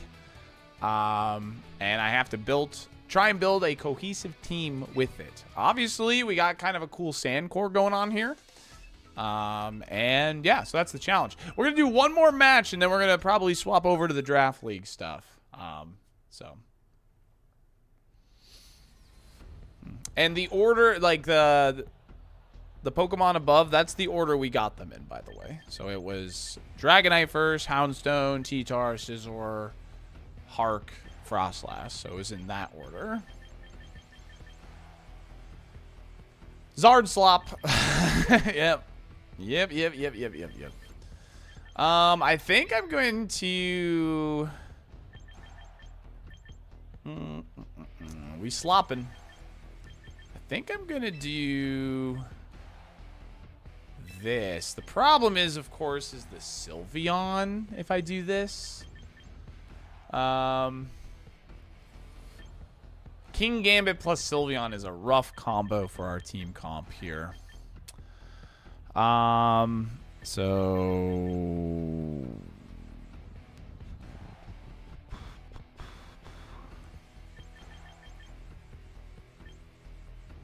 yeah, all these Pokemon are in the top 10.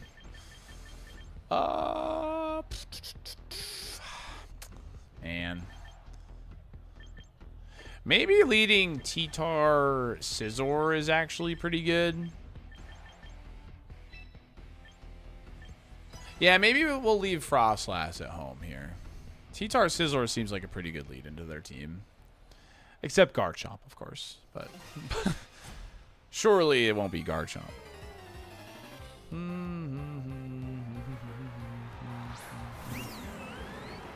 Okay, so they had the same thought. Like, oh, hey, like, Sylveon looks good here. I'll lead Incineroar in case they bring Scizor.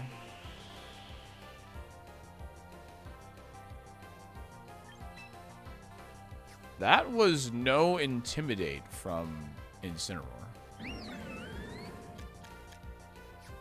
I think they forgot. I think they forgore. No, they don't have Zoroark on their team.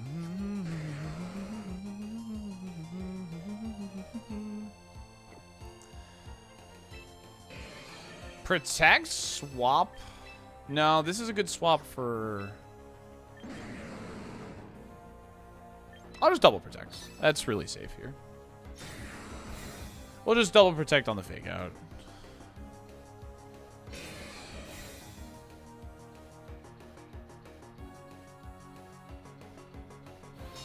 Oh, it was actually into T-Tar. I could have... I thought... You know, it's funny. I almost attacked with Scizor, so... I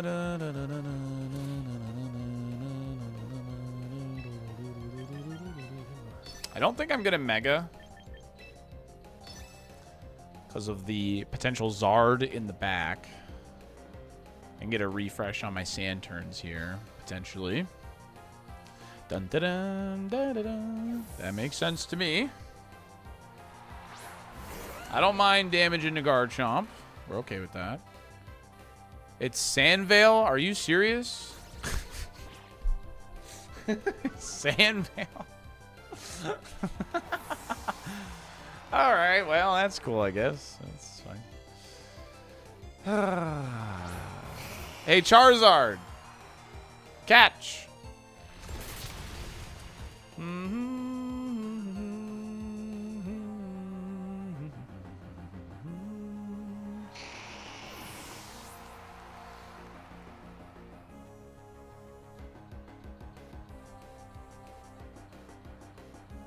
Yeah, right? Rock slide connected, which is the best part.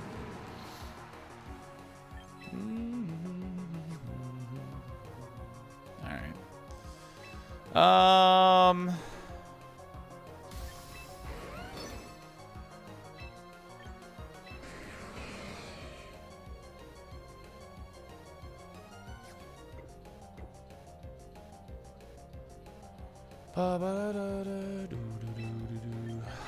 Let's just protect here. And honestly, we could swap in Lassie, actually. Because we want to keep Scizor for the Sylveon, so... Scizor, T-Charge be -3 attack? Yeah, but we're not, so...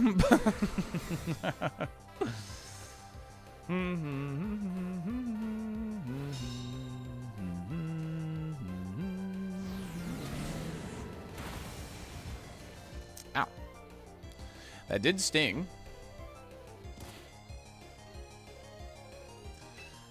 Oh, the worst part about this is because of Sandvale, we absolutely can, like, get owned here, but... We are not Fluffy. That did so much. I've been a little underwhelmed by Houndstone, I'm not gonna lie.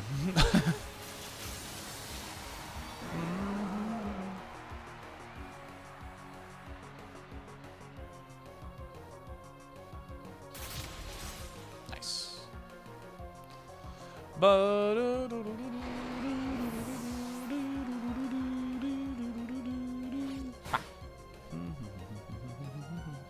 Yeah, it did its job. It did its job. Hey, frick you! Oh!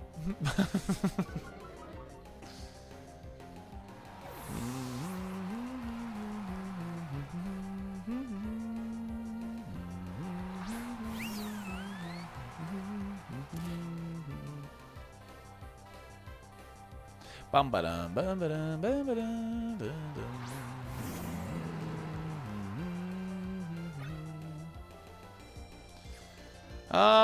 I kind of just want safe swaps is the main thing here.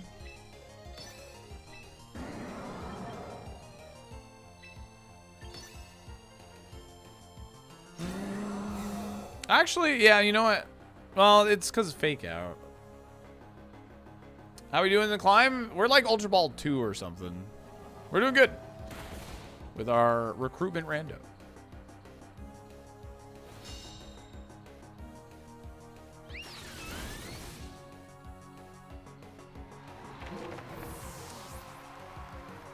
Zero dead last for specs is a choice. We want safe swaps. That's what I literally said that before I attacked.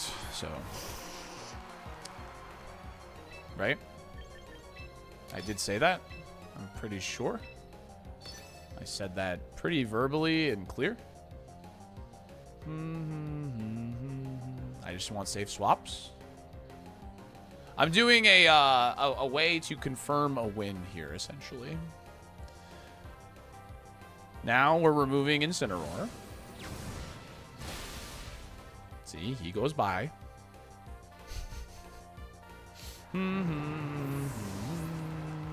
Yeah, but I know better than you.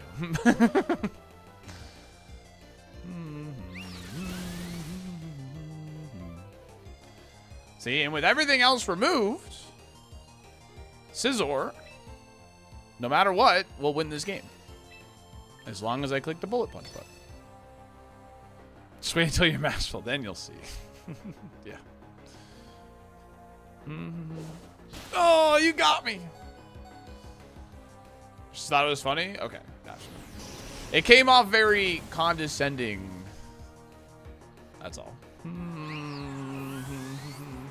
Because it was like right after I literally like explained my whole like, you know, process or whatever. So no, it's okay. It's okay. It's alright. It's alright. This team is actually fun. It is pretty fun. All right. Yeah, go ahead and make a room, Mini Meow Meow. I'm gonna run ads and I'm gonna open a prediction. All right, chat. I'm gonna run ads and we're gonna open a prediction for the first draft league match. All right.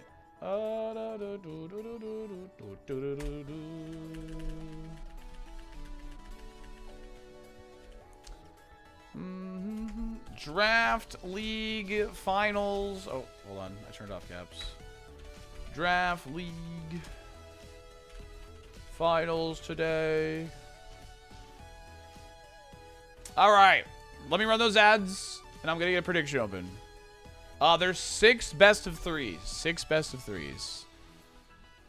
All right. Who wins Draft League? Mini Meow Meow or Greg Fox? Let me pull up their teams real quick.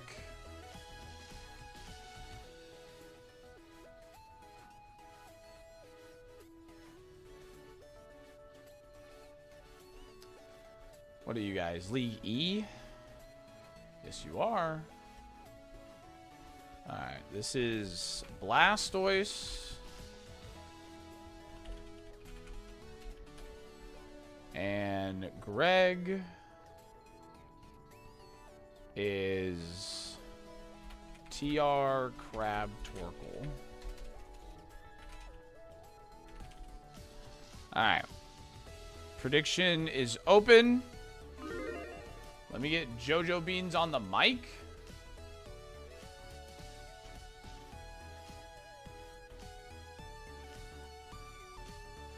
Hello. Hey, bud, what's up? Not much, dude. I'm ready to go. About to crack open this Diet Dr. Pepper. Oh, hell yeah. Oh, nice and crisp. That was a good one. That was And a I'm ready good to crisp. commentate. Were you waiting? Were you waiting to do that? Yeah, I was waiting. I had to sit down my desk. I knew it. I freaking knew it. All right, here we go. All right, chat. Here, let me unlock this. Here is Greg's team. Okay. So I was looking at the teams. Greg's got a lot of kills with this Galarian Slowking. Yeah, dude. It's he's also got the lug, so I low key kind of have to root for him. Here, let me He hasn't brought the lug at all though. Here, let me share my OBS in here. That way you should have Oh, we're like, at the same exact. yeah, that way you should have more real time-esque, you know. Yeah. Sounds good. Okay.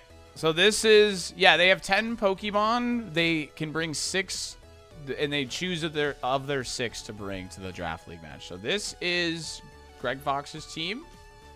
This is Mini Meow Meow's team. Important note, Mini Meow Meow did win the matchup.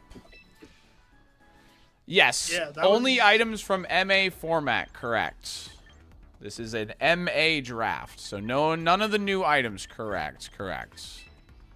It was 2-1 though, so Greg did take a game True. in the first matchup. This is true. All right, let me jump So in we'll here. see what happens. I need to change my thing because I had my Switch set up, so I'm gonna put my dual monitor setup there real quick. Do it. I'm doing it. Man. Can't believe you were mean to Houndstone. He's such a good dog. I like him. I'm a little underwhelmed is all. You gotta disrespect the dog. I ran Houndstone with AV. Oh god, I dropped a bunch of stuff. What Oh, are you no. doing over there? I'm dropping shit. You're causing a Don't worry ruckus. about it.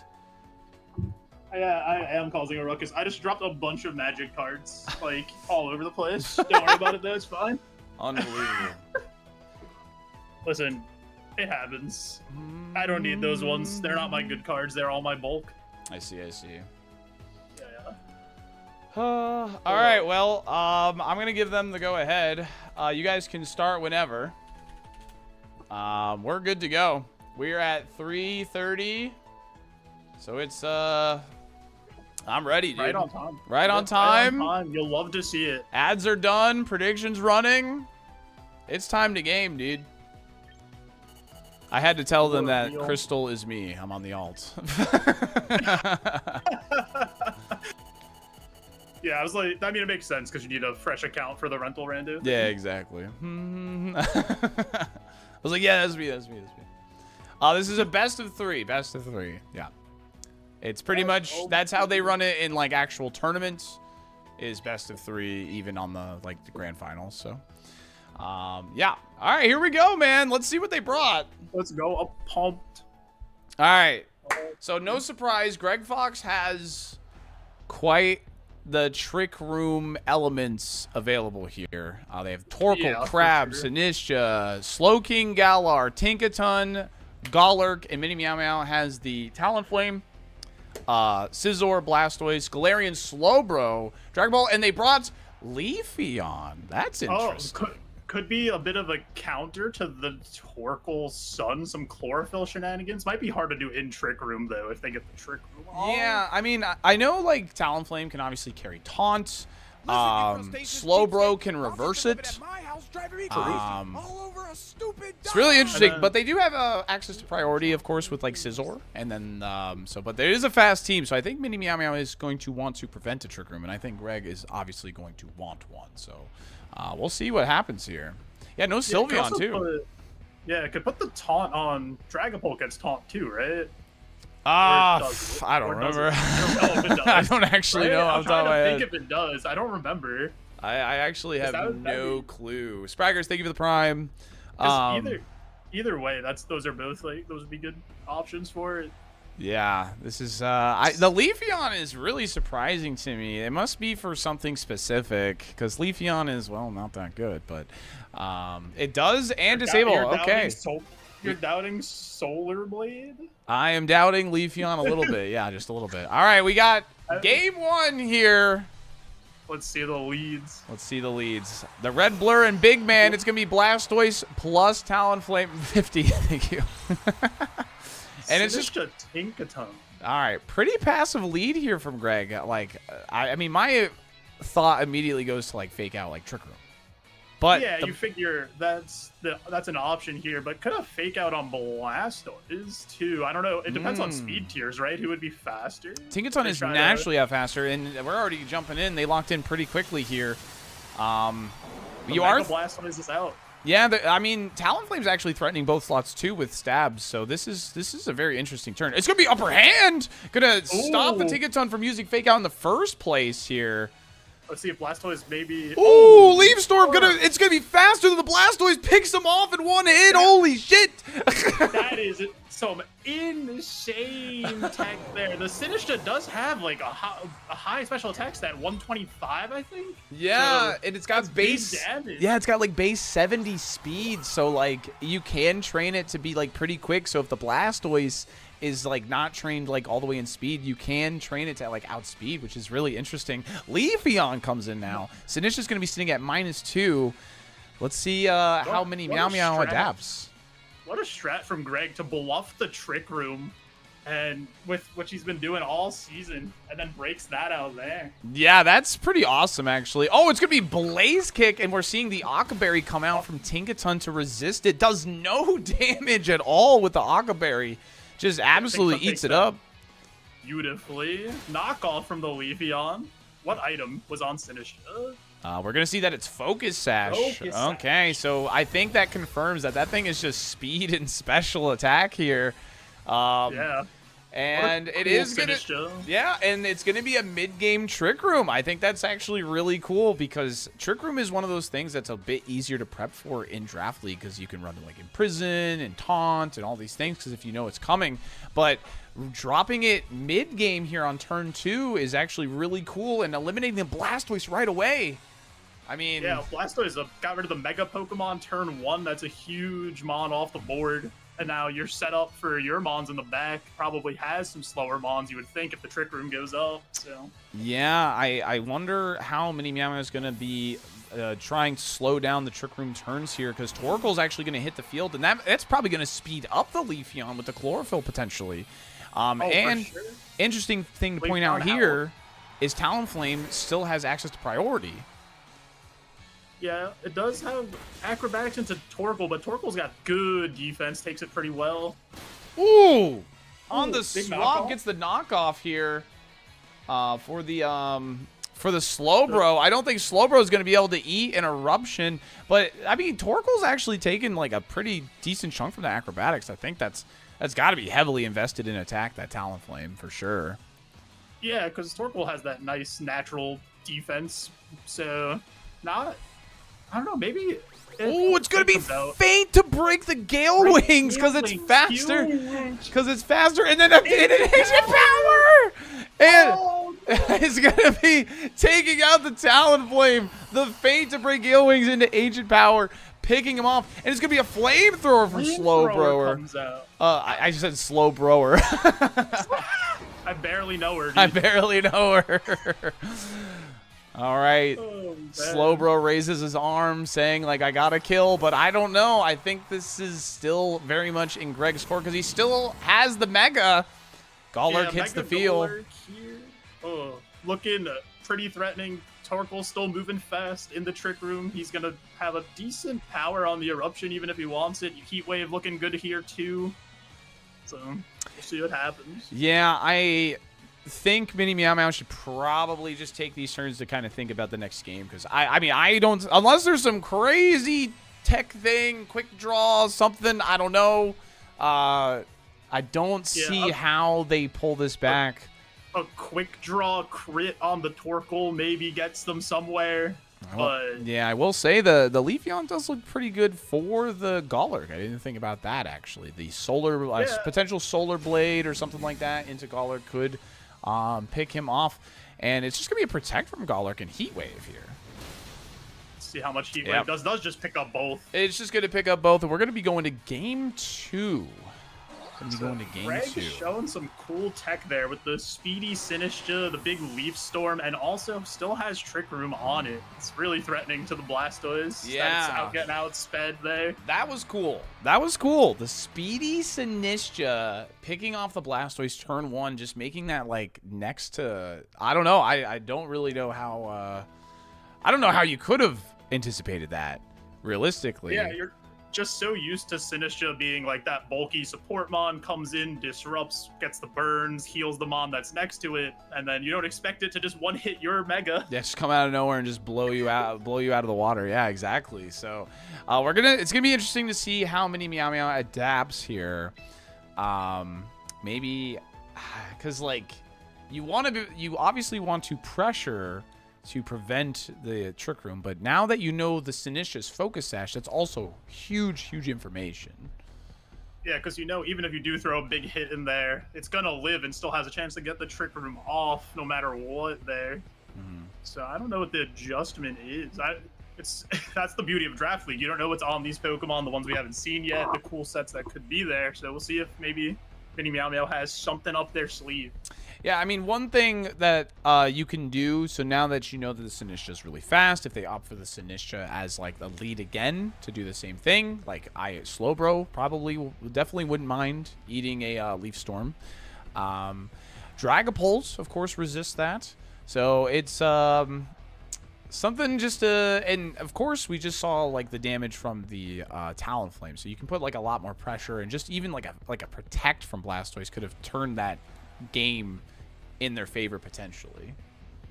Yeah, I think something like the Slowbro Talonflame could be a pretty good lead here. You put a lot of pressure on, you're not threatened a ton by the Leaf Storm. So I think that's a solid option. And Slowbro obviously does okay in Trick Room. If the Trick Room does go up, he's pretty slow. Yeah, I think Slowbro is a key player, and Mini Meow Meow agrees because it can reverse the Trick Room and all that. It's going to be a face-off between brothers here. Bro versus King. Galarian forms. And we have a Dragapult up against a Tinkaton. Possible that maybe this Dragapult does have Taunt then, thinking that that's an option to maybe shut down the Trick Room. The Dragapult is looking down a possible Fairy move from the Tinkaton, though. Yeah, Tinkaton that's probably not his favorite thing. Does have that underwhelming attack stat, so depending on how the Dragapult's trained, he probably could take that. We also know Tinkaton's Aqua Berry, so Mini Meow Meow knows not to like waste a turn trying to delete Tinkaton immediately with like Flamethrower plus something else, right? Yeah, this is interesting because Dragapult's really fast. Doesn't want that Trick Room. He does not want that. Yeah. Could have, like a Shadow Ball or a Ghost Attack going into the Slow King spot. Yep, it is going to be Shadow Ball. Slow King really specially bulky. Eats that like eats that no problem at all. Holy moly. And there is the Trick Room. No berry, no nothing. Just says, give me the Shadow Ball. I'll eat it. Breakfast, lunch, dinner. Yeah. Dum, dum, dum. Doesn't care. Has leftovers. Getting some healing back. And now we have Donnie the Slowbro threatening a potential reversal here now. Potentially. We don't actually know if it has or not. We only saw a flamethrower from it. It's the only move that we know for a fact that it has. And we know that Tinkaton has feint. That is a scary move if, you know, if you're trying to stall out turns of a Trick Room.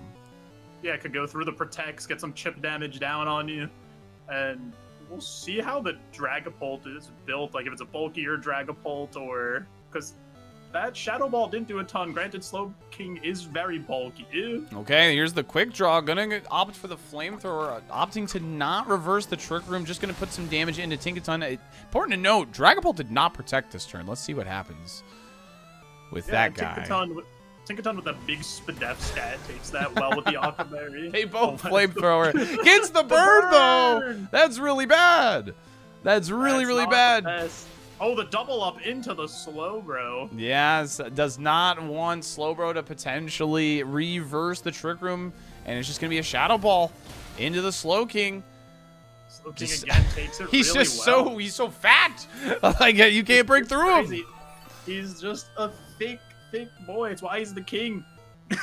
That is why he's the king. I think. I mean, this is. I don't know. It's what's tricky now is your potential to reverse a Trick Room is, well, essentially gone with a 10% on the Slowbro, but good to not protect Dragapult there. I think at this point we can kind of assume there is no fairy move on the Tinkaton. We have feints, we have fake outs.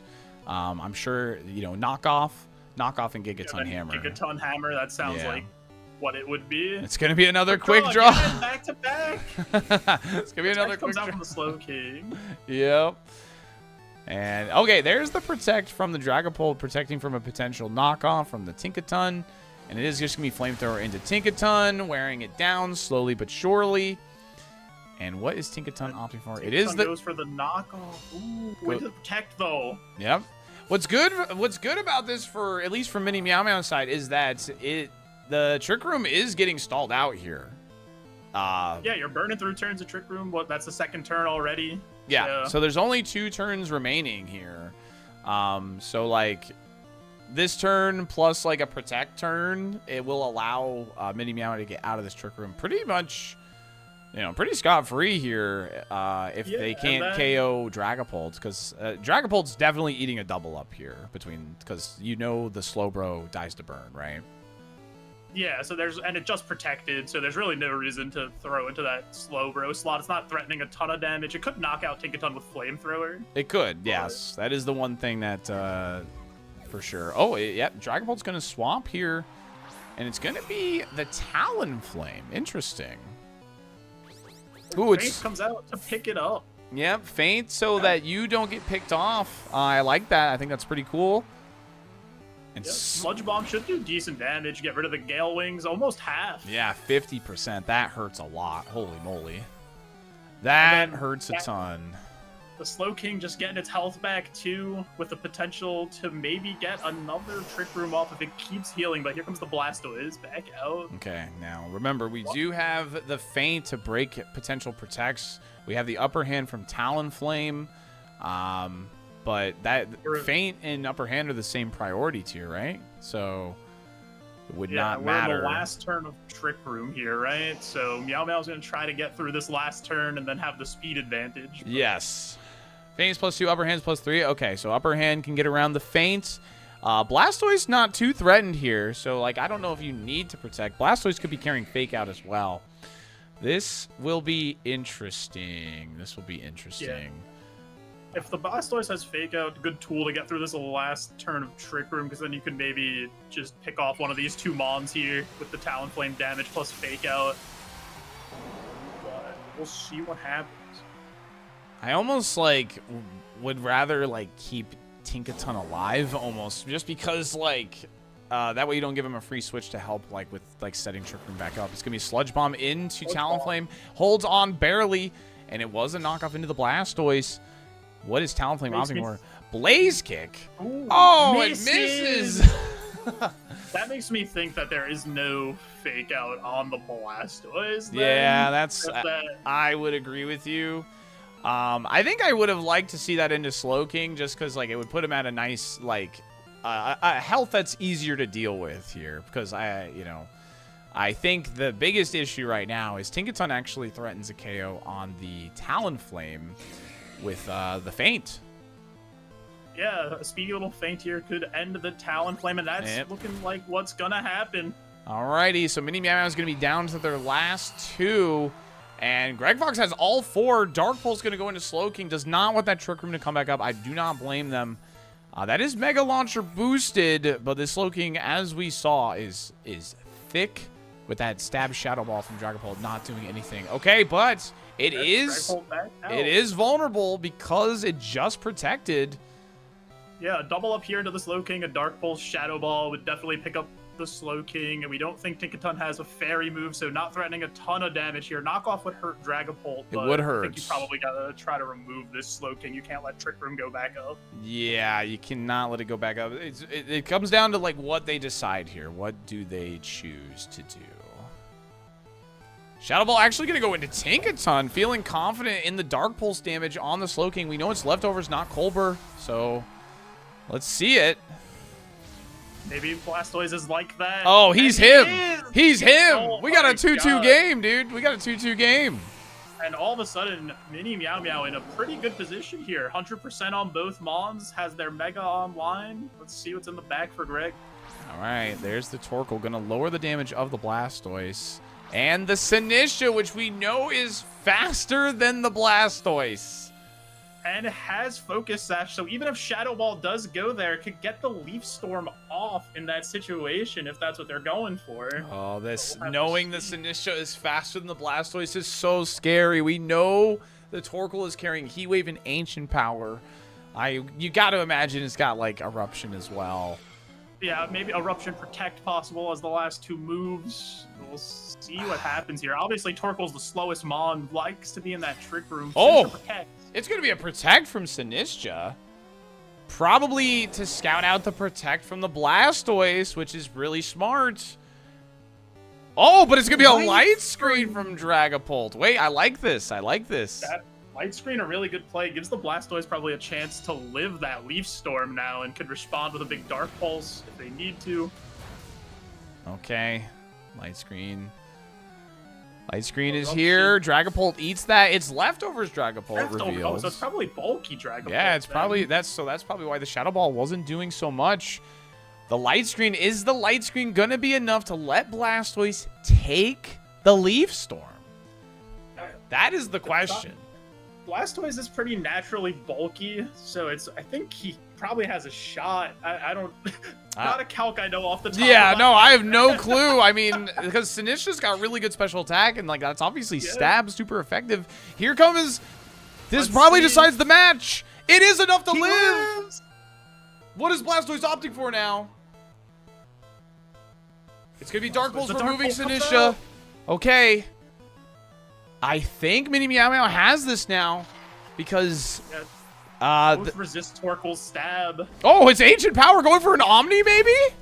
Oh, but he eats that like nothing. Okay, that's all right. This Doesn't get the Omni boost either. And I think Torkoal here is shaking in his boots, staring down the Blastoise and the Dragapult. Okay, it looks like we're going to game 3. It's going to be a 1-1 here. I think Torkoal is dead in the water. Dark Pulse plus Shadow Ball surely picks up this bad boy. The Ancient Power tech is really funny. The Light Screen coming out, which is so cool, to be honest. Oh, shows Aura Sphere. Here. Yeah. It lives. Get him. He actually lives on one. Wait, hold on. Wait a minute. No. I know. Oh, the burn! It's going crazy. Wait, if in a world where Greg protects 5 times in a row. Maybe just. Oh no, with leftovers. Yeah. Oh yeah, the leftovers. Yeah.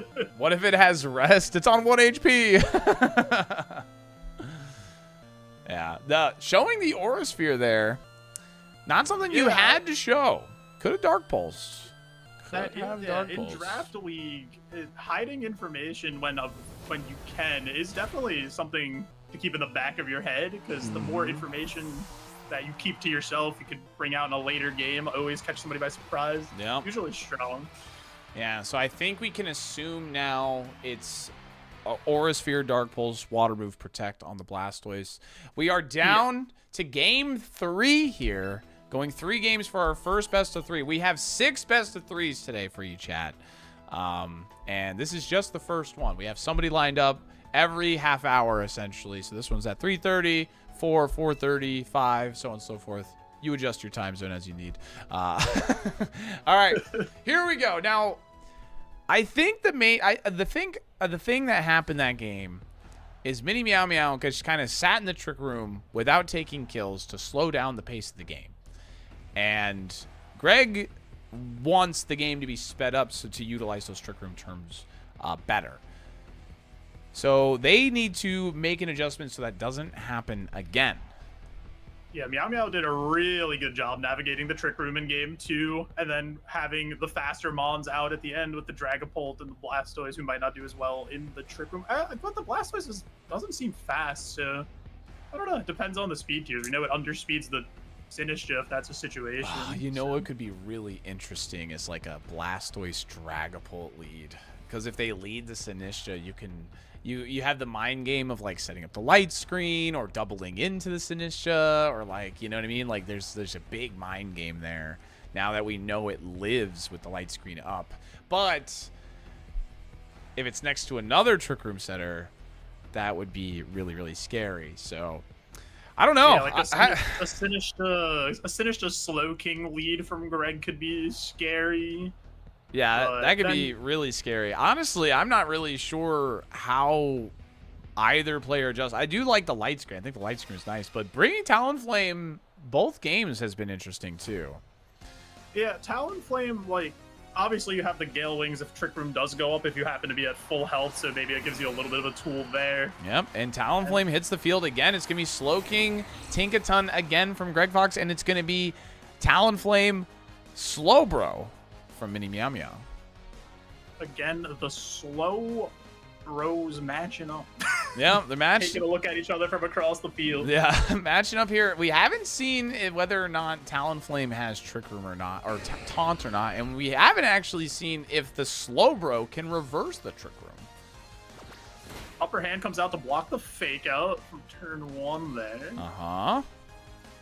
And it's just going to be a Sludge Bomb, no Trick Room. It Get went rid of the Gale Wings and the poison. It went before the other Slowbro. Oh, it's Imprison. Okay. Oh, imprisoning the Trick Room. Yes. Possible. You have to remove the Slowbro in order to click Trick Room. That's just how that Imprison works. It's effectively a field effect, and that's in game 3 now.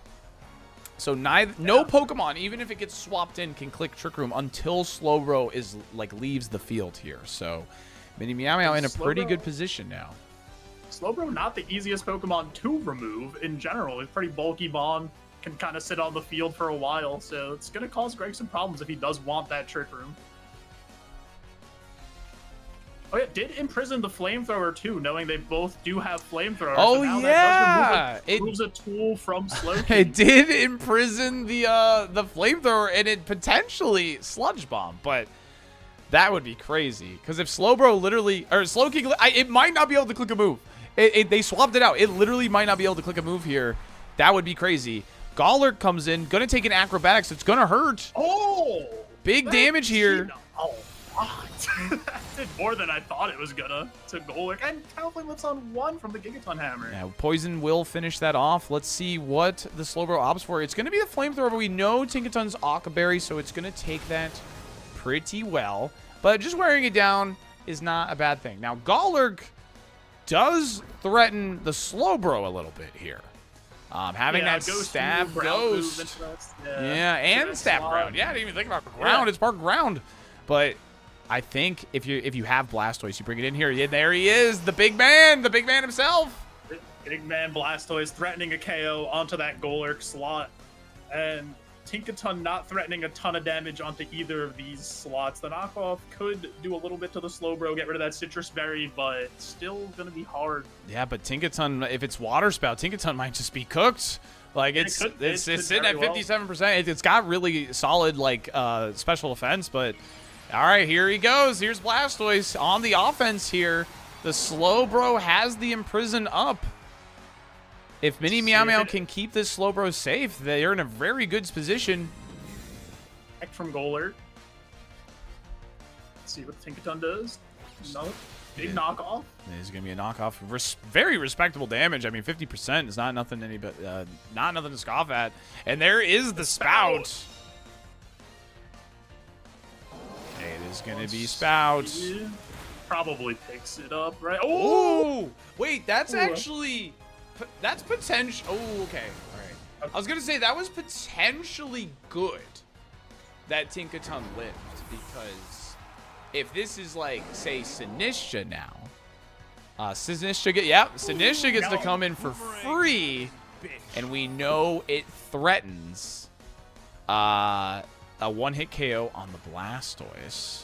Yeah, so you're putting the pressure on the Blastoise, and then Golurk is putting the pressure on the Slowbro. So this is a pretty good situation for Greg here. We'll see if maybe Meow Meow has a switch or protect going on here to try to move around the pieces a bit. Okay. Yeah, yeah, the Sinistra getting that free swap, and we know it has a focus sash too. So with the Talonflame down, the Talonflame not being able to threaten damage into the Sinistra, Slowbro stop. Like, one thing you know for a fact they can't do is Trick Room this turn because of the Imprison though. So yeah, Slowbro still has that Imprison up, but we know that the big Leaf Storm is threatening a one-hit KO on Blastoise, and that's why Meow Meow protects. Yep. I think that is a good play. There is the Leaf Storm. It's going to just hit into the Protect, and it's going to be a headlong rush. Outspeeds the Slowbro. And picks it up. And picks it up. Now, Greg Fox does have the ability to open up the Trick Room. This is, okay, if this is Dragapult, this is that scenario I talked about before the match even started. Dragapult, and yes, there he is.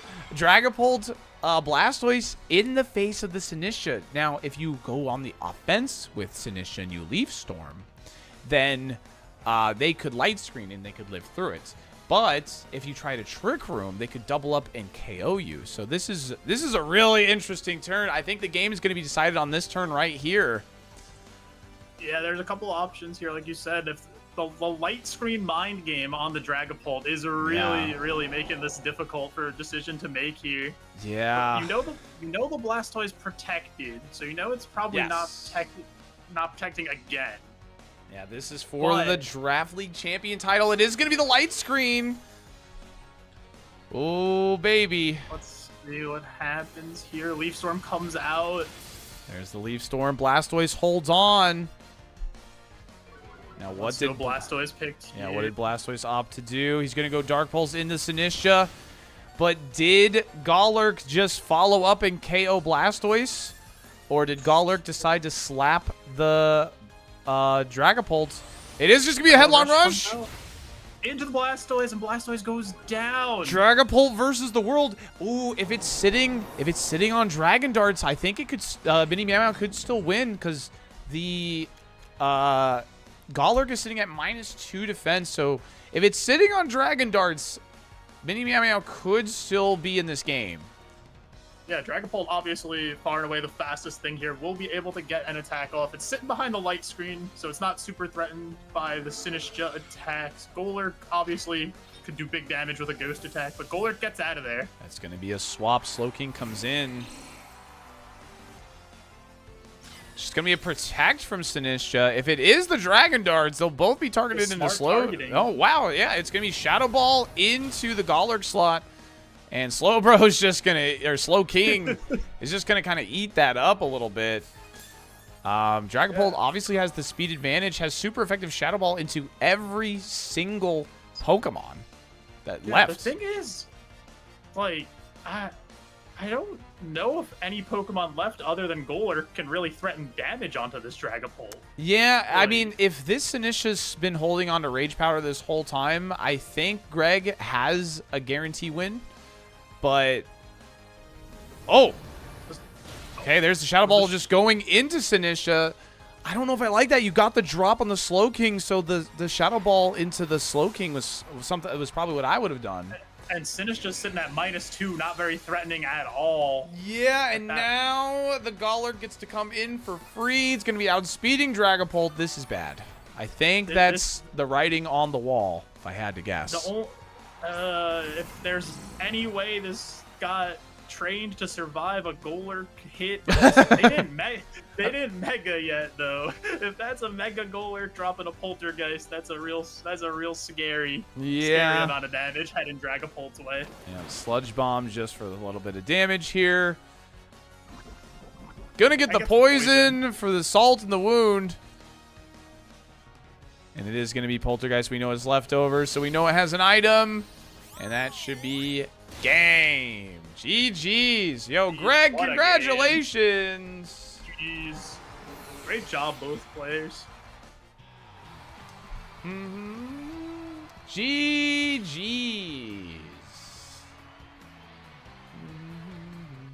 GG's for sure. Those were really good games. Yeah, for real. Akins and Lady Kaiser, can you guys swap to the 430 for Staten and Vish, please? I see Akins in the chat. Is that cool with you guys? I'm sure you're both here. Very cool. Yeah, I can. Cool. I can do that. Perfect. All right. So you're not going to play now, but you're going to play after this one. GG's, everybody. All right. I'm actually going to close my game and get on my... Oh, go on your main. Yeah, well, that because I think we can get, like, the more music or whatever, so... Oh, yeah, because you have, like, the battle pass thing or whatever. Yeah. Yeah, I'm a sweaty pay-to-win. Yeah. As somebody who only has 100 boxes because I refuse to sub. I understand. No, the 100 box thing is actually, like, it's kind of okay. You just rotate mons out as you use them. Yeah. Okay. All right, thank you guys. I appreciate it. Yo, GG's, Mini Meow Meow, GG's. I'm gonna need you to do something during my match for me. You will know when. Spam Funky Kong. Spam Funky Kong. All right, Fio is up next. We have Fio versus None the Dragon, and what do you think? And I will show you guys their teams here in 1 second. Who wins Draft League? It's going to be Fio, who is Titar, Chomp, Farig. And then we also have None the Dragon. Now, this was both the 3rd and 4th seed, which is really interesting. Yeah, the 1st and 2nd seed did not make it. When None and Fio played in week 3, None won 2-0. But I actually don't know if they changed anything with their teams. I didn't check to see if the teams are looking different from back then, because that's a few weeks ago. Okay. No. I have the prediction open. I'll give you guys a quick look at what they look like real quick. Assuming I can find it. Okay, so this is None's team.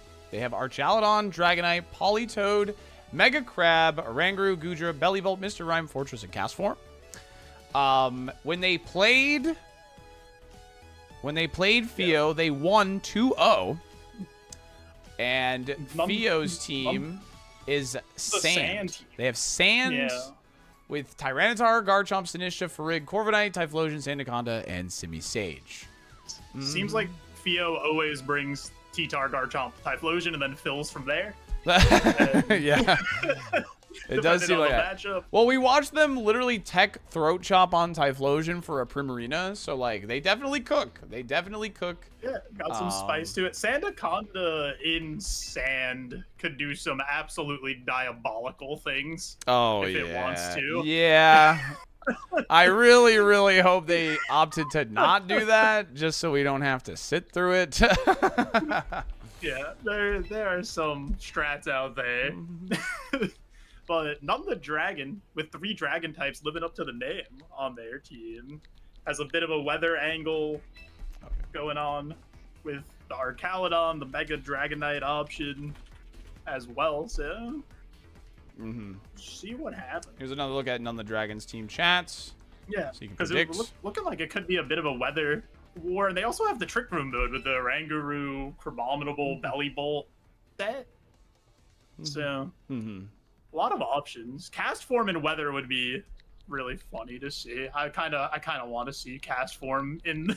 I would in the love ring. to see cast form hit the fields. I don't think it's Yeah. going to, but I would love to see cast form hit the field here. Just imagine a rock weather ball cast form hitting the Typhlosion. That'd be kind of funny. Yeah, yeah. GG's Mini Meow Meow, you played great. You played great. And same to you, Greg Fox. Congratulations on the Draft League victory. But we got another one here for you, chat. We got Draft League back to back to back to back. We got 6 different leagues to play through today. So sit tight and I hope you guys enjoy. But we're on Heck of a start. yeah, we're on the second set here. Draft League Finals. And no surprise, that is Tyranitar, Garchomp, Typhlosion from Theo. They have the Simisage, though. Simisage is a fun Pokemon. You get Fake Out, you have some tech there, so... I drafted him, and I was waiting for the week I could do some stuffed cheeks shenanigans with him, but... he's just so bad. I couldn't make it happen. I couldn't make it happen. If you're a Politoed, you probably don't want to be staring down a Simisage. That's maybe. fair. That's totally fair. One thing that I absolutely guarantee will be coming to this matchup is that Archaludon. Archaludon is so good into Tyranitar specifically. It loves taking a Rock Slide. And yeah, Fortress is here, actually. Fortress is here, that's a sick mon to see on the screen. Yes. Not sure what spicy tech Fortress has for doubles, to be honest. Yeah, not sure what it brings to the table, but I think we're gonna find out potentially here. I hope we find out. I want to see Fortress hit the field. I want to see a Gyro Ball Fortress. Oh my goodness. Simisage is on the field. And none, sticking to their name, None and the Dragon.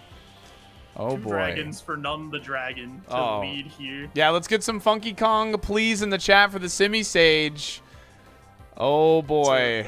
So Simisage is threatening Fake Out onto the Dragonite, break multi-scale, and a possible Rock Slide angle. The problem with the Rock Slide is you start boosting, yeah. You're giving a stamina boost to Mr. Archaludon there, which I don't like. But I think the reality is you got to get Archaludon in a position where Garchomp and Typhlosion take care of it here. But it's just going to be a protect. Scouting out the thing here. Low sweep. What? Low sweep gonna critical hit the Dragonite. Drop its speed. Drop its speed. Wait. And it's gonna be an ice punch. Holy shit! Oh my god! Wait, the low sweep to drop Dragonite's speed makes Tyranitar faster, and he throws the ice punch, breaks multi-scale? What a play! Says, I don't give a shit about Archaludon.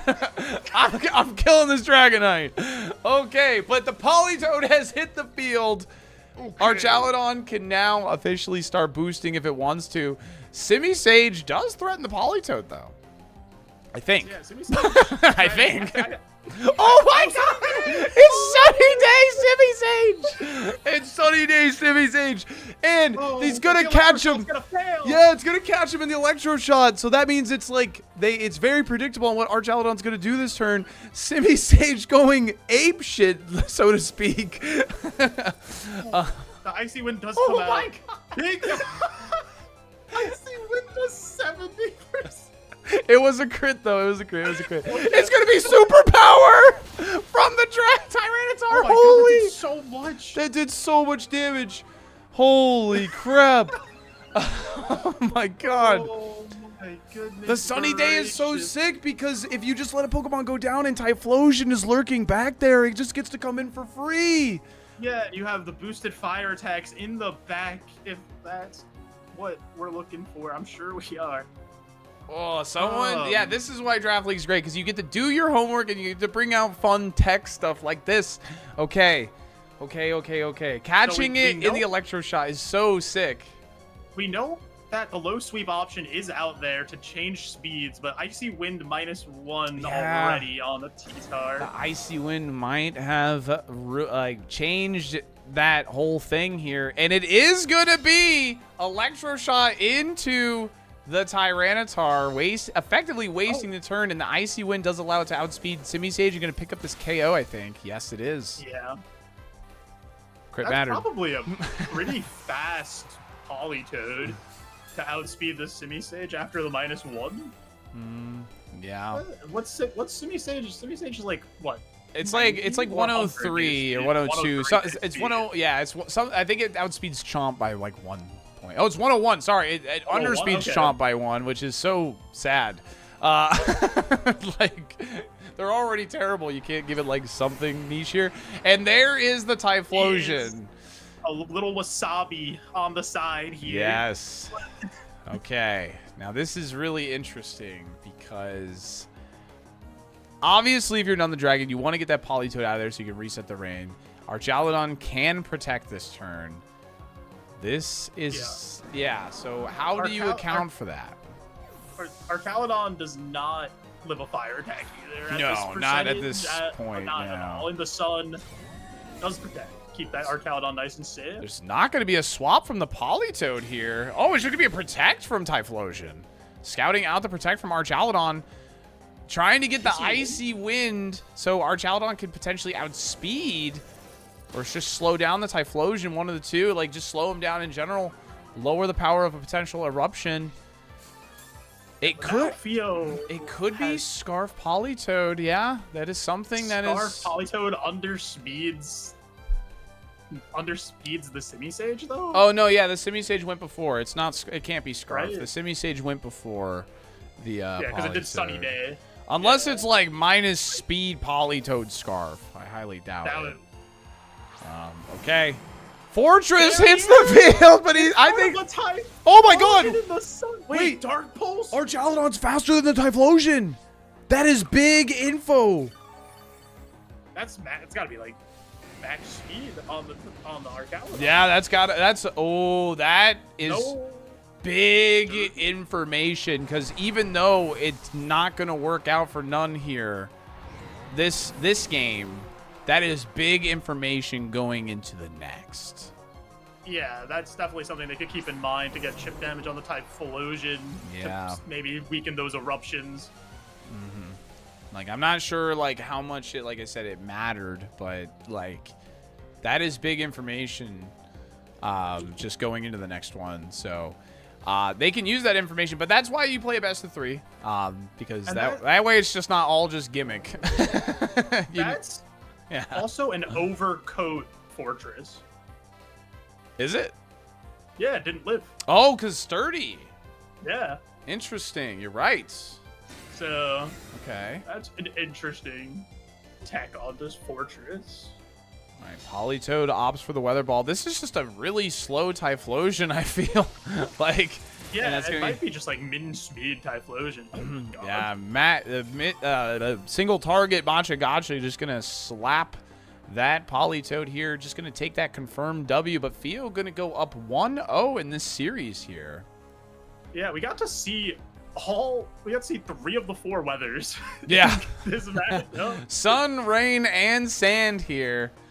Yeah, it's pretty quite cool. The journey. Now we're gonna get, like, the Polytoad is outspeeding as well. Like, so it's so weird because, like, it undersped the monkey, and we know the monkey is not Scarf because he swapped his move. The low sweep was crazy. That tech was insane. I think right there, that was like turn 1 was the game changer. Yeah. Absolutely. I think the big thing here is Theo did reveal a lot more information, I think. Like unexpected information, which is, that's the scary part about going into game 2. Since you've revealed more of your hand, they can adjust and make plays, like, more accordingly. So we'll see how the adjustments happen here. We'll see if there are any changes. Maybe a similar team, but maybe the lead switch up, knowing that low sweep Ice Punch tech is possible from the Tyranitar. If you're Theo, everything went so well, maybe you do just run the same lead back because you're confident in what just happened. Yeah. I mean, what's nice is like it feels it's going to be very, very hard for none to have control of weather in this matchup because of the sunny day tech, and I wouldn't be surprised if Farig, for instance, is carrying sunny day as well. I would not put that past them because they did that in another matchup with the Sinistra. They did Sunny Day Solar Beam Sinistra, which was crazy. That's a fun play. Yeah, that's a cook. Surprised to see no Garchomp, to be honest, because Garchomp obviously threatens the Archaludon to some capacity, but they obviously had a plan. The superpower, good tech. I like that. And it did like 80%. So. Or 70, 80%, whatever it was. Yeah, big damage from the Mega T-Tar. Yeah. And it was stamina on the Archaludon, right? We did see that. I believe so. I don't remember. I don't remember either. I don't remember. Also, yeah, people in chat are saying that maybe that Typhlosion is spec'd for a Trick Room angle from the Giraffe or... Yeah, because you could Sunny Day, like, Sinistra. it was stamina, thank you. So, yeah, you could, like, just Sunny Day erupt. And it's going to be Simi Sage Funky Kong Pleases in the chat.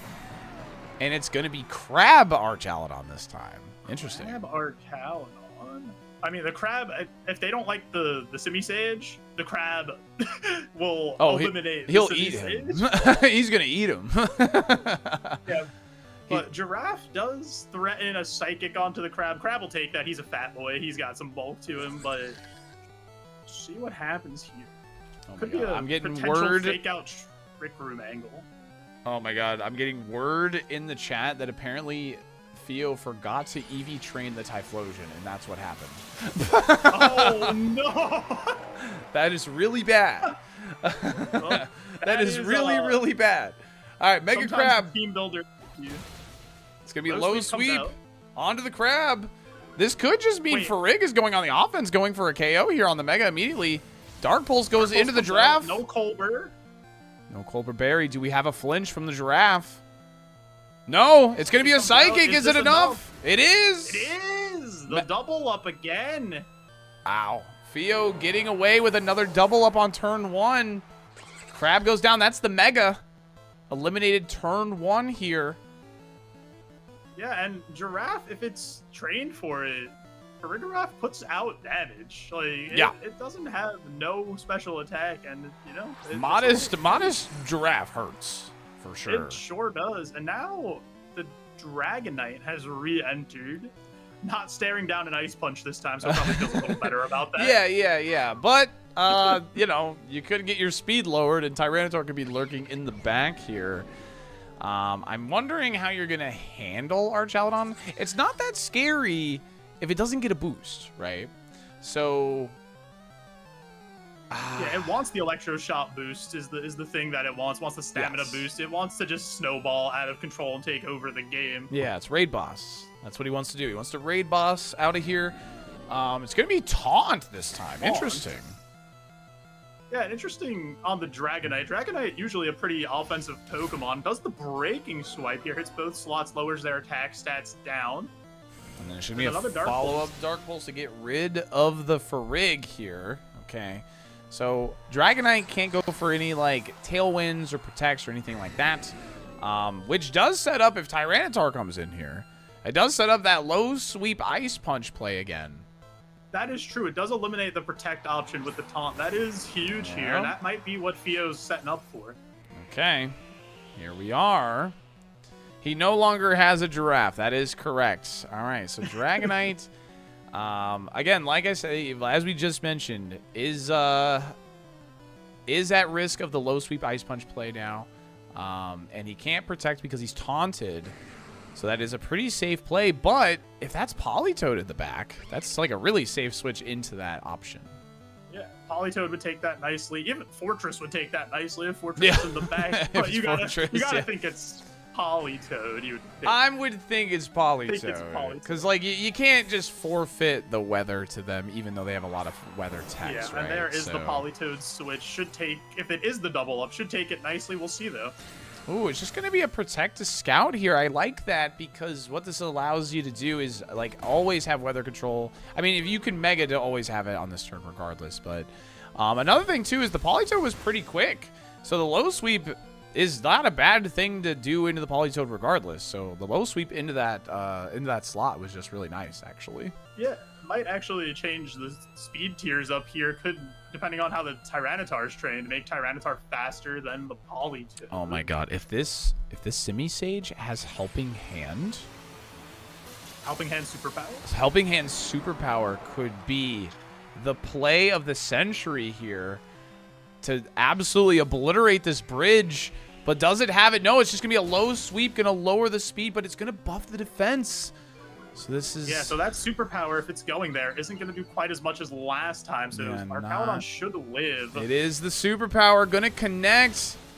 Yeah, that stamina boost does a lot. It does a freaking butt ton, in fact. And now it's going to be +2 with the dropped attack and defense now. Dragon Pull's going to go into Tyranitar. He's going to eat that, though. Oh, that did more than I expected. Tyranitar in the sand is just kind of that guy. When he's taking a special attack, he just doesn't really care. Yeah, but with the Icy Wind picking up the Simisage now, Tyranitar cannot swap out. And he's -1 speed, -1 attack, -1 defense. That low sweep was a little sus. That speed drop probably switches it back now to Archaludon being faster, because we saw that already, and the chomp hits the field. Pate is dead. Sorry, that's a stream meme. That's a funny one. Pate, freaking Pate, dude. Okay, Dragonite's still lurking. Garchomp on the field. Archaludon has +2 defense. I think a Garchomp ground attack with how low Archaludon does should... Oh, goes for the sword! It's going to be swords in front of an Icy Winding Polytoad is crazy. Dragon Pulse. Dragon Pulsing bridge. Oh my god, it's Focus Sash. It lives on one? Focus Sash? Polytoad, Icy Winds? Connects with both? And that's going to be game 2, because I don't think... Tyranitar cannot handle what's remaining, because... That was I don't. It is certainly greedy. However, I don't disagree necessarily. Because if he protects there on the Archaludon predicting the ground attack. Yeah, if you protect Archaludon or like swap in the swap in like Dragonite or something along those lines. I think I don't. It was certainly a greedy play, but I don't necessarily disagree with it. But you do reveal the Swords Dance, because I think it was a game-winning play. You know what I mean? I think that's what's interesting about it. Yeah, if Archaludon protects there, and then you live on the Focus Sash from the Icy Wind, if you get hit by it, it might not even kill you anyway, but then you're... is Garchomp faster after the Icy Wind boost? F drop, though. Yeah, is a question. No, I think this is a speedier Archaludon. I think it's like more like invested in speed and special attack due to the fact of how much it did to Tyranitar, like in the sand IMO. Like, look at this Dragon Pulse, for instance. Like, that's doing a lot with no boosts. So. Yeah, that's doing a solid amount. The rare Rock Weather Ball comes out. Yeah, don't see that very often. Just give me another superpower. Gonna say, get rid of this guy. Oh, that is true. The Arch was -1 speed there. So yeah, that actually is a good play, because even if you go down to -1 and you get the Sandveil miss, Archaludon protects, like you said, you get that off, you possibly win just off the Swords Dance. Yeah. Yeah, I think it was a fine play. I think it was fine. Yeah. Well, Tyranitar's last stand here. Yeah, I don't think he's gonna be with us very much longer. They've shown what? Protect, knockoff, superpower. They have not shown Rock Slide, I don't think. Right? You gotta think Rock Slide's the last move. You would think. You would think. You would think. But you would think. So. But Theo looks to be cooking quite a bit, so maybe not. Maybe. All right. We're going to game 3 again. We're going to game 3 again. You'll love to see a game 3. You'll love to see it. This is exciting. Another game 3. And they're back in immediately. All right, here we go. Oh yeah, it was Ice Punch. It's Ice Punch. Yeah, that's right. Oh, yeah, so it's not carrying Rock Slide, which I think is correct. Is actually correct for sure. Yeah, because Rock Slide in this matchup's really only for Dragonite, but you have Ice Punch. Yeah. So that's, I agree. Okay, well, Semi-Sage, the low sweep before the superpower. I think that was a misstep because with that, but they probably just didn't realize just how much that defense boost really mattered there for the superpower. But it matters a lot. It matters a lot. Yeah, Archaludon gets out of control real quickly with just a couple boosts. He becomes quite hard to remove. Yeah. So maybe something for Fio to keep in mind for game 3 here. Maybe on a play like that, a situation comes up, you throw that move into the other slot, let Tyranitar do a big 80%. Yeah. So they opted for Farig and Typhlo and Chomp. They swapped out Sinistcha and Typhlosion from game 1. What are the chances that we see? Oh, okay. I was gonna say, what are the chances we see a revert back to game 1? But we're gonna find out. I think Fio might be worried to bring Typhlosion with the no EVs invested. Yeah, that's a bit tough. All right, here we go. This is a replay of the game 1 here. Yeah, but none is now aware of the tech. possible low sweep Ice Punch KO on the Dragonite. Yes. Very aware of it this time. And you're also aware of superpower. So what do you do? Do you swap in like Politoed? Because the only thing about swapping in Politoed is you do give up like weather, but it would take that hit like no problem and wouldn't really care about it, right? Or do you predict Fio to go into your Archaludon this time? Yeah, it's possible you could try to sneak in the Politoed here, and maybe if Fio doesn't Mega, you get a cheeky Electro shot off, get a boost, and try to start getting Archaludon up. Oh my! The Fortress. The Fortress is back, and it's just gonna be a protect from the Archaludon. Doesn't want to eat any of it, and it's gonna be a protect from Tyranitar, just scouting out what's happening here, and it's gonna be a low sweep from the semi-stage. Gonna drop that speed of the Fortress. Fortress already base 30 speed, which is gonna be the slowest thing regardless. If Fortress has Gyro Ball, that Tyranitar is quaking in his boots right now with That's the lower true. speed. Gyro Ball Fortress would hurt, especially if it's superpowers first, right? Because you would lower your defense. I would imagine that just KOs. Oh, that Fortress gets in for free here. Typhlosion not around to threaten it.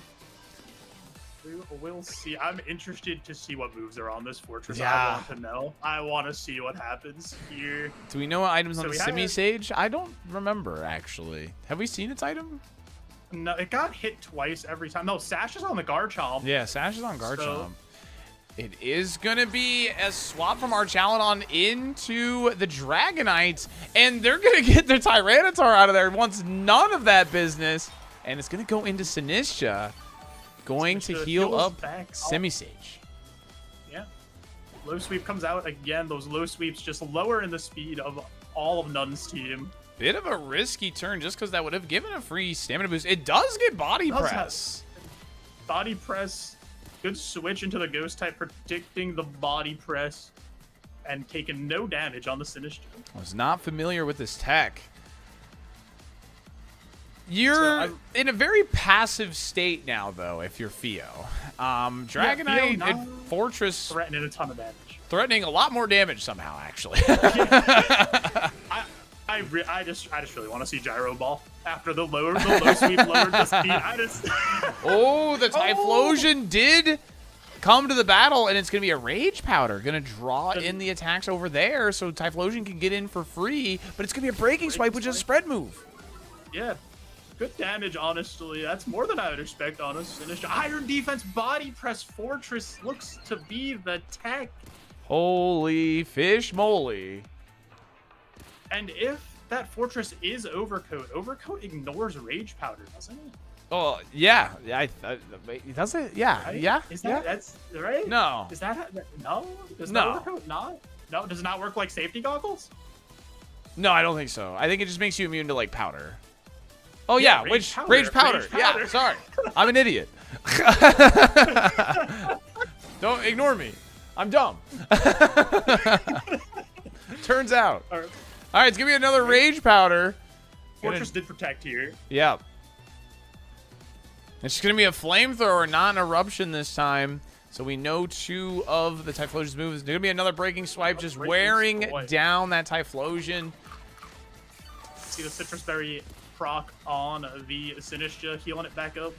And with Sinistcha is just such a hard Pokemon to remove. yeah, with the sand though, I'm not sure like Typhlosion can take another breaking swipe, and if it goes down, I think the Fortress just will walk away with this game, low-key. Yeah, the only issue here is the Typhlosion still is faster, right? Oh. So then the Dragonite. So Fortress does get out of there. Okay, yeah, None the Dragon does not want to risk that. Says, I know if I remove this Typhlosion, I will win with Fortress. Okay. Yeah, I think Fortress is in a great spot now. 1 isn't 0. It's going to be... Not 0. Oh my god, it's a curse from Sinistcha here. Going to apply the curse to Politoed and Dragonite here. Going to take itself out in the process, though. Oh, wait. Oh, yeah, that's his health. Never mind. I forgot about the 25% to the ghost type. Yeah. Or 50. 50%. 50, yeah, 50. Okay, well, Dragonite is afflicted by the curse now. And Tyranitar comes back in. Typhlosion's on 1 HP. Gonna just get taken out by his own sand. Is it... The Dragonite's -1, though, now, right? So, on speed? Yeah, it is -1. Yeah, correct. So, Tyranitar outspeeds here, we know. I think Theo might have overcooked those last couple turns. I think Dun the Dragon played a pretty patient opener here, and it's paying off. Got in the Fortress, baited out the attacks. Theo just a bit too aggressive, and None just has way too many resources remaining, I think. Yeah, still has the Fortress in the back, which will take anything that Tyranitar does pretty well. Does get that Typhlosion out, though. Wants to save it for the Fortress, I think. You have to, I think. I don't see how you can actually deal with it if it gets 1 Iron Defense. And it's going to be an icy win from the Politoed. Going to put the Tyranitar on the same level as the Dragonite, which means the Dragonite should outspeed has Rain Dance! Rain Dance! Oh my god. Yeah, but... Does an Ice Punch come out? Interesting to note, though, they didn't Mega the Tyranitar. They didn't, and that means this is Mega... Guard? No, they don't have Guard Chop. They just didn't Mega it, which they were preserving the Mega in case of something like that, which is really, really smart. Yeah, that's... I didn't even know that Dragonite got Rain Dance, I'm gonna be honest. But the Fortress is back on the field, and yes. Fortress is not very threatened by either one of these Pokemon. No. Fortress is actually looks like the best Pokemon in the game right now. Because of the Pokemon it's sitting in front of, actually. Which is crazy to say. Now we know the Simisage does have Taunt, but can you even bother wasting a turn to Taunt Fortress? Or do you just, or do you have some crazy tech on Simisage? Because what have we seen? Taunt. It's Quick Claw Fortress! It's Quick Claw Fortress! Oh boy! My God. Oh boy! It is Quick Claw Fortress with Iron Defense Body Press. Oh boy! We are about to see something. And there's the Body Press. It's gonna go squish. Tyranitar lives on 50%, not quite enough, but very close. And it's just gonna be another Icy Wind. The sand makes it hold on. But I think I don't know what you could possibly do here. I think it's over. The Icy Wind, I think this Politoed, oh, it did hit Weather Ball, but the Icy Wind, the speed control just cooked. And Tyranitar with a big knockoff does pick up the Politoed.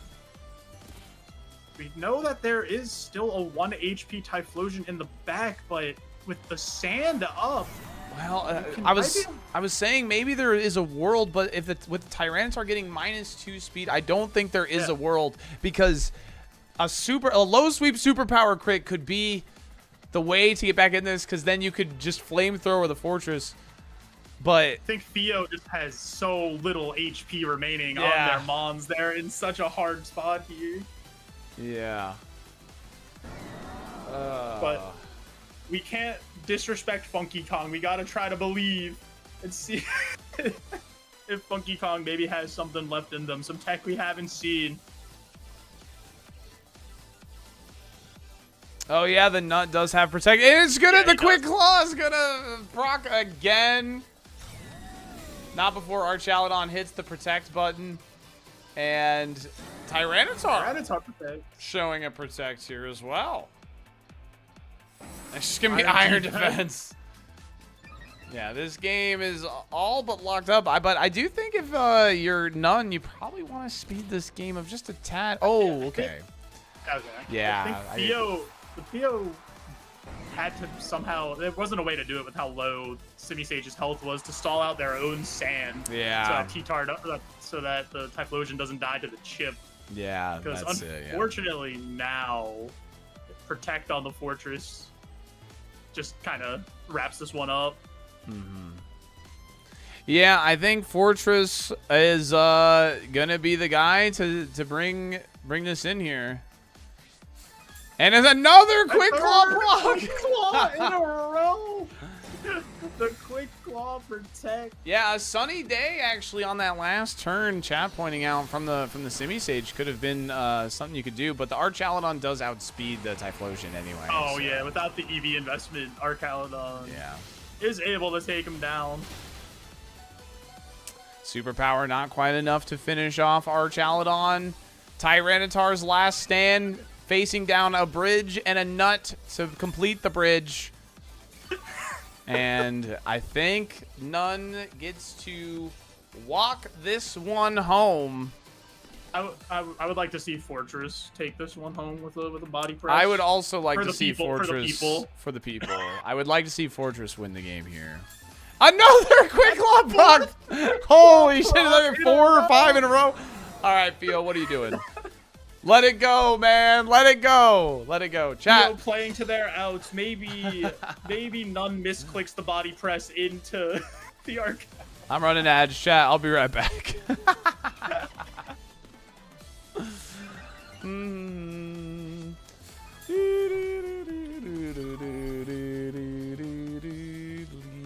What a match, though. What a Really match cool indeed. tech. Yeah, really cool tech from Theo. The sunny day, low sweep, Simisage causing some issues. So that was cool to see in game one. I think that might have been what happened, though. Obviously, None gets caught a little off guard and then makes the adjustments necessary, knowing what the Simisage has. Yep.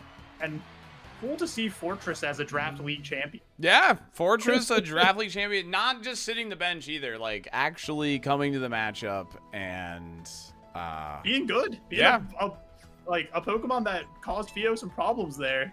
So GG's to both players, though. Really good matchups. Another 3-game set. all right. Well, we got a sick one for you here. The next one is going to be Akins versus Lady Kaiser. And what's interesting about this one, Akins is megas are Greninja and Pidgeot. And Lady Kaiser has no mega. The no mega team doesn't the Hawkins also have Gallade as a mega option and Clefable? Oh, yeah. Sorry. Yeah, that's true. They have like 4 mega options. Yeah, that's right. They do have like 4 mega options. However, like what else are you going to do with Pidgeot? Yeah, I mean, that's true. You're so right. And the first time they played back in week 5, Hawkins did win 2-0. I'm not sure if there were any adjustments to the team. Okay, so this is Lady Kaiser's team. Yeah, so when they went up against each other, Hawkins did win 2-0. But this is Lady Kaiser's team. This is going to be our next draft league matchup if you want to predict on it. They do have a room. I'm just gonna get it real quick. Yep. They have a room code. I'm going to go ahead and get joined in here.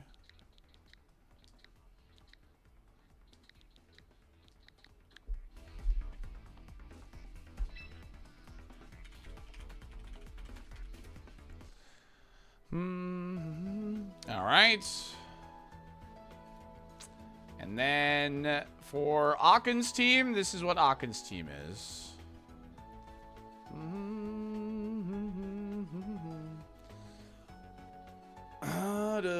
Theo, well played, gamer. GG's. None the Dragon. GG's to you as well. Well freaking done, man. Well freaking done. Actually, while the prediction's running, chat, I'm gonna actually go pee real quick. I'll be right back. GG's, for real. You guys did great.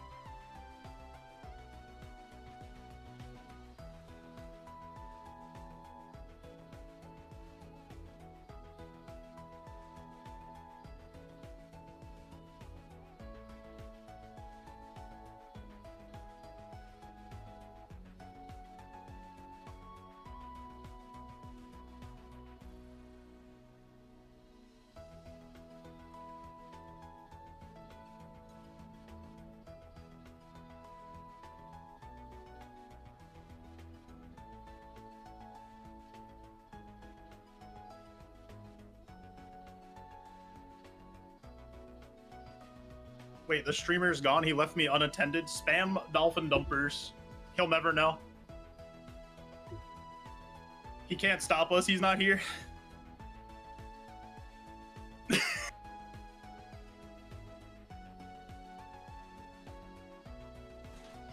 Love to see it. Oh my god, look at him go. What an emote.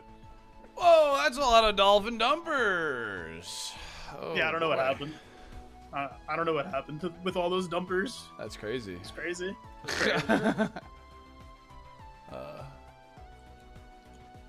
Oh man. Oh, they're okay. Oh. They're gonna. Okay, yeah. Sorry, they got in, but they didn't realize I was getting up to P, so they just locked in first 4 and FF'd. Okay. Oh. All right. Cool. All right. Hopefully you guys got your predictions in. It is time to game.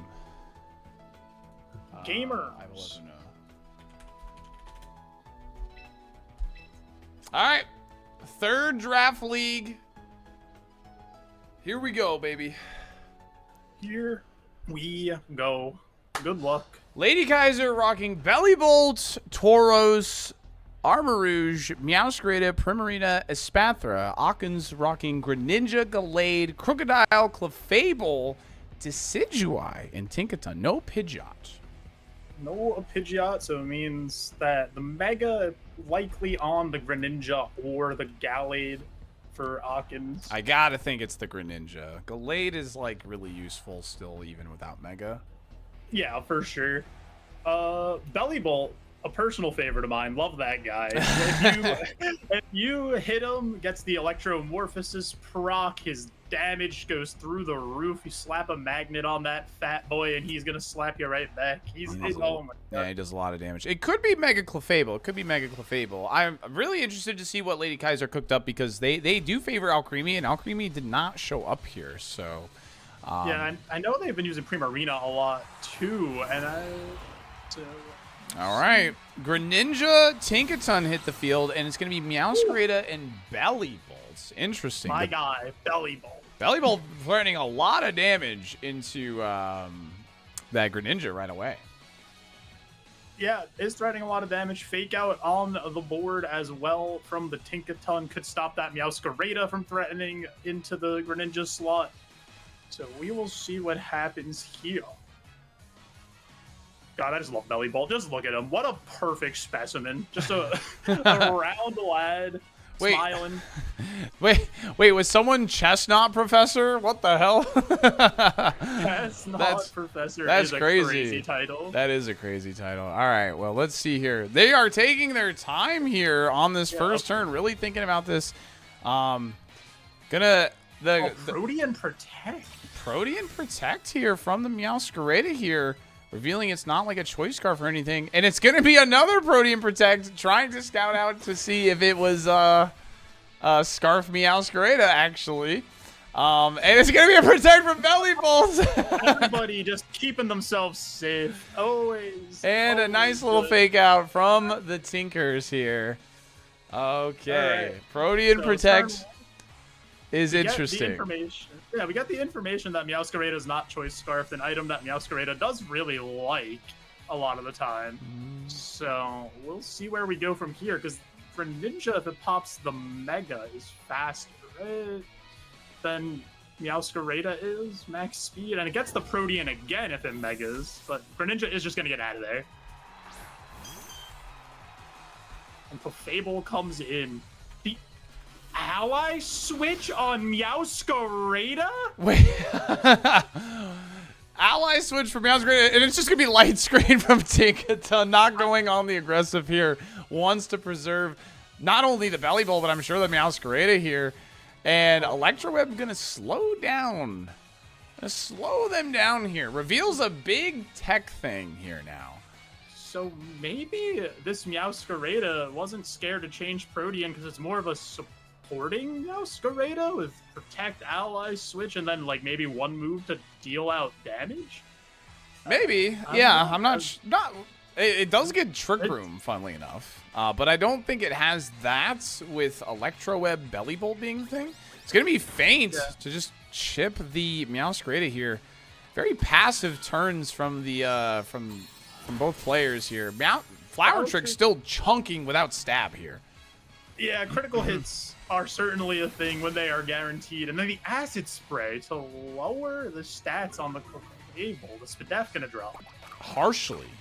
On top of that. 2 stages. Yeah, on top of that. And it's going to be an Encore. Going to put the Belly Bolts in, locked into Acid Spray, which I think Lady Kaiser is okay with.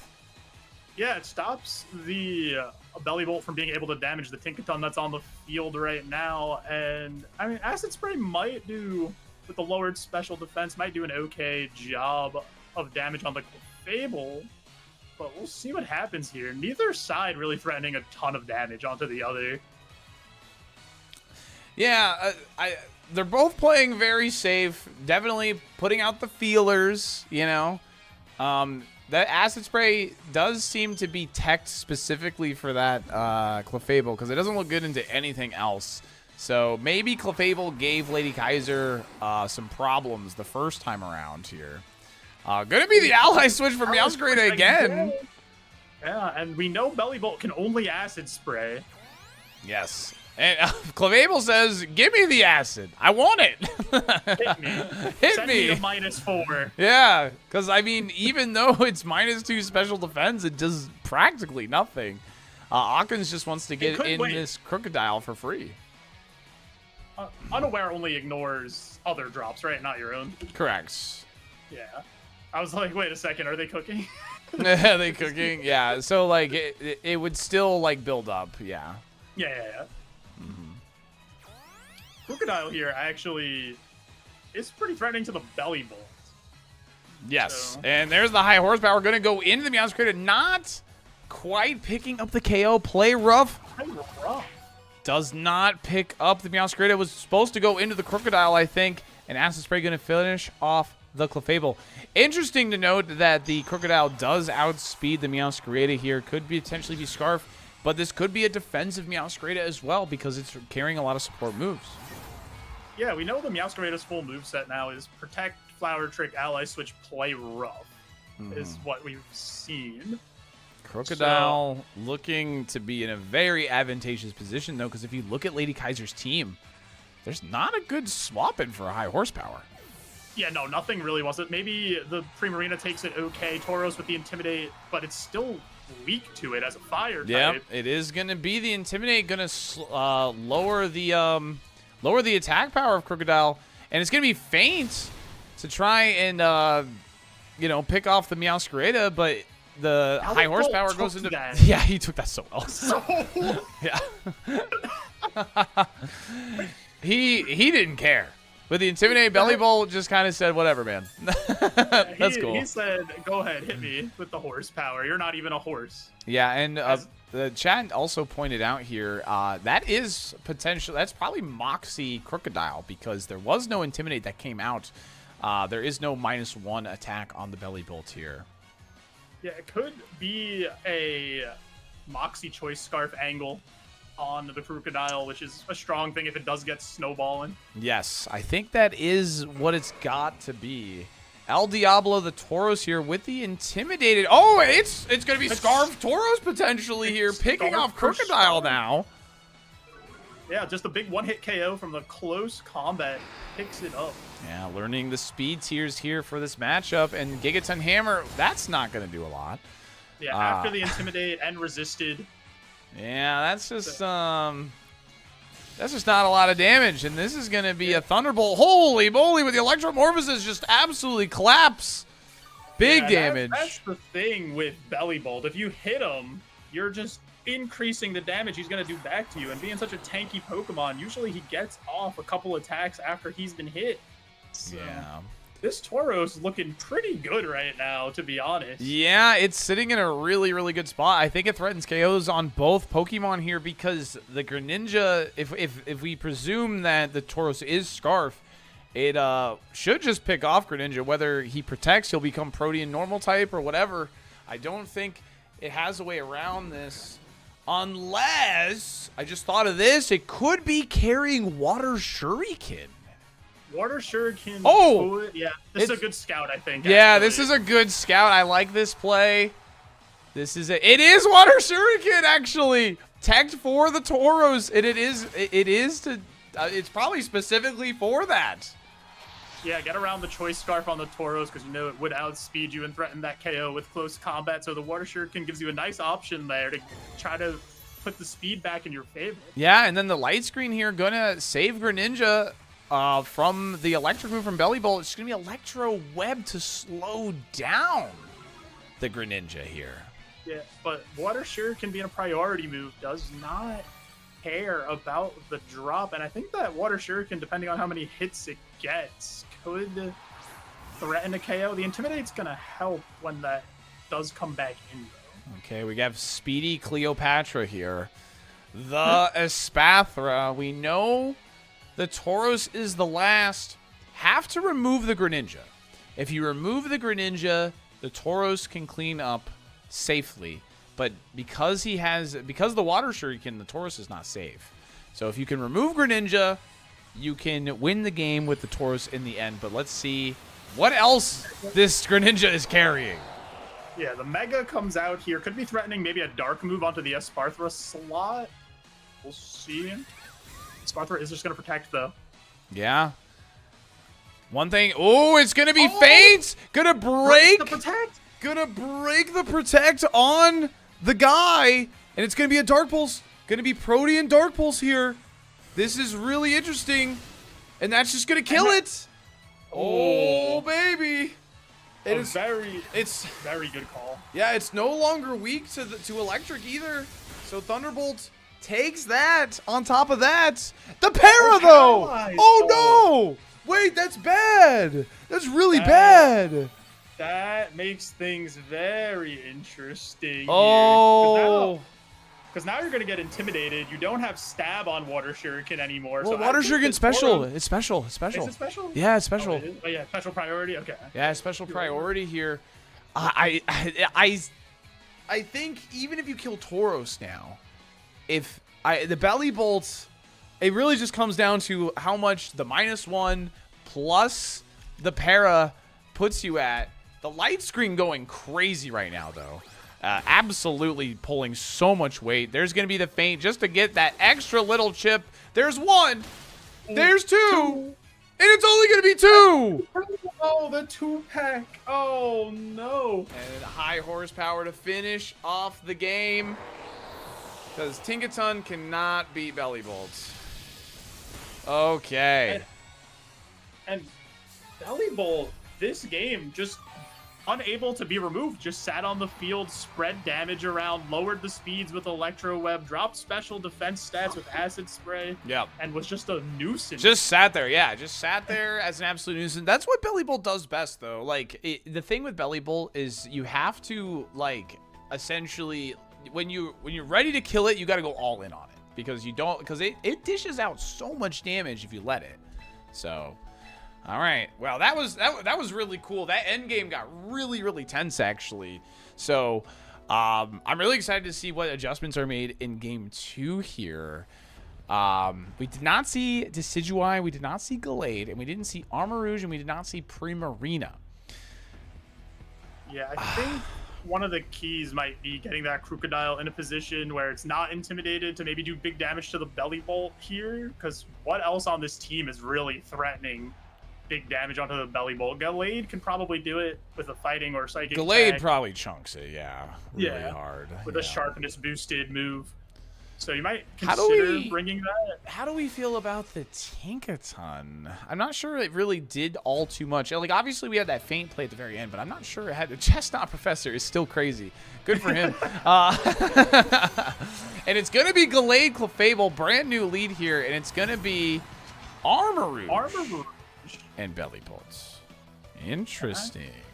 Interesting indeed. So, Gallade, like we said, is threatening a lot of damage with those sharpness boosted moves. Mm-hmm.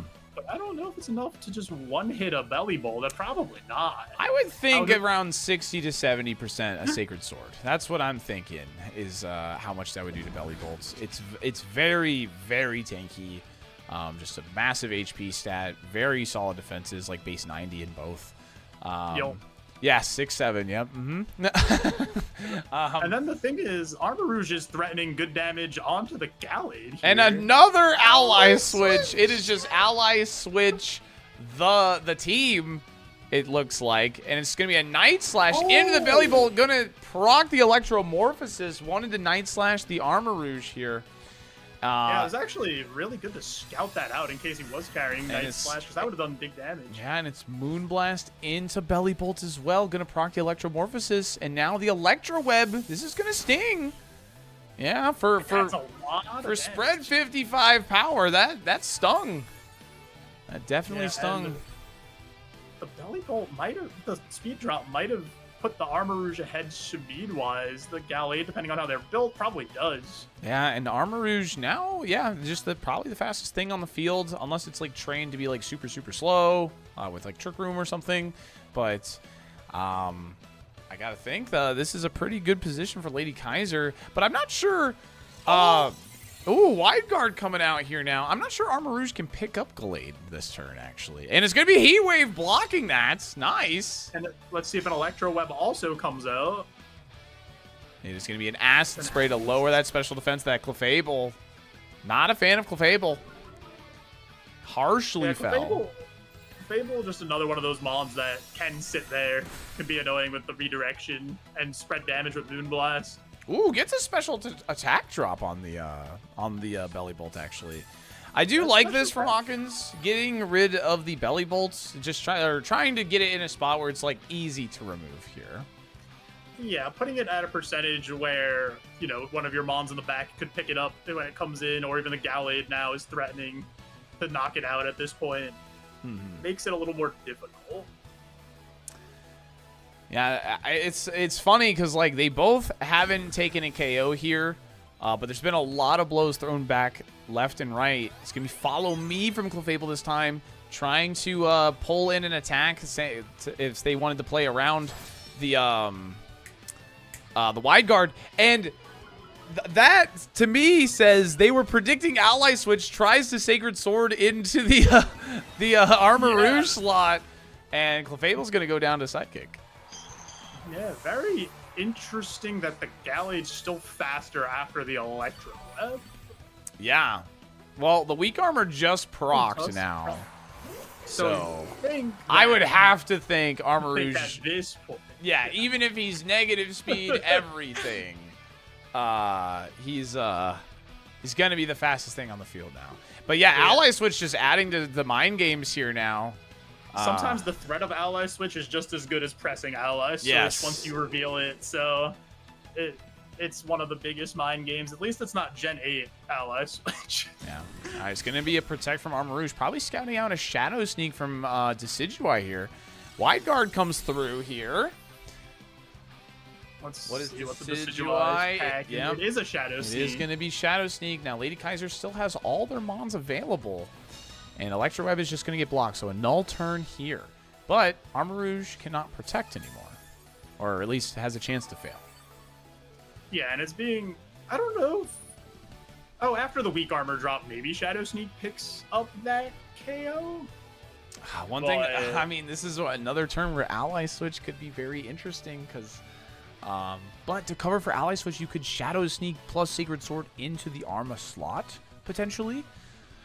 I don't know. Ally Switch just adds so many stupid little mind games. Yeah, it really does. It really does. The thing is, Belly Bolt, with the special attack drop, isn't threatening too much damage here at this point. So you. Oh, yeah, I was gonna say you yes. have to protect this Armor Rouge somehow. But... Yeah, and then there's gonna be the Intimidate coming out from the Tauros, gonna lower the damage of both Pokemon here. It is just gonna be another Shadow Sneak, gonna get some damage into Tauros here, and it is gonna be the Sacred Sword. Goes for the play that I said here. And the Thunderbolt's going to connect with Gallade. Not a lot of damage. Electromorphosis has not been procced. And Gallade actually has really good natural special defense. It's like basically like 100 or something. Yeah, especially with that -1/2 on Belly Bolt. Like, at this point, Belly Bolt might be able to just be ignored a little bit. Yeah, Gallade's -1 speed, -1 attack. Belly Bolt's -1 special attack. Decidueye's -1 attack. A lot of debuffs on the field right now. Tauros threatening a lot of pressure now, though. Yeah, Tauros is threatening big damage into either slot. Could probably pick up with KO. We know it's probably Choice Scarf. Primarina hits the field. Primarina did not come into the last match. Showing up here. And the Saradomin Wizard goes down. You hate to see it for anybody that plays. Oh, Flare Blitz Recoil just going to take out Tauros, though, which means Gallade is going to get a hit into the Primarina, but it's going to be a resisted Sacred Sword. Yeah, Primarina takes that pretty nicely and is threatening pretty good damage back onto that Gallade slot next turn. Gallade does have the Wide Guard if Primarina wants the Hyper Voice. Something to keep in mind. Belly Bolt's going to come back out, and here is the Greninja. Now, Greninja is really cool in draft because of the Protean and the ability, like, it just gets a lot of tech moves. That's why Meowscarada and Greninja are pretty expensive in Draft League in particular. I know it gets access to Sludge Wave, so you could Sludge Wave Wide Guard if they're carrying it. But you would proc the Electromorphosis again, is the big problem there. But you do know all of Lady Kaiser's Pokemon. So that's a big deal here. Yeah, if they do have a poison move, the Armor Rouge doesn't really want to take it, but it is just to protect. It is just to protect from Greninja, which I think is really risky because I think Gallade is not in the best of positions right now due to that -1 speed. Goes for Leaf Blade, and now Belly Bolt gets to Acid Spray. But okay, another null. Just another null turn. Like, they're throwing bombs and they're not hitting anybody. Yeah, they're not connected, man. They are just not connecting. So this turn, there's got to be some fireworks. Like, yeah, we saw a couple protects come out. We saw 3. We saw. All right. They're gonna get. They're getting Prim out of there. They're saying, I do not want to lose Prim for free. I want to know what this Greninja has. But I mean, Greninja's in a pretty good spot here. Yeah, I think Greninja is in a strong spot here. We know it has Water Shuriken. We know it has. It is going to be Wide Guard. Is it the Sludge Wave? Is it the Sludge Wave? That would be crazy. It is! It is! It is the Sludge Wave. It's going to be Poison type. Not going to connect with Gallade because of the Wide Guard. There it goes. Good damage onto both slots, honestly. Yeah, big damage into both here. It's going to be a Thunderbolt. That's Electromorphosis procced. Oh my god! It hurts! No, it's not a crit. The Electromorphosis is broken. He's -1. I sure. Oh yeah, he's not -1. He swapped out. Oh, yeah, you're good. Never mind. Oh boy. I forgot that the Tauros came into that slot. All right, so I'm thinking Gallade is not carrying Shadow Sneak because he would have revealed that by now, I feel like. But I mean, Hawkins just said that they have to get these next 2 turns right because they're on the back foot, and this is game 2. They're down a game. This is their Draft League finals right here. This is the championship, Everything's on the line. Everything. The Sludge Wave here, though, like, what can they really do to get around Sludge Wave? Ally Switch doesn't matter because it's still hitting both slots. Another wide guard Sludge Wave would pick up both. Yeah, it could be wide guard from Armor Rouge is the main thing. But it's protect ally switch. Yeah, it doesn't have it. We know that for a fact. Protecting the Greninja again, and it protects. So the Electro Web's only going to hit Gallade. It's not going to be enough, I don't think. Yeah.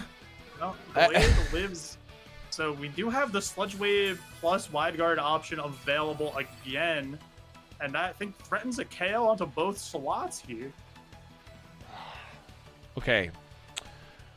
I low-key think it might be in their best interest to KO their own Gallade. Now, hear me out.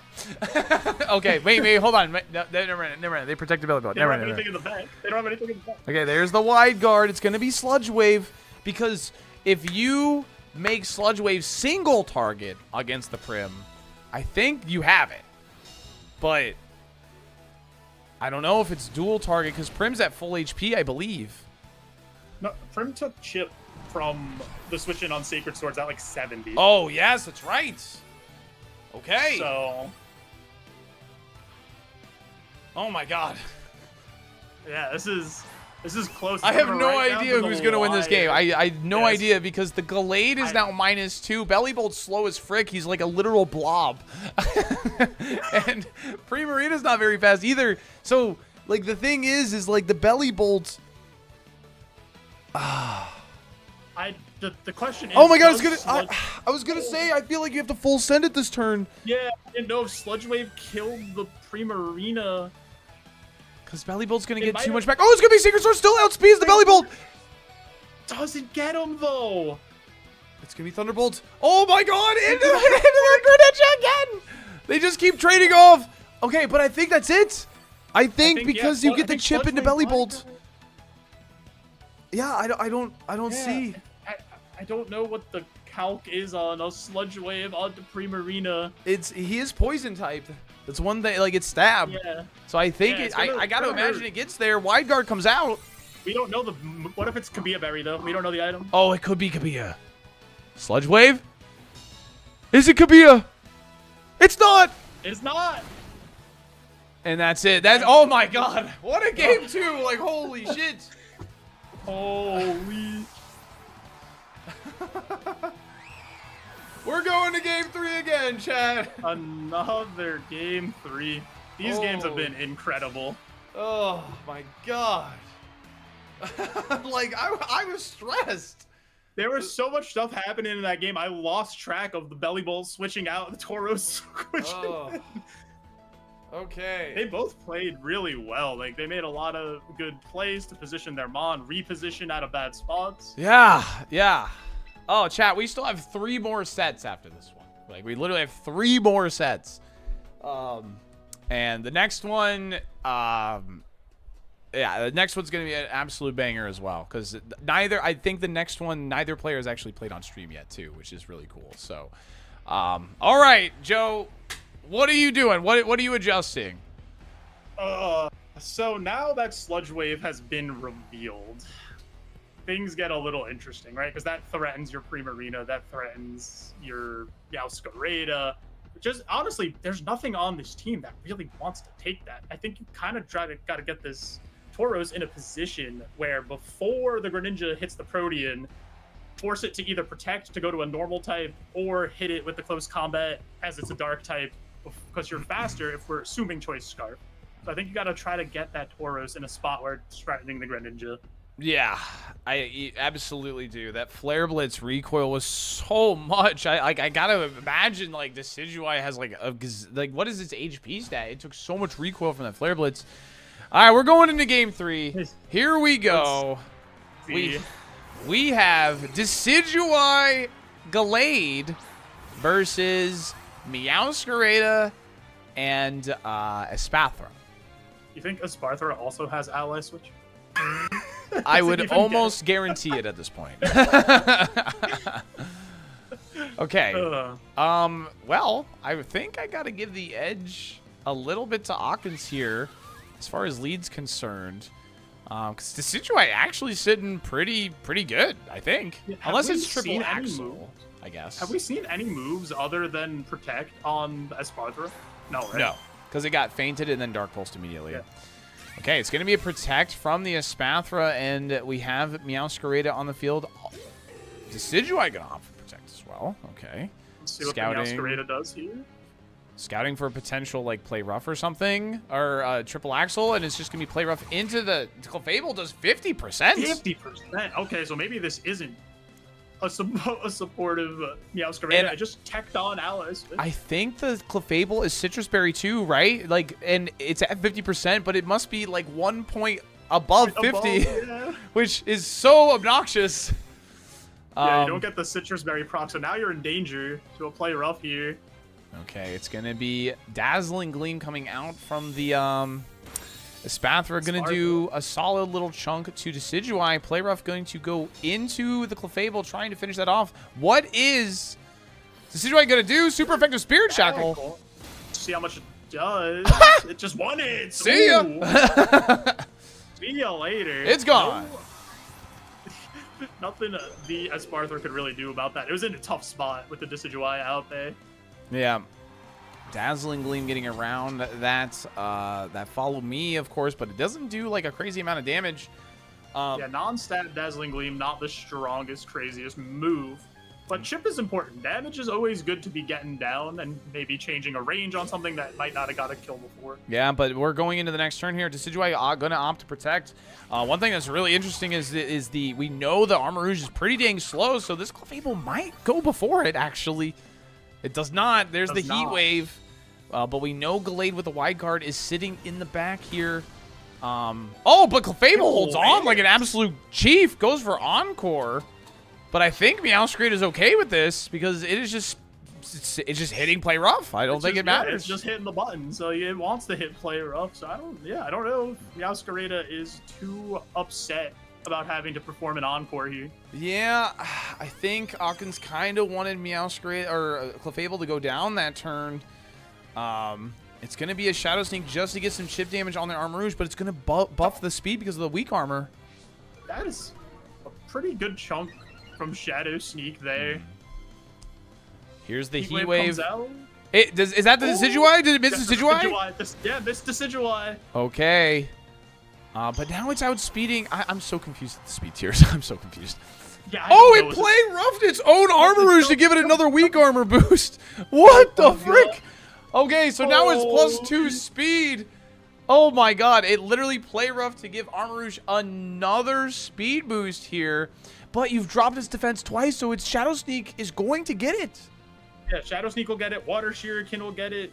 If, like, there's a couple options here to threaten that Armarouge slot. Yeah, quite a few options indeed. But I will say, Meowscarada is still sitting as a Fairy-type Pokemon right now. You have at 100%. Did the Armarouge also have Ally Switch? It did, right? Yes, it did. He's at +4 speed. +4. So you...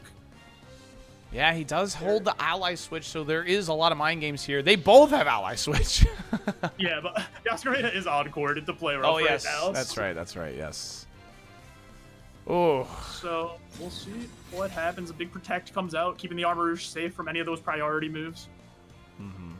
Okay, it's just going to be a Protect from the Greninja, scouting that out here. Just going to be Shadow Sneak to cover for if the Armarouge did not Protect. And the Play Rough is going to go in the Greninja as well. Another one of those turns where they both got it right, both protected the right mons. They're both scouting for Protect. They're both like, and then, just no. You're right. They're just understand what they got to do, who they got to keep safe. Yes. This is tricky triangles here, because Armarouge is obviously threatened. And if it's that Tauros in the back, it does not want to come in like on a Water Shuriken or something. So, what's crazy is Decidueye exerting a ton of pressure right now. Yeah, it's still threatening the Shadow Sneak onto that Armarouge, and the Water Shuriken also being threatened there, so we can see a Protect. Ooh, it's just going to be a Protect from the Decidueye this turn. It's going to be Ally Switch from the Armarouge. Let's see. Because the Meowscarada is on court. It's going to opt for Sludge Sludge Wave Wave. to cover for that. And the Meowscarada is a fairy type, so this is going to be Super big damage. effective. And it's just a double KO. Oh, man. What Yeah, a covers play. The ally switch. No ally switch mind games matter when you're hitting both slots. Yeah.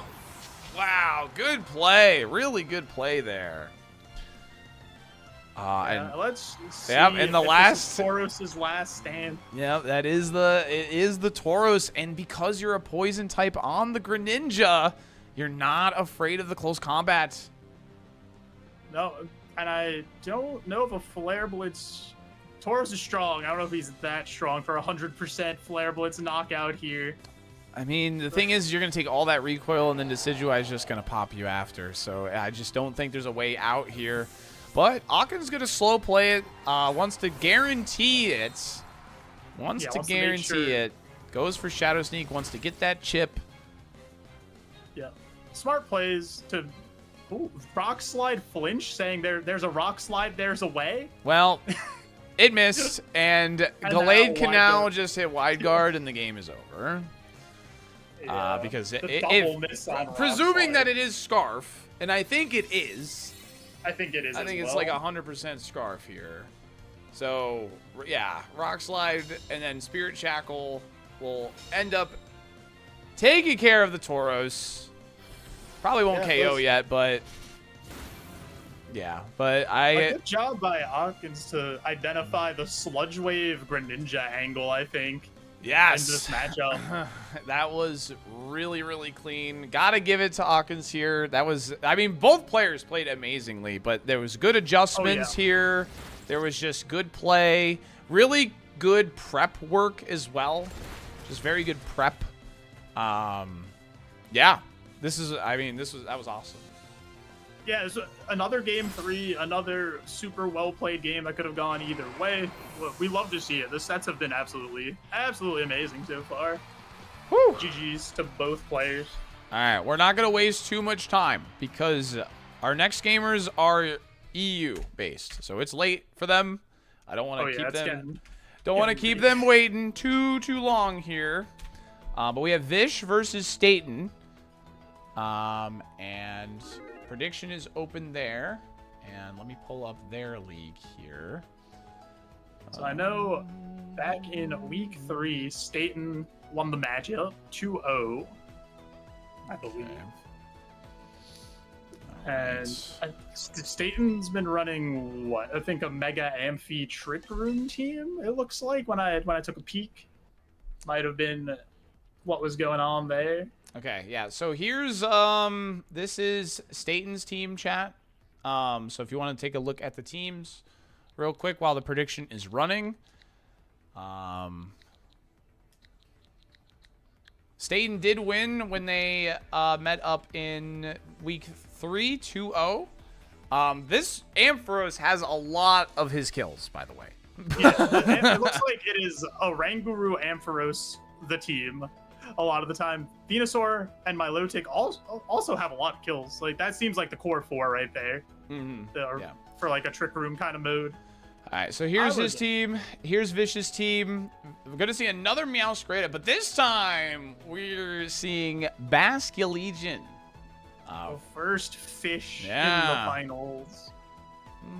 Yeah, Basculegion, Blastoise, obviously very threatening. The Pavilion, obviously, has some shenanigans going on. You could do a Friend Guard angle. You could do like the Speedy angle with Sleep Powder, that kind of disruptive behavior. That's a Watchog, by Pranks. the way.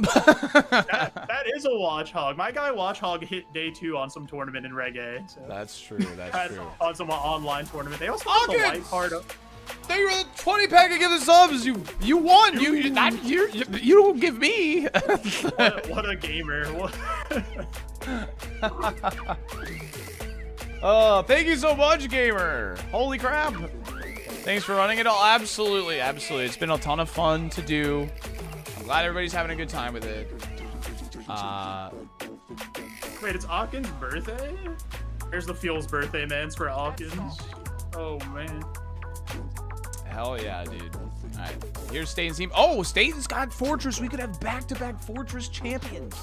Dude, Staten has Fortress Stunfisk. If he brings that, that's the most based finals matchup I've ever seen. All right, I'm gonna give them the go ahead to start, if they want. All right. Thank you so much for the 20 pack, dude. I really appreciate it. Thank you very much. It means a lot, seriously. Oh, and happy birthday! Holy shit. All right. All right. We got the EU gamers here.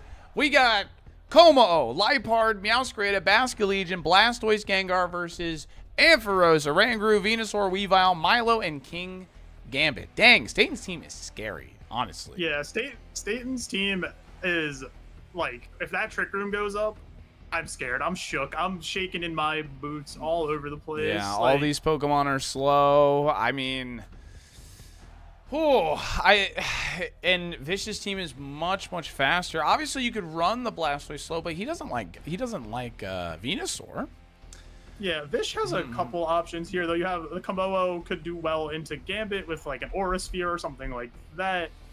The Ampharos, obviously, if it Megas, turns into a Dragon type, so Komodo could threaten some damage there. We'll have to see what happens here. There's also a world where Staten could do like a fake out with the Weavile, right? Lead the Weavile, set up the Trick Room, bring it back in later after the Trick Room ends. Yeah. I think that's one thing that's important. Like when you do run it like a sort of a Trick Room team, is like to have something fast if they're able to like stall you out, so on and so forth. So I think the Weavile is like a good pick here. And we're going into game one. We did not get much of a break there. Here we go. Keep them coming. Let's see what hits the field here for game one. The Oranguru King Gambit. Okay. We have Oranguru King Gambit versus Gengar Meowscarada here. Interesting matchup. Obviously, King Gambit exerts a lot of pressure onto the Gengar slot. Oranguru wants to set a Trick Room, probably, but a double up into Oranguru could be spicy. It's a fat Mon, usually hard to remove even with 2 hits, though. Yeah, Oranguru is very chonky. You could obviously target King Gambit here, but if he just protects and Oranguru sets Trick Room, then like you're in a bad spot.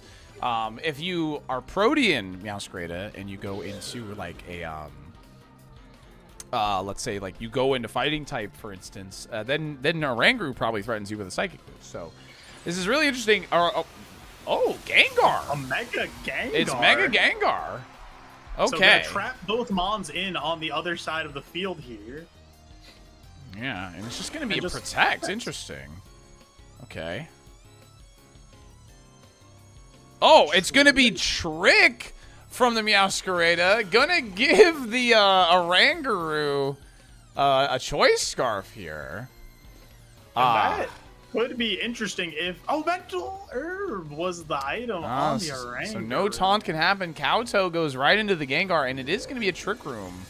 But now Oranguru is forced to Trick Room next turn and cannot switch out because of the Shadow Tag from the Gengar. Yeah. Oh, wow. That's really cool, actually. That's a really creative way to say F your Trick Room, dude. Now the question is it Focus Blast Gengar? I mean, Focus Blast Gengar is still even scary because, like, you're still going to eat a Sucker Punch, possibly, if you try to throw the Focus Blast there. That's one thing. So. Ooh, yeah, I mean, you can swap out Gengar here because, I mean, he's forced to stay in regardless, like, so that's pretty cool.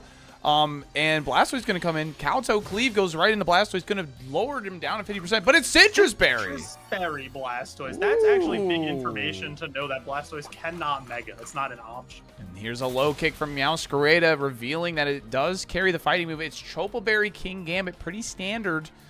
And then we know the Trick Room's going to come back down. Yep, and now Trick Room has been reversed. Now, if you're Staten here, you have to make a decision. Do you Trick Room again with Oranguru? Yeah. And is there a world the Gengar's coming back in to trap you again into the Trick Room? Big show the Blastoise. I love it. I love it. Okay, but it's not Mega Blastoise. It could have Fake Out. It could have Aura Sphere. There's quite a few things Blastoise can carry here. Yeah, and Gambit already lost the Choppleberry after the low kick, so an Aura Sphere, even from non-Mega Blastoise, I think is threatening a KO there. Yeah. This was really cool preparation from Vish here, because even if they don't lead Trick Room, I think the Gengar plus Meowscarada is just, they're just so fast, right? So, the Gengar is back in. yeah, so if the Oranguru did opt to stay in here and hit Trick Room again, it's trapped again. And that's exactly what's happening. So a Trick Room's gonna come out, but you're gonna have to click it again. yeah, you're stuck. And was that Body Press from Blastoise? That we was just saw? Body Press Blastoise. Yes, I didn't really touch on that. That could be like a really defensive Blastoise. I don't know if it's that defensive though, because of the fact that Kowtow did 50%. But I guess it could be like Black Glass. No, it's Choppleberry. Yeah, the Gambit was Choppleberry, but Body Press does give you another option into, I guess, the Weavile as well. But This is why Gengar went up in price for the next one, by the way. Shadow Tag is very oppressive. It's gonna Trick Room until it dies. Yeah, pretty much. Earth Power gonna go into Gengar. That's going to solid 70, 69. That is 69, nice. Yeah, it's going to be a big sting. Going to be It flip is turn into the Venusaur. Going to get him out of there. Critical hit. Big damage. Deserved fate for an Oranguru. I agree. I absolutely agree. And now Meowscarada is back. And it's going to be Perish. Oh. Oh. Perish angle from Vish, while the Oranguru is forced to just Trick Room endlessly. Yeah, but what's interesting about this turn is Staten is forced to Trick Room again. He has Trick Room like 8 turns in a row at this point, because he can't swap. The only thing he can click, because he's Choice Scarfed, is Trick Room.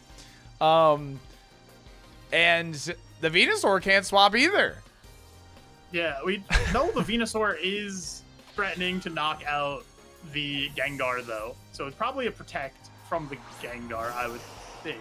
And also get us turn of Perish off. Oh, it's disabled! Disables the Earth Power! It's disabled to get around the Earth Power. Meowscarada just gets out of there in case it's a Sludge Bomb, and it is going to be Sludge Bomb. And there's the Trick Room again! The 5th Trick Room we've seen.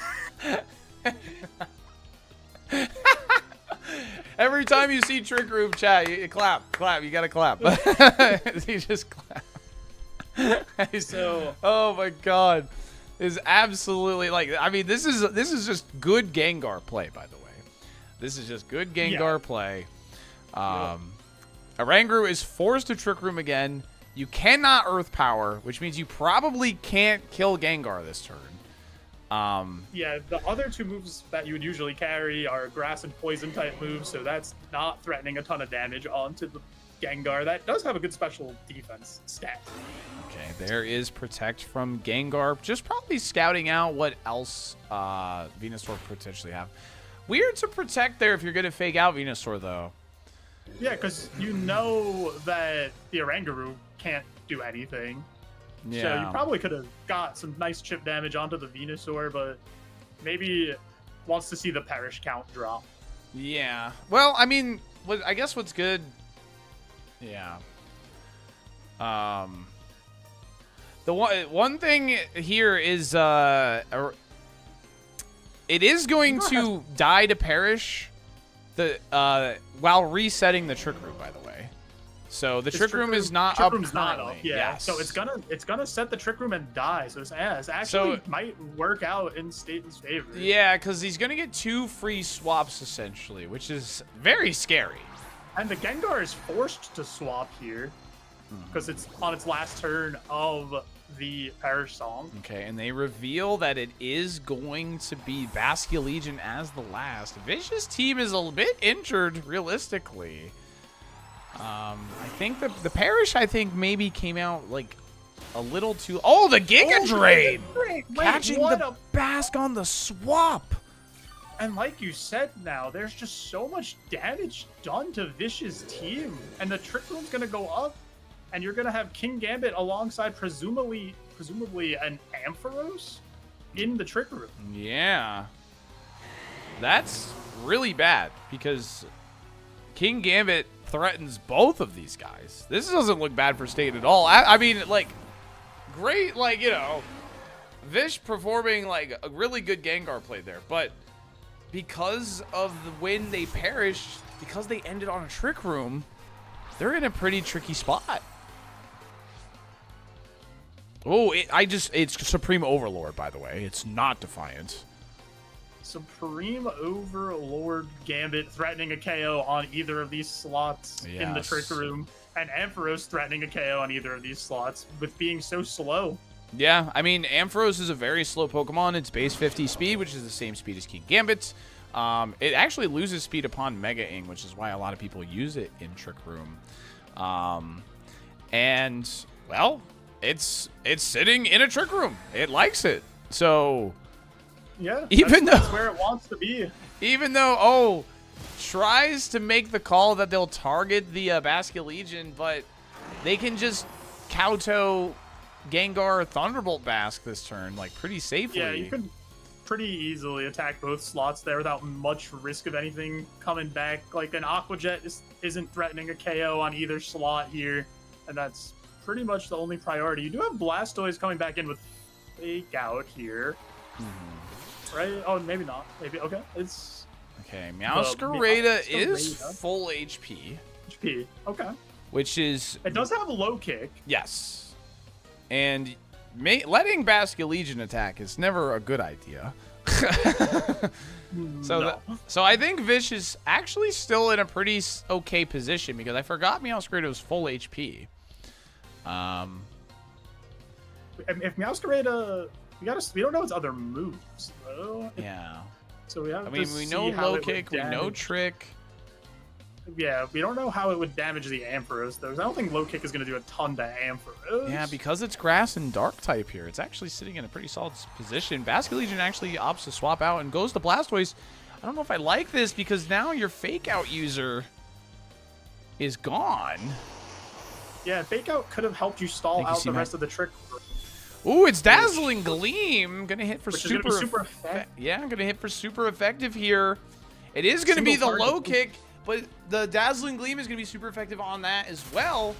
King Gambit's gone, but you have two Pokemon extremely low HP against a full HP Ampharos in a Trick Room. How many turns of Trick Room are left? Let me check. It's got to be 3 or 2. It's gonna be 2 left. Two. Yeah, So I it think might be tricky to navigate this for Vish. Yeah, I think you needed to preserve that Fake Out. If Ampharos is sitting on Discharge, I think that's game. Yeah, the Discharge here should pick up both of them. And you could maybe opt for a double Protect to try to get that Basket Legion to get a Last Respects. Yeah, I think if you're carrying Discharge, you have the game. But if you're not, a Protect plus Attack could be Vish's way back into it. It's going to be Dazzling Gleam. That's going to be enough for Meowscarada. But because Basket Legion protected, now Dazzling Gleam is going to be single target against him. Ooh, yeah, he's going for double protect. It all comes down to, I think Vish is going to press Protect again here. Yeah. Go for the double Protect for the last turn of Trick Room, and then we'll have the full power Last Respects. Yeah. If they do get the double Protect. That's got to be what it is. It doesn't get it. Doesn't get it. Thunderbolt going to come in, take out Basket Legion, and that's your game 1. Really came down right to the end there. Vish at the start was playing some really, really nice moves with the Gengar, just completely nullifying the Rangaroo. Yeah, Rangaroo just never doing anything the whole time, which was amazing. But to be fair, he died at the right moment. He did exactly what he needed to do and got that Trick Room off, despite setting it 5 times before that. Yeah, exactly. Yeah, the Giga Drain getting the Bask on the swap was also insane.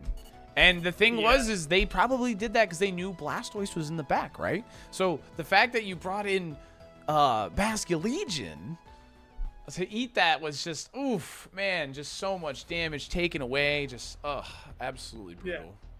I don't think Vish had a bad strategy at all, though. I think Vish was in control and just, like, maybe, like you said, maybe pop the Perish Song a turn or two too early before it was completely locked down. Yeah, or on the off turn to, like, where a Rangaroo would die and also give you the speed advantage. Maybe needed to happen. Yeah, yeah. I mean, Chad put Chad put it correctly. Like Oranguru, even though it did nothing, it did exactly what it was supposed to do. Yeah, like, it did its job. It did exactly what it was supposed to do. But yeah, you know, I think that lead was really spicy. First of all, from Vish, I think it's very oppressive. Obviously, they have a way to deal with Trick Room. It'll be interesting to see how Staten adjusts, because I don't think Vish will likely make that mistake again.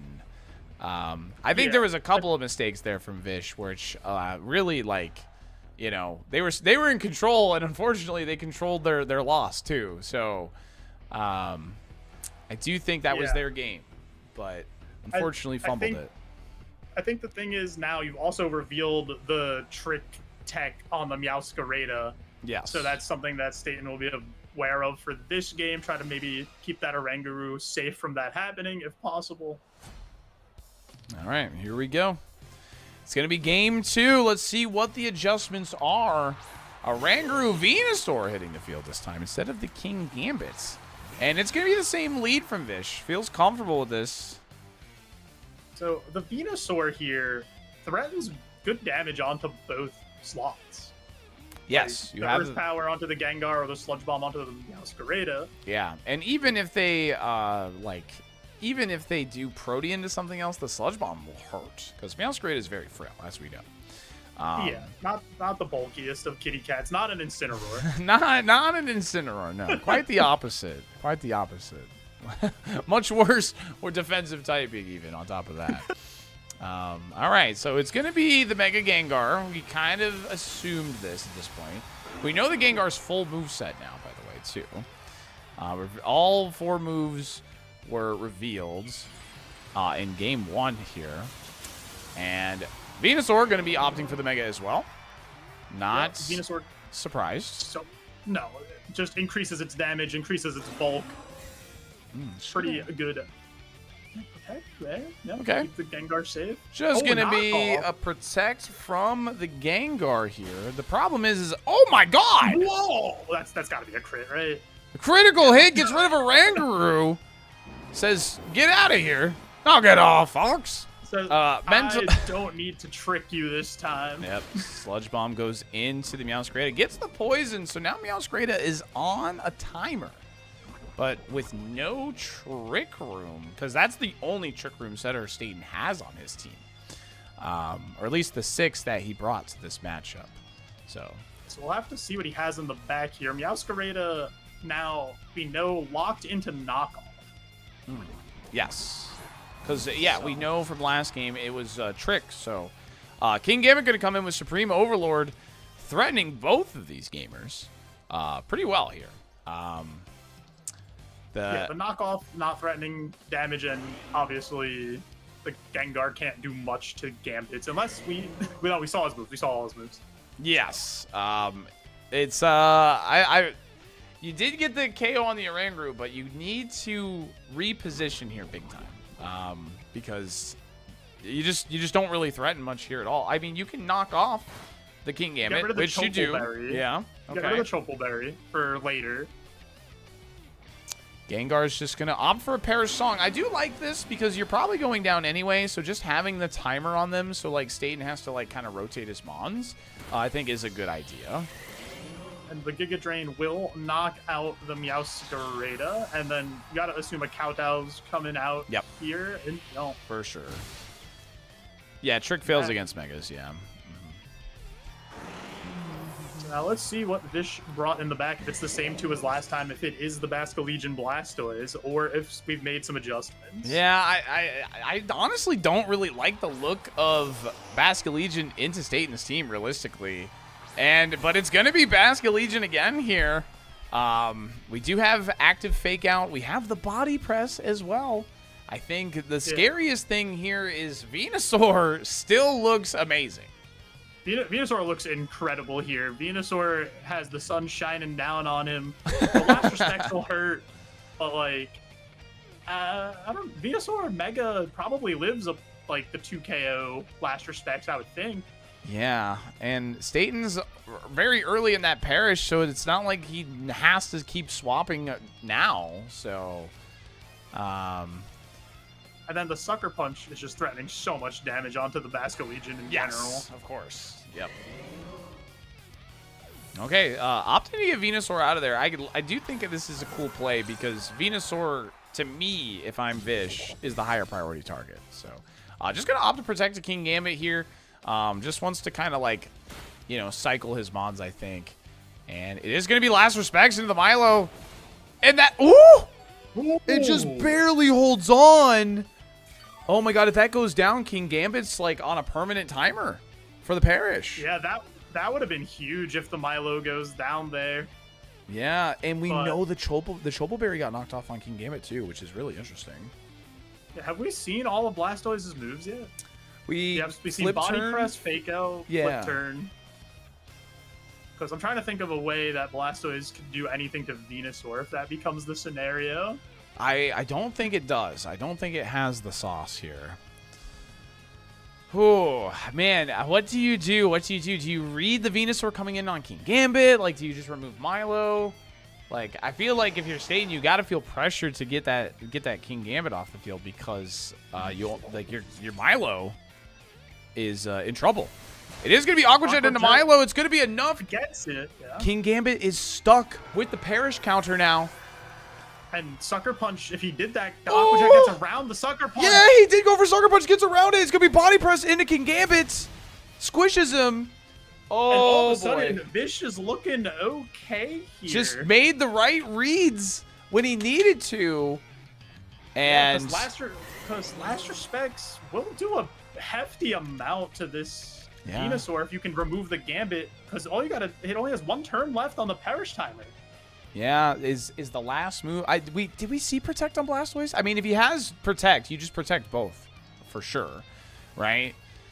Yeah, I think for sure Basco Legion protects here and lets the Gambit go down to remove that Sucker Punch option, and then I guess it's gonna come down to the speed tiers of. Do we know the speed tier of Venusaur versus Basco Legion yet? Who's faster? I don't know if we've seen that. Venusaur does have a higher base speed, but they're normally trained to be a bit bulkier. I don't think Blastoise has Protect. It doesn't look like it. Because he did not opt to Protect here. It's gonna be a Citrus. He's gonna eat it. Kowtow gonna go into the Basque. And Mirror Codes! Blastoise! Gonna smack Venusaur in the freaking jaws! Oh my god! Holy. Wow, what a spectacle. Holy shit. Alright. I gotta run ads. I'm sorry.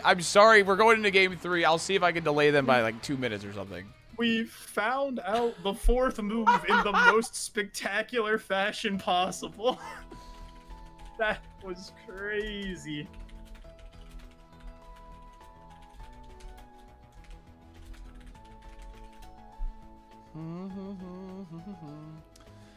Alright, I don't even know what happened. What even happened? The Basco Legion just went into the Gambit and Gambit didn't Sucker Punch? That was what happened on the other slot? He kowtowed into Basque in case he Aqua Jetted again. Okay, yeah, the Sucker Punch mind games. Low key, I mean, I loved that, but like low key, that might have been worth holding on to. Right? Yeah, I think you're in a. Well, I mean, because if you're in a spot where you could probably win that game anyway with the Protect on Basque, let King Gambit go down. But if you don't have Protect, you don't have Protect on Blastoise though. Yeah, well, I guess you don't want to risk it being max speed. Yeah, if the Venusaur outspeeds you and hits the Giga Drain on Basque, it's looking bad. Yeah, but I guess like the only thing is it's like on a Trick Room team, so like you know what I mean. But we also saw the Basque live a Giga Drain already. Yes, true. So I don't know. That was funny. I think it was worth it. You pressed the mirror coat button. Yeah, that was flashy. That was awesome. They are waiting, by the way, which is awesome for the people in ads. I'm going to give them the go-ahead when we have 1 minute left on ads. That way, because like team select and stuff, so we should be fine. Okay. Oh man, these matchups have been so good. Oh, I love Like, Draft League, dude. It's so funny. It's so much fun. Oh boy.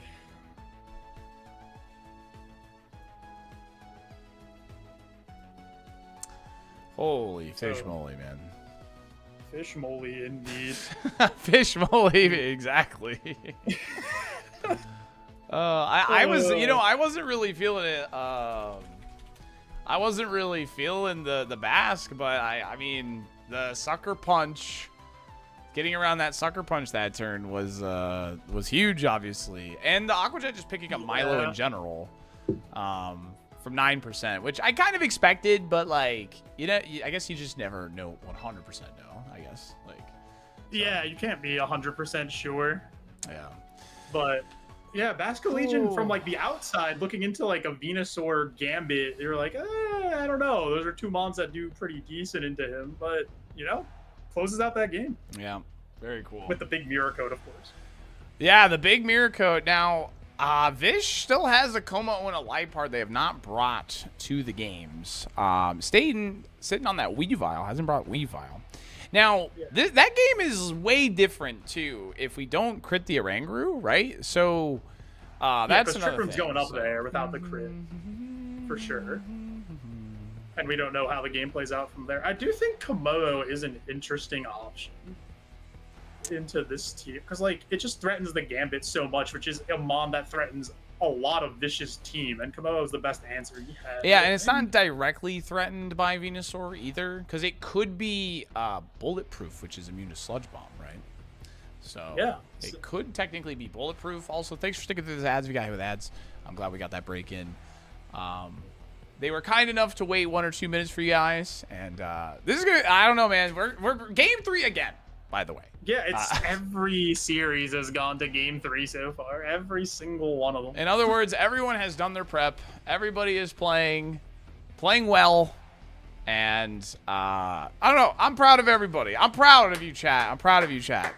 Proud of you. Okay, they took the full time. Took the full time to team select here. I mean, game 3 of the finals, you gotta make sure you're locking in the best 4 mons that you've ever brought, and it's gonna be a switch up. It is gonna be Weavile Oranguru. And same lead here for Vish. It's just gonna be the Gengar Meowscarada. That just must be it. So yeah, Vish has a plan, I think, and like they're sticking to it. It's honestly game 1 they were in good position. The crit in game 2 changes things, so we'll see what happens here. Oranguru is threatened by the knockoff, but Meowscarada is threatened by the Weavile as well here. So I don't know. Got some interesting things. Fake out, obviously, on the Weavile could come out into the Meowscarada slot. I mean, Weavile actually just naturally outspeeds Meowscarada as well, but the Choice Scarf, of course. Their Scarf, yeah. They have the Scarf unless this there. is Scarf Weavile for some reason. That would be kind of crazy.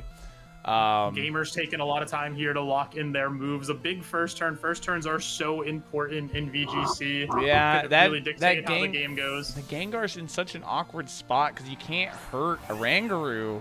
And it's going to be Lipard as the Lipard third is to swap in here, and Gengar is going to Mega. What's interesting about this is it is just going to launch a Parasong. It's outspeeding the Weavile, which is important to note here. It's going to be triple Axle going into the Lipard. It only hits twice. It only hits twice. And there is the Trick Room. Now, So this could be copycat Lipard. Lipard get disable.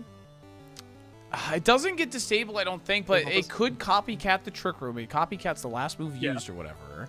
And Prankster, yeah. And it has Prankster, and then you could disable the Oranguru with the Gengar. And it does get Encore as well, yeah. So it has... Yeah, so you do it. Yeah, you have Encore disable as an option. However, Oranguru's holding that Mental Herb. So That that's is true. something to keep in mind, actually. It's holding that mental herb. I don't know. It's just Vish does not exert a lot of offensive pressure here. I think the Weavile was a pretty cool adjustment because it does resist the Shadow Ball, and it just, it's scary. It would go first in the Trick Room here ahead of the Gengar, too, because we saw that it was slower than the Gengar. Yeah, true. Another Protect Fake Out turn, and it's going to be Psychic. Going to go into the Gengar. Let's try and pick up some damage here.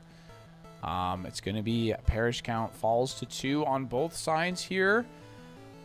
Could be a does Liepard get parting shot? Yeah, I was gonna say a switch parting shot angle. Yeah, like on. does Liepard get parting shot? I have no clue because that's one thing that you could do, potentially to like swap in Gengar to get that last turn of Perish. It does not. Thank you. Does not. It does get U-turn. Okay, I don't know. I'm not sure what Liepard is here to do. It faked out Weavile. We have a Perish trap going. We have 3 turns of Trick Room, 2 turns of Perish. I like how it just says perishing. Yeah, perishing. Yeah. On the screen. Okay. Oh man. So yeah, I mean, if it does get like a switch move, maybe you see the switch outside, switch move, get Gengar back in, but it is just gonna be no switches. It's gonna be a Psychic right into Gengar. And it's going to be foul play into a Rangru. Going to chunk him to 69. Nice. And Weavile is going to fall up into the Gengar. Is going to break the trap. They can both swap now. Yeah, Staten able to get the Mons out now, free from the Shadow Tag on the last turn before Perish Song would knock him out. So that's huge. Yeah, that's very interesting. So they both have to swap if you don't want to lose your Pokemon for free. I got to imagine you preserve a Rangru to threaten a potential resetting of the Trick Room, right? Yeah, but what if this Liepard has 2 more moves we haven't seen? Yes. So the Trick Room is almost up. The Perish Song is about to ding. Basculegion has free reign, maybe. Because if you're Weavile, you could say, I'll go down to Perish. I want to smack this fish. Yeah, I want to get the knockoff in, do big damage. Yeah, so that's what's interesting about this turn is Staten could decide, I'll eat the Perish if I can get damage on Basculegion, but Basculegion could just be going into that slot. They could just protect. There's a lot at stake this turn. Yeah, I'm interested to see if there's any tech on this Liepard here onto this turn. Oh, it's going to be Last Respects into that slot. Calls the turn right, gets the King Gambit into that spot, and foul play to follow up. Not going to do a whole heck of a lot. Yeah, Gambit's still above 50, and the knockoff comes out. And we finally get revealed the item. It's Colbur Berry on the Basculegion. Weavile going to go down. Oh! Liepard was also perished. I didn't even realize. Yeah, because they swapped out immediately. That's right. Okay. So they just... so we're down. It's going to be 3-2 here. King Gambit having a lot of pressure on the field here. One turn of Trick Room left, right? Last turn here? Yeah. I believe. Well, no, I think it just ended. No. No, it's the last turn. It's last turn. This is the last turn in Trick Room. Yeah, and Meowscarada can't protect. So no, it's Choice Scarfed here, and Gambit still has the Chople Berry on. Yeah. If you even want. Well, I feel like if it gets to the Protean fighting, it would pick up the King Gambit. But I think the problem is you can't be Choice Scarfed in this position, because if it's Venusaur, which they've been clearly favoring, and that is the Mega, you can't be locked into Low Kick. Yeah, Low Kick is just going to do pitiful damage into the Venusaur. So, a tough spot here for Vish. The Wave Crash would do good damage to King Gambit, but obviously you have to be careful of the Kowtow or Sucker Punch. Yeah, so it's just going to be Protect from Basculegion, getting through that last turn of Trick Room. Staten kept him honest. Opts for the Kowtow Cleave, and Oranguru going to opt for Psychic as well. Once that fish, gone. It's like, I'm sick of this fish. We do see the trick come Yeah. out into the Oranguru again, so it's forced to psychic. Yeah, it is forced to click the psychic button. But now you are weak to Sucker Punch on Meowscarada. However, Yeah, that does make it interesting. is Psychic enough to pick up Basculegion from this range is my question. Because if it is, I think you have it. Because if it's Venusaur in the back. Yeah, there seems to be a bulkier Basculegion, but Oh, Oranguru does. Yeah, sorry. The Oranguru can still choose a different move because. Oh, can it? Yeah, Oh, because yeah, 'cause the it was after. Yeah. Yeah, he could pick. Yeah. Look how long his fingers are. It's weird. This man has good finger juice to play Super Smash Brothers Melee. Okay. He's Wave Dash like no Aqua other. Jet plus low kick, no Sucker Punch. No Sucker Punch indeed. Gonna be enough here. So maybe the Trick Oranguru. Room is coming back out, but then you're stuck in Trick Room forever. Surely it's not Trick Room. Yeah, it's gonna Yeah. be Psychic. It's not enough. It's not enough. We are in overtime. We are in Yeah. overtime here. The Venusaur flexibility, is on the field. the Bas- flexibility of Meowscarada to change is nice. Yes. At least. Yes. We know it has. Oh my god. I forgot his moveset. What else does it have? It It has. has knockoff. It has trick knockoff, and we saw low kick and play rough. Does it have play rough? Did I we don't see know. play I don't rough? think- That might have been I the don't other think it game. was- I think that was the I other think game. that was the game. That was the game before this, wasn't it? Oh. Yeah, that was the last set. Thank you. Okay. Oh, man. What's crazy about this is Venusaur could just protect on a potential last respects, but you could protect. I don't know. It's like, it's really just, you got to call out your opponent here. That's what this comes down to. Can you call them out? Wasn't It is Oranguru triple faster? axle! Ooh! Thick fat, though. and Critical only hit. hits twice. It hits Okay, three! never mind. Last It's respects three, but that's- follow-up. Are you faster than Venusaur?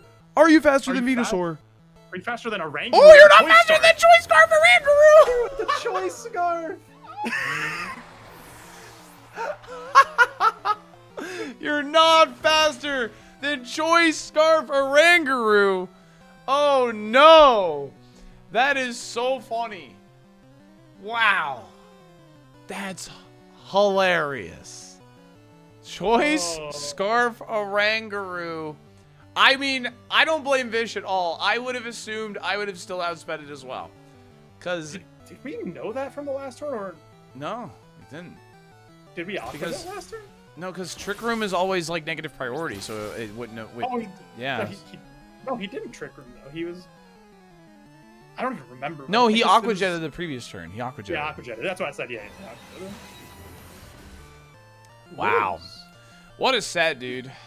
That was. Oh my god. There's so What much cool tech with like the A tricking set, and man. the trapping. He's holding his new It's the- scarf. You chose poorly. Actually, a crazy, just little contained cycle of the first game, Oranguru getting abused by the Choice Scarf Trick Room lock, to the last game, the Choice Scarf winning it for him. Like, Wow. actually insane. Whew. Just wow, man. Okay. GG's gamers. GG's. All right. We have 2 more leagues remaining. And our first one is going to be between the Psycho Smurf and Geary is Heary. Okay. Geary says, get ready for disappointment. That's crazy. After Alright. all these matches, Geary, that's what you're Pause. going to say? Pause stream. I'm going to ask them to give us 1 moment so I can run a prediction for y'all. Who wins Draft League? Will it be Geary, who has Lopunny, Ditto, or will it be Psycho Smurf, who has Megazard and Venusaur? And let's not forget the Pangoro. Oh, yeah. Don't forget the Pangoro. Absolute legend, the Pangoro. I don't think there's any doubt that Psycho Smurf is bringing that. He loves that stupid Yeah. thing.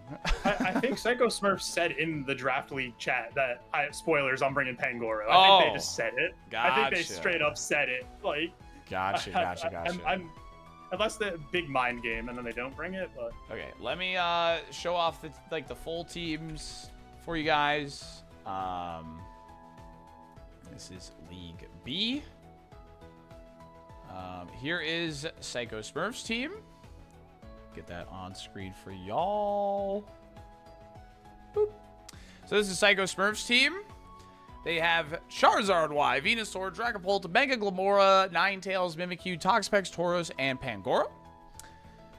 As you can see, they performed pretty well throughout the lead, the league.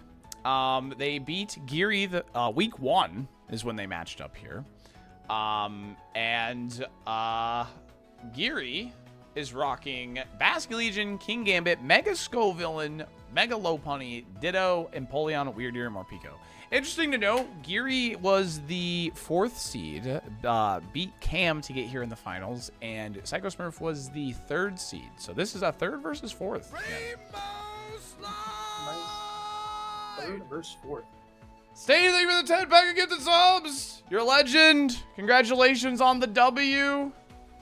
Oh, GG's gamer. GG's, man. Absolute legend. Holy shit.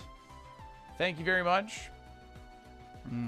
So, Yeah, give me your Geary's analysis. team- Give me your analysis. Geary's team is like, I think looking at it, the Charizard looks a little tough for a Geary's team. I think that Psycho Smurf does have a lot of options here too. Besides that, like we know he likes the Pangoro, likes the Tauros, likes to sauce and toss with those kind of Pokemon. But like if you get through those, and then there's a Charizard Y in the back, this is looking pretty tough. Yeah. Geary has like a lot of mons that have weird move sets or like tricky things they can maybe do. Obviously, Ditto. I've said if you this. get it in the I've said right this spot. before. I hate Geary's team. Like I like the I'm Bask. I like to be the. nice. I'm trying to be nice. Yeah, Like, I kind of hate Geary's team, but they're in finals, and that's the key, right? You just gotta cook, and all that. Look So with what you have. all right. I'm gonna give them the go ahead. And we're gonna get into our second to last set of the night. Whoo, lady, thank you for the raid. Really appreciate that, gamer. Thank you. Oh man, I think more Pico's coming. I think he's gonna be on the Lord. All right, to answer some questions, they cannot use the new items that were introduced in MB. This is a Reg MA draft league. And these are separate leagues from other people. So if you see a repeat Pokemon, it's because this is a different league. There's 6 different leagues. If you're wondering why some people have 8, some people have 10, you have to draft at least 8 Pokemon, a maximum of 10. You only have a certain amount of points for drafting your Pokemon. That's how this all works. But these are the finals. These are the finals. Okay, we got Sun from Smurf, and there's the Pangoro. The Pangoro and Toxapex on the team. Toxapex is here. Geary, Weirdeer, Lopunny, Gambit, Fishmoly, Morpeko, and Ditto.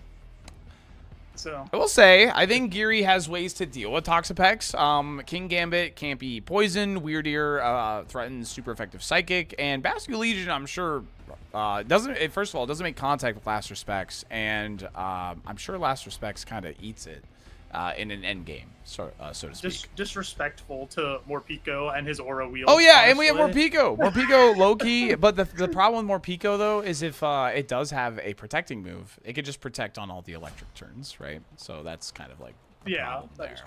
So all right, Let's see. we're going into game 1. We have Balding Streamer. That's crazy. Ronaldo and Alex Morgan comes in. And we have Balding Streamer and what the hell? Oh, it's Frisk. Balding Streamer Friskin. Balding Streamer and Femboy's Heart. Okay. What did that say? Charcoal and Yeah, just the Mega Stone? charcoal and the Mega Stone. Yeah, so Frisk Weirdier coming out here, getting some item information. The charcoal. Oh, sorry, it was Scarf Charizard. Thank you. Sorry. Oh, was it? Oh, that's actually huge information to know that this isn't. There's no Megazard. Yeah, that is really big information here. Yeah, I didn't see it. It popped up too quick. Yeah, I saw yeah, the dude, charcoal. Frisk is so fast in this game. It's really annoying, actually. It's so fast. Well, obviously, Lopunny probably threatens a fake out here, and well, that Charizard will hurt, but if you can fake it out, right, you can slow it down for at least a turn and get some damage in. So. Yeah, it's probably Solar Power Choice Scarf Charizard with the Ninetales Drought, and then threatening big damage still. I think Psycho Smurf reading into that, gonna swap into the Venusaur immediately. So that tells me this is Mega Venusaur likely, right? Yeah, that's the only other mon that Psycho Smurf brought that does have the Mega available. So I think it's got to be. Yeah, there's the fake out into That did Venusaur. so much damage. God, that hurts. Fire Spin actually misses, and there's gonna be a light screen from the Weirdier. Light Screen actually looking really strong here against 3 special attackers. Yeah. In the Venusaur, Ninetales, and Charizard. Gonna be having the power of all of those moves, but Lopunny not the bulkiest of Pokemon, so I think it's gonna help. You're gonna have to double it now, which is, of course, good, but light screen probably yeah, it's so like the long play. Wordier makes the Wordier very hard to remove, I think. Because Wordier is pretty naturally bulky. Yeah, he is very naturally bulky. Yeah, for sure. Yeah, I mean, I as somebody who has used Ninetales recently, I'm not. It doesn't deal damage. I used a Alolan Ninetales, and I was like extremely underwhelmed with the amount of damage I was dealing. Yeah. So I agree. Ooh, it's gonna be a close combat into Ninetales. He knows it's not Scarf. It's just gonna easy kill. Lopunny just taking a kill, but it's getting a special defense drop, so it's essentially kind of canceling out the light screen here. Let's see what Venusaur opts for. Growth in the Sun. In front of a Weirdier? Oh. Thunderwave comes out. Okay. Gonna slow down the Venusaur. Okay, maybe no psychic move then. Okay, interesting. Very interesting. So Growth gonna make it to where it has +2 special attack now, because if you use Growth in the Sun, it's +2. And then there is the Pangoro, Psycho Smurf's signature mon, kind of, for this draft league season. Yeah, the wave and flag. The wave and flag Pangoro here. Gonna be threatening the Weirdier. but itself is extremely threatened from the close combat from Lopunny. I think that just kills it. Yeah. With how much damage Lopunny does. I'm kind of surprised not to see the Charizard come in here, knowing that it has the Scarf. You're in the sun with the solar power. I am shocked to see that, but Lopunny's gonna retreat. Says something's fishy here. Says, let me get my own Mega Venusaur. I have 2 Megas on my team. Yeah, 2 Megas on the team now. It's gonna be Drain Punch. Wait, why did that thing go first? Oh yeah, Thunderwave.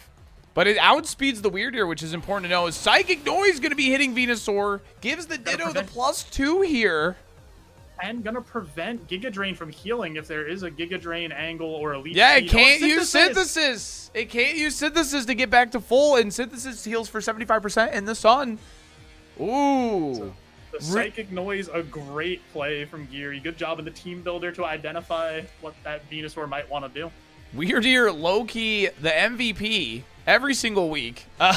This Pokemon just gets like weird tech moves of all kinds, and it's clearly it's like, the prep paying off here because you have shut down the sun mode.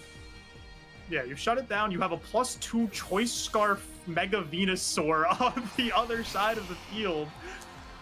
And let's see what happens here. Oh, Pangoro does not like that Giga Drain. Gonna go back to full on the Venusaur here. Gonna be a Darkest Lariat. Gonna chunk it back down to around 50%, and the Charizard gets to come in here.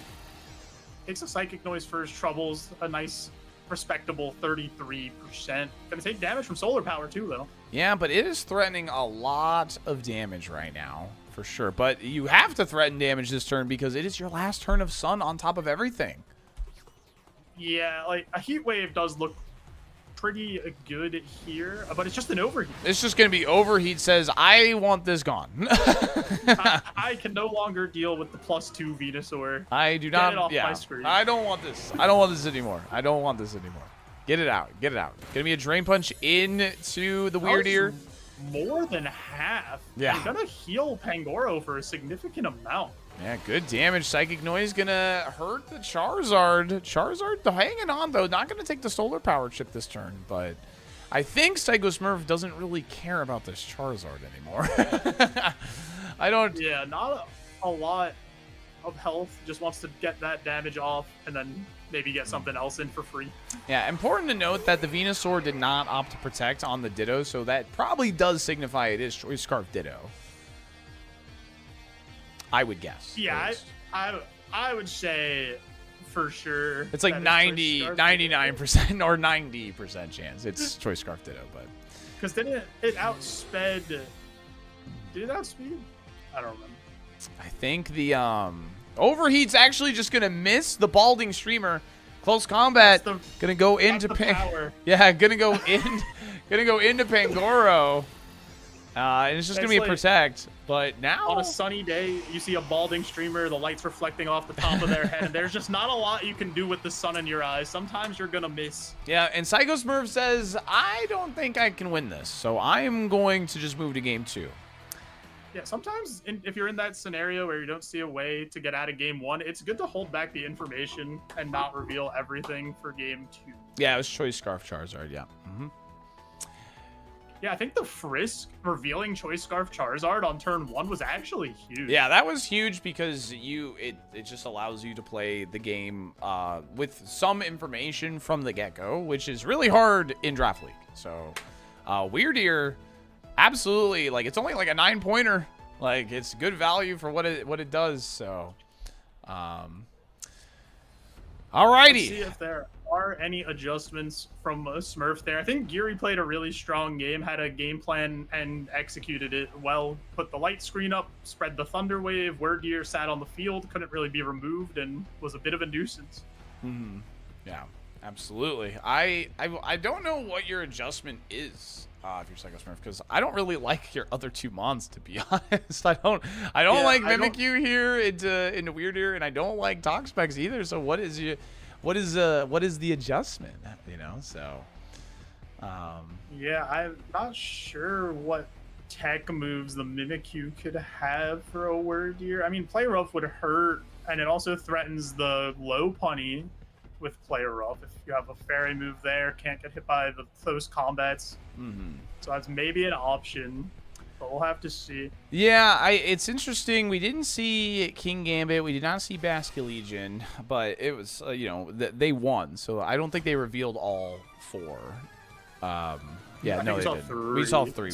Low Punny, Ditto, and Weird Ear. So Frick Dedenne comes out, which is the Morpeko.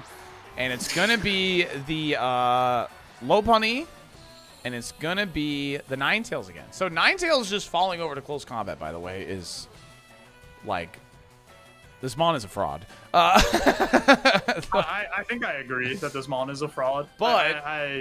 But if you attack the Ninetales here, you are potentially opening yourself up to a Drain Punch from the Pangoro. So yeah, I think Drain Punch after the drop would KO the Low Punny. It might KO the Low Punny without the drop. It probably just KOs Low Punny without the drop, yeah. Like, look at that belly. He's a big boy. Yeah, he's packing a punch. Or, sorry, she's a big girl. Morpeko, like, you got 2 fake out users on Geary's side here. I do like the Low Punny in this on this board state, but it's actually just gonna be the Toxapex. That is a Pokemon that can deal with Low Punny. Yeah, and if the close combat is going into that slot, would take it extremely well. So let's see what happens here. Just the fake out into Pangoro. Oh, does so much damage. It's gonna be Aura Wheel into that slot. Just gonna take a lot of Toxapex HP for yeah, nothing. More than half. Yeah. Or that's impressive, honestly, from Morpeko. Yeah, Psycho Smurf taking a lot of damage turn 1 without any retaliation here. But Morpeko, as mentioned in the preview here, now it's Dark type, so that Aura Wheel is no longer a threat. I think if you're Psycho Smurf here, you cannot protect Toxapex because you need to be able to protect on the turns where it has the electric Aura Wheel. Yeah, I agree here. I think there's like a strong chance that there is just a protect coming out from the Morpeko or maybe a switch or something because it doesn't threaten any damage here. The thing is that close combat is looking juicy into the Pangoro. Oh, yeah. Pangoro is not in the best of positions. It's going to be another swap. Going to be more free damage for Geary here. It's going to be the... Protect on Morpeko makes sense. Yeah, gonna be the Venusaur. It's gonna be a double protect, in fact. Interesting. So the Venusaur actually gets to come in for free. Yeah, I was gonna say maybe worried about an infestation. A Toxic doesn't want to get stuck in. Oh wait, what was that Toxic move? What was the move Toxapex just used? It was infestation into the low bunny slot. Gotcha. I did miss the move that it used here. Okay, but now, again, if the Toxapex is carrying a protecting move, it can protect on that electric move of choice from the Morpeko. The Venusaur, if it is Chlorophyll, Geary knows the full moveset because remember, Ditto did transform into it. I don't think it's got Sleep Powder. I can't imagine it's got to have Growth, Synthesis, and then probably 2 attacking moves. We never saw it protect. Yeah, because it switched out when it was threatened. Yep. Instead of opting for a protect. Yeah, but if it has the Chlorophyll, it is the fastest thing on the field. But if you Mega, you get rid of that. So very interesting turn here. But I think Geary's just sitting in a really good spot just because, you know, he just hasn't taken any damage yet. Yeah, no damage on any of his Pokemon, and now gets a Venusaur of his own. Ooh, and it is going to be the Mega Venusaur, but the Ditto comes in before the Mega happens, so a lot less BST on that Venusaur. Okay. Yeah, not as scary. It's not +2 this time either. Okay, Aura Aura Wheel is coming out. Aura Wheel goes into Venusaur, and important to note, the Toxapex did not protect. The Toxapex did not protect, reading that they would read into that. Earth Power goes into Morpeko, big damage, lives on 1. Down to the Sash, it looks like. Yeah, Let's see. It is a Sash. Yes. What did Toxapex do? It opted for Infestation, locking that Ditto into the match here now. Yeah, Ditto unable to switch, and if it is Choice Scarf Ditto, it's going to be locked in and forced to only use 1 move. Yeah, that is important. Sin brought this up. Last time there was a match on stream, it was Endeavor Morpeko. So that is a move they could be carrying here. Psycho Smurf might not be thinking about that because Morpeko didn't come to the last match. It's also just not a Mon that people see very often. If you didn't go look through the entire moveset, you might not expect the Focus Sash Endeavor strat, but that could just take the Venusaur or Toxapex right down to 1 HP themselves. Yeah, it's +2 speed. I mean, it's really, really fast. It gets to choose who it wants to Endeavor here. And it could just be like a double into the Toxapex potentially. See, Ninetales comes back out, doesn't want to take damage on that Venusaur. The Endeavor does hit. The Endeavor does go into the Venusaur slot, and it's going to be Earth Power into Toxapex. Is it enough to take it out? Not even close. Toxapex is a tanky piece of garbage. I hate it. And Infestation is going to pick up the Morpeko, so that last Endeavor will be the end of our friend. So real. But does bring Ninetales down to 1.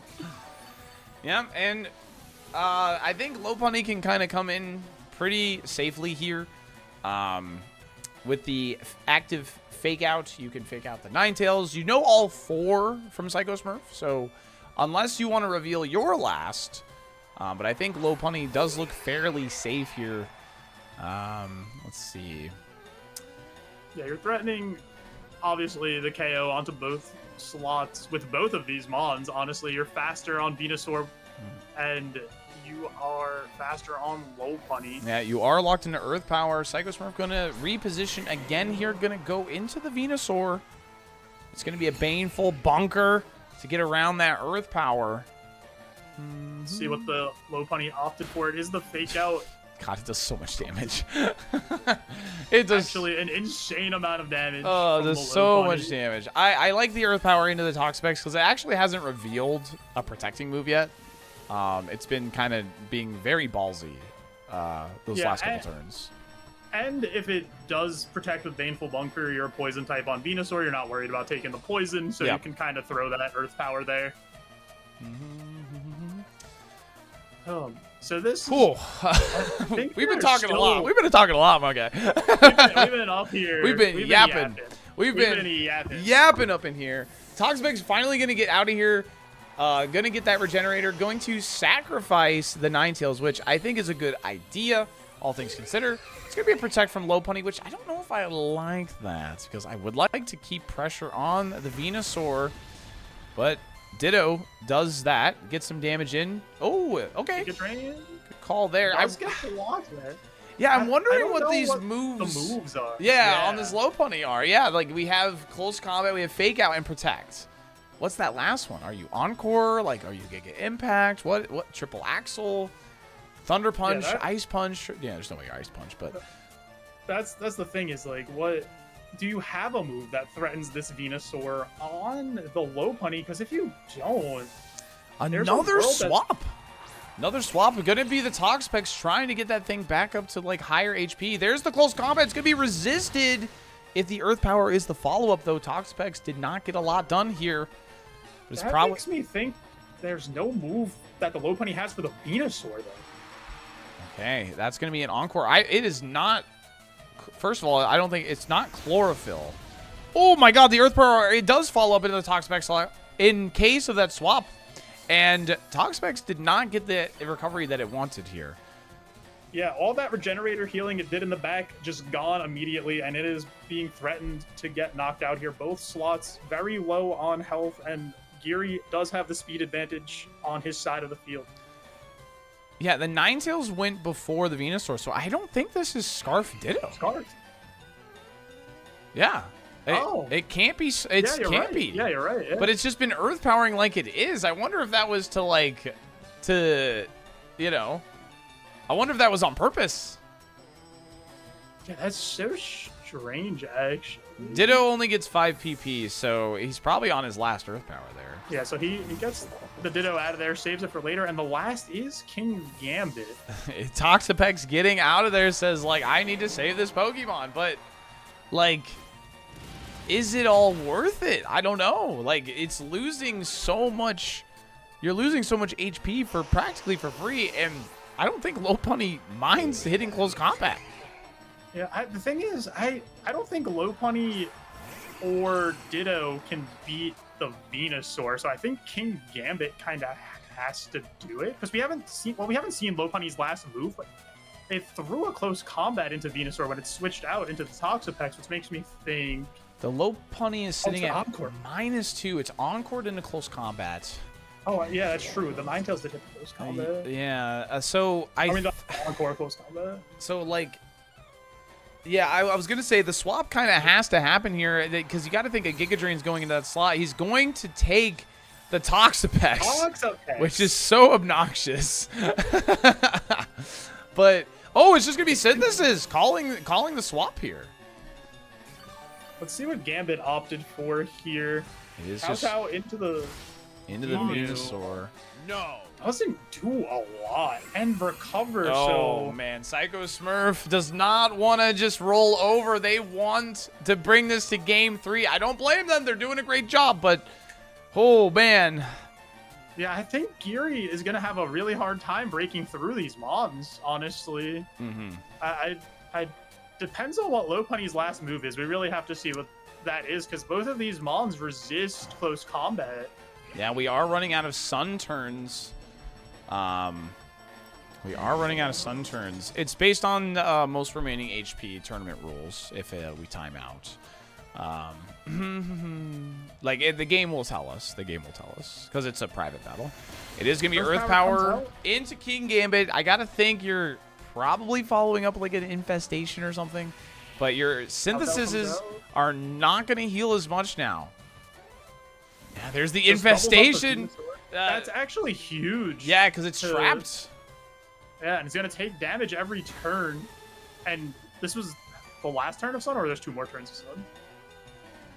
Okay, there's the There sun. it goes. It's yeah, So now gone. Synthesis doesn't heal as much. Leftovers, Toxapex, back at 100%. God, I hate this Pokemon.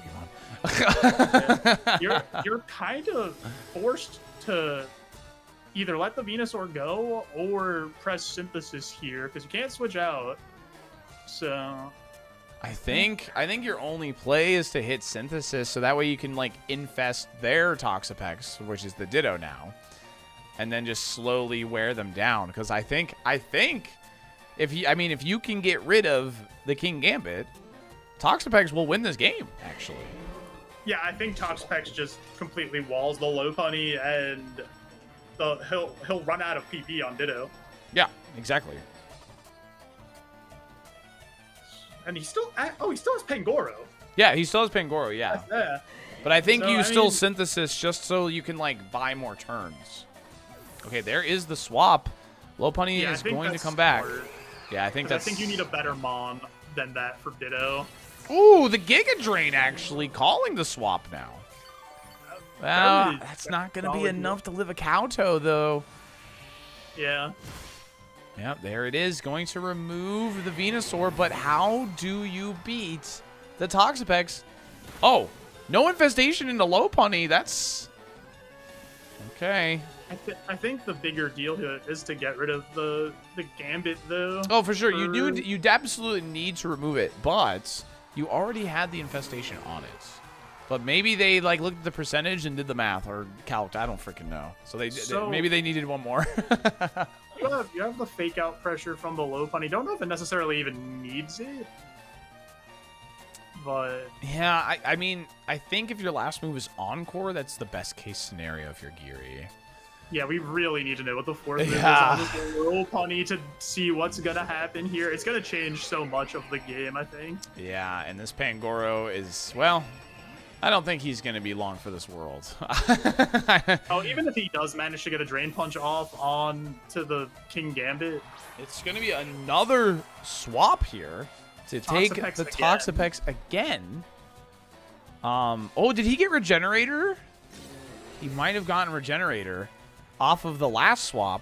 Does it work like that? Or does he transform I back? have no idea how the Ditto Regenerator, if it copied him on, works. Oh, it Not did. an- It did give him Regenerator. It did, yeah. It did give him Regenerator. Oh The my infestation God. is now on the Ditto. One thing to look at here, I don't think we're gonna get there, but Geary's timer is Oh. starting to wear down. Yeah, a little bit. they've been taking a long time clicking their moves. Actually, that is a Yeah, I good think, yeah. point. I think he has enough time, but it is starting. It's something to keep in the back of our heads. Yeah, they need to start locking in a lot more quickly here. And the thing is if you fake out Toxapex now, then Pangoro's gonna punch you right in the face. And if you Yeah, and fake then out also- Pangoro, you're probably eating a Toxic. Yeah, I think this is a really tough scenario for Geary to get out of at this point, because that Toxapex, I just don't see how he removes it. Yeah, I think Toxapex will stall this game out. Which, God, I don't want to listen. I don't want to watch Ditto infestation the Toxapex and. The Toxapex Ditto. Yeah. Okay, there is the Toxic. It is gonna go on to the Lopunny. Now, Yeah. if Lopunny on a timer. if Geary, if that last move is the move that can save you, this is the time to bring it out. Yeah, if 'Cause- it's something that Yeah. could do any damage to this Toxapex. Yeah, you're up one game. If you can get there, Somehow, some way. yeah. If it's Encore, you can Encore it into Toxic, but I'm not sure what all that does, to be honest. Let's see if Geary. It's just going to be close combat, not revealing what that last move is. What is it? Yeah, we're never gonna find out. It's just gonna keep the secret forever. So Geary is faster and is only pressed Infestation. What happened on that think he's Ninetales scarfed. turn then? Yeah, I think he's scarfed. Well, So I mean, he has nothing better to click right now, though, either. Maybe. But he's gone first both times, which is possible. It's definitely possible.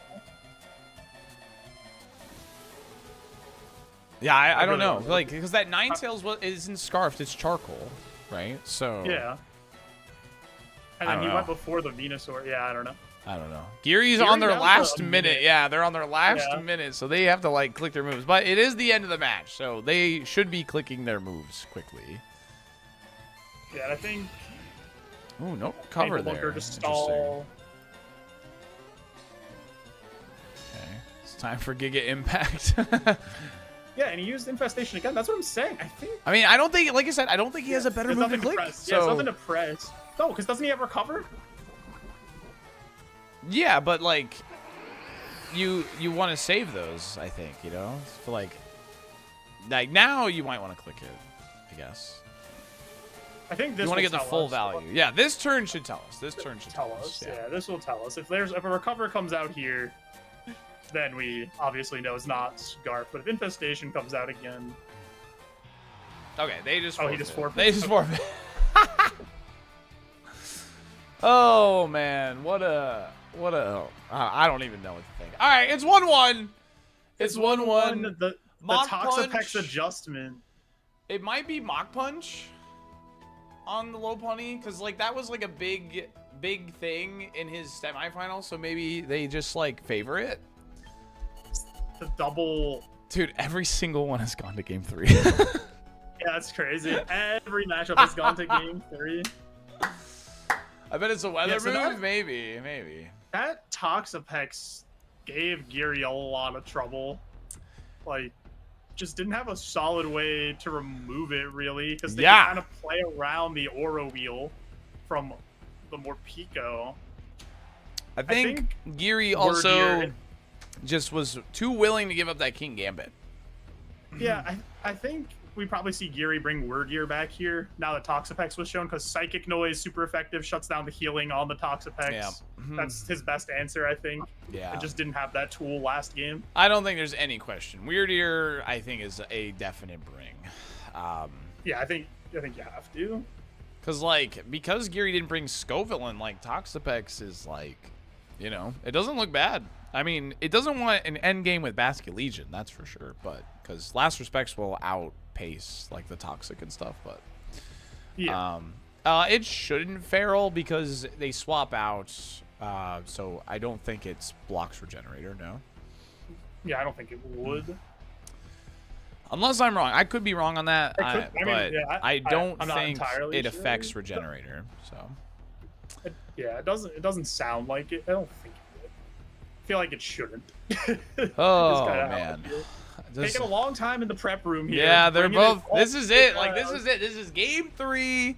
Like this is Giraffe League Finals. It's all or nothing now. So This is it. Our what is this 5th straight game 3?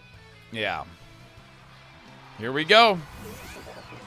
It's gonna be King punny. Gambit, low punny, and we have Mimikyu hitting the field this time. Interesting. Yeah. See, I think Mimikyu does very well to the low punny, but like Toxapex was also doing really well, so it has a few answers to Geary's one of the main damage dealers on the team, Yeah. and obviously, doesn't want to get faked out on the Charizard, so switches the Venusaur. Yeah, but the Venusaur also, I mean, if you're Geary, I think you know the whole team now, right? Because if you have Yeah, you've seen Charizard, everything. it's after you, Oh, after you, what's coming out though? Rock Tomb. Oh, for the Zard. Oh, that's interesting. That's really interesting. Will-O-Wisp misses. Oh no. Because That like, is very unfortunate, because that would have done a lot to oh, help out yeah. Psychos. After you, Rock Tomb would have been really spicy, but it's a Scarf Charizard, so like, Yeah, so Overheat would have just blown up the Gambit anyway if it went into that slot. yeah. Like fake out. So we know the last move now. It's after you. Yeah, It's like, it's after you. yeah. So fake out. I mean, fake out Rock Tomb kind of like does that, right? Just does it better. Yeah. So with the Will-O-Wisp, I think it's not Ninetales. I think it's Toxapex. I think Javo's onto something here. Yeah, I think. Yeah, I think that. I think you're going for the stall strats here with building up residual damage over time, infestations, burns, toxics, Yeah. and you just wear them down. I think that's what it is. But we've already seen 3 from Geary now, already showing a lot. Both players showing a lot of their hands already. We have Zard, we have Venusaur, we have Mimikyu, and there's a Will-O-Wisp going to be connecting with the Weirdeer. Weirdeer, much more happy to take that than a King Gambit. Not going to affect his damage as much, but still going to tick him down over time. Oh, what was the item on the Mimikyu? We got the Frisk text. I didn't see it. Oh, it's Citrus. Thank you. Citrus. Okay. All right, so it's Citrus Mimikyu. Has Disguise. Sitting in a pretty good spot here, because if it just keeps throwing around these Will-O-Wisps, like... I mean... Yeah, Low Punny doesn't want to take it. King Gambit doesn't want to take it, so... Honestly, nothing on the team wants to take a Will-O-Wisp, because the rest of the team is physical attackers and then a Ditto. Yeah, because I could definitely see Geary has opted for Basculegion for specifically that Toxapex, because if you get the end game, like I said... the Scrappy on Low Punny lets it hit the Ghost type with the close combat. Yeah, it's got the Scrappy. Gonna break the Disguise here. Okay, and I imagine it's just another Will-O-Wisp into the Low Punny.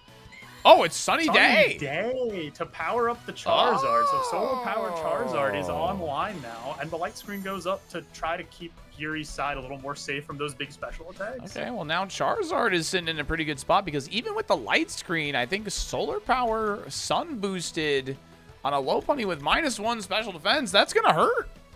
It's gonna hurt a lot. I think... and I don't know how much Weirdeer wants to take a sun boosted move either, but it's still gonna hurt. Oh, it's going to just be straight up Weather Ball, so that's going to be even stronger than Heat Wave, and it is enough to get there. Just a one-hit KO, even through the light screen. The Play Rough comes out dealing really solid damage, too. Ooh, critical hits. With the crit. Getting some big damage here. Thunder Wave is going to miss on Ronaldo. The Will-O-Wisp payback comes around. Yeah, the RNG gods have evened it up. Yeah, the RNG gods have evened it out here. And this Charizard is sitting in a really good spot, I think. Because if this last, for instance, is Basculegion, like I think it is, at the very least, it's taking a lot of damage. Or it's eating a Will-O-Wisp. So I don't know. I don't know what you do if you're Geary, actually. You're in a really bad spot. Geary has lost a lot of resources already. Obviously, the Gambit is looking horrible, staring down the Solar Power Charizard that doesn't want... Maybe if we could get Charizard into a spot where Sucker Punch knocks it out, is Geary's option here? Because the Zard is forced to attack. It is the Basculegion. It's Weenie Hut Jr., the Basculegion here. They do have the light screen. And we know the Charizard is locked into Weather Ball. So there is, I think, because it's Basque, I think you have a chance. I think you do have a chance. Oh, it's just going to be Protect? Okay. You always have a chance when Basculegion's on the field. Yeah, so true. Baby doll eyes coming out from Mimikyu here. And the Weather Ball going into the Weirdeer. To just take that KO says like, yeah, I'm gonna take care of that. So now we know the Weirdeer is bald, so its hair doesn't go on fire. Yeah. Have any green-haired waifus? This Charizard is in a really good spot because you have to take care of the Zard now. You have to take care of it because it's just gonna blow up King Gambit. The question is, does the combination of Aqua Jet plus Sucker Punch here just pick up the Zard before it can do damage? And I'm pretty sure it does. From 62%, so I think that, and it's forced to attack here. It can't protect. So I think that's a good play from Smurf. Yeah, I think it's really good. Progress, thank you for 34. Greg, thank you for 8. My league's coming up right after this. This is game 3 of the second to last league. Baby Doll Eye is going to go into Basculegion, going to lower the attack of that. Wait, failed. It was going to be a Sucker Punch. Fails. Swaps on the whatchamacallit, the Sucker Punch. Yeah, but Last Respect's just going to remove Mimikyu through the Baby Doll Eyes because of the crit. Well, potentially. It probably doesn't need that, to be fair. Adaptability super effective. Oh, Pangoro's the last! Wait!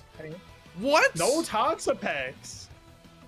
What? Psycho Smurf says, I want to win with the bomb that got me here. I want to bring the This is title Aura. home for Pangoro. This is Aura. Drain Punch going into King Gambit. It's Choppleberry. Should live. Does. Let's see what happens here. The -2 on Basque Legion and in the Sun, so those water attacks Well, I aren't think- going to do anywhere near as much. I think Baby Doll Ice is only -1. Oh, it's -1. Yeah, it's -1. Giga Drain. It's going to be Rindoberry on the Basque. Does like no Does damage at all. nothing. Oh my god, didn't want to double into the potential protect there. What is King Gambit doing? King Gambit did survive this turn. It's going to opt for low kick. Holy Oh, macaroni. Down to 1. Focus Sash on the Pangoro. Wait. This might be over. Basque Legion is him. With the Rindoberry. You have the Sucker Punch option available, and you have Last Respects, and you... Oh, man. Rewind to when chat said that's Oh, GG. I don't know how you come back from that. Rewind. Rewind to that. Yeah. Because Basque Like, this Legion is him.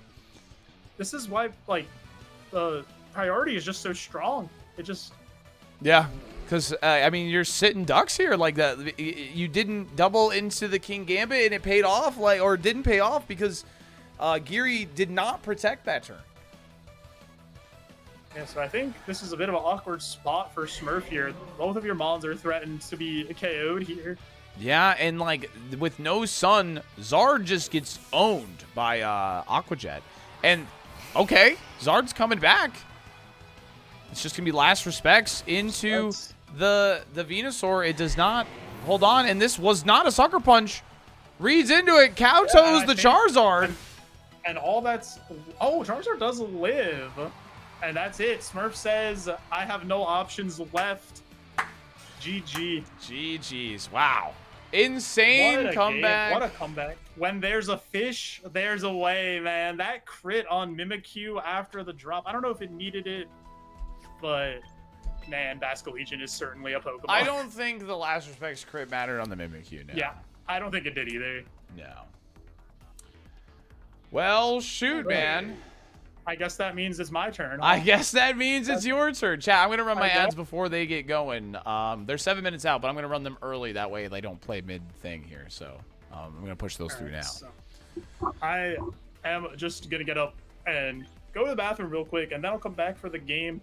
Dude, thanks for having me. Absolutely, to man. This was so, This was a ton like, of fun. yeah. Good throwback, too, man. Absolutely. To the good old Smash Good tournament days, freaking yeah. throwback. I hope good luck in your matchup. Thank you. And you know, become a draft league champion. Yeah. All right. I'm gonna try. I'm gonna try. All right, dude. All right. See ya. Oh, baby. All right.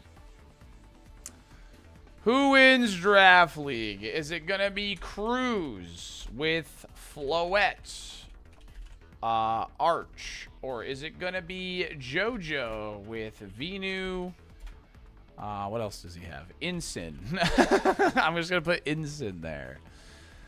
Oh man. All right. So thank you guys for watching. First of all, let me go ahead and get this pulled up for you guys so you guys can predict. All right. I'm going to fly solo. I'm going to fly solo for Joe's match because I want to say thank you, first of all, for hanging out with us. And just like, because like one thing I didn't really expect from Champions chat was to I don't know, like for this to be like a big part of the content actually was like watching like the draft league matches. But it's been really cool. I've gotten a lot more out of this draft league than I expected to, in terms of just like the community and, oh, this is my team. The community and just like, you know, the content and all that. So thank you, first of all. It's been a lot of fun. It's been a lot of fun. This is Cruz's team. I think they're just messaging.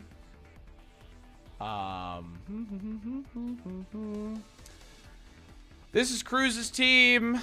And they lost to Joe actually 2-0. Right? And this is JoJo Beans' team. They also have Aerodactyl, they have Excadrill, they have Araquanid. They got a lot of cool stuff. Important note, he can't use any of the Mega Raichus. This is just regular Raichu. It's still Reg MA. So that's just an important like note when you're looking at these teams. Now, Joe did beat Cruz in their matchup. Cruz is the gamer that knocked me out because I freaking mopped the floor with Joe. But, let me just add them real quick.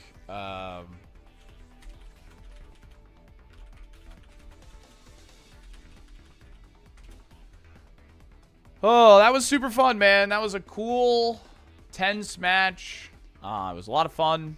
And thank you guys for the resubs, the primes, and all that have come through. Loon Bully, thank you for the prime. Thank you, thank you.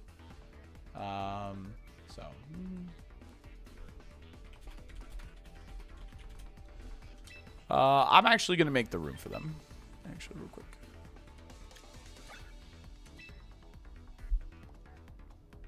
All right, he says ready. All right.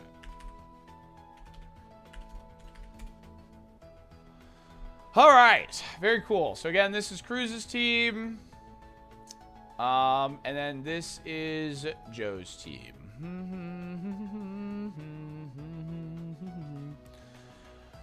Very interesting Mons going head to head.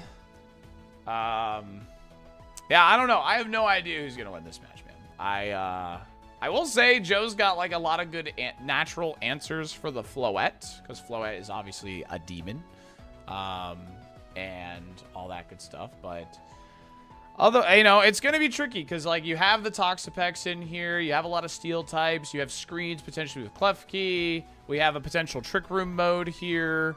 You know, you have Ally Switch. You have, like, Ensign, who's literally the GOAT. Venusaur. Excadrill is pretty interesting in this matchup. Araquanid is really interesting in this matchup, too. Trevenant's cool. But I don't think he's literally has never brought Trevenant, which is funny. But Cruz has used his entire lineup, which is kind of cool. So those are the teams. Get those predictions in. This is the last one, chat. It's the last one of the night. Oh,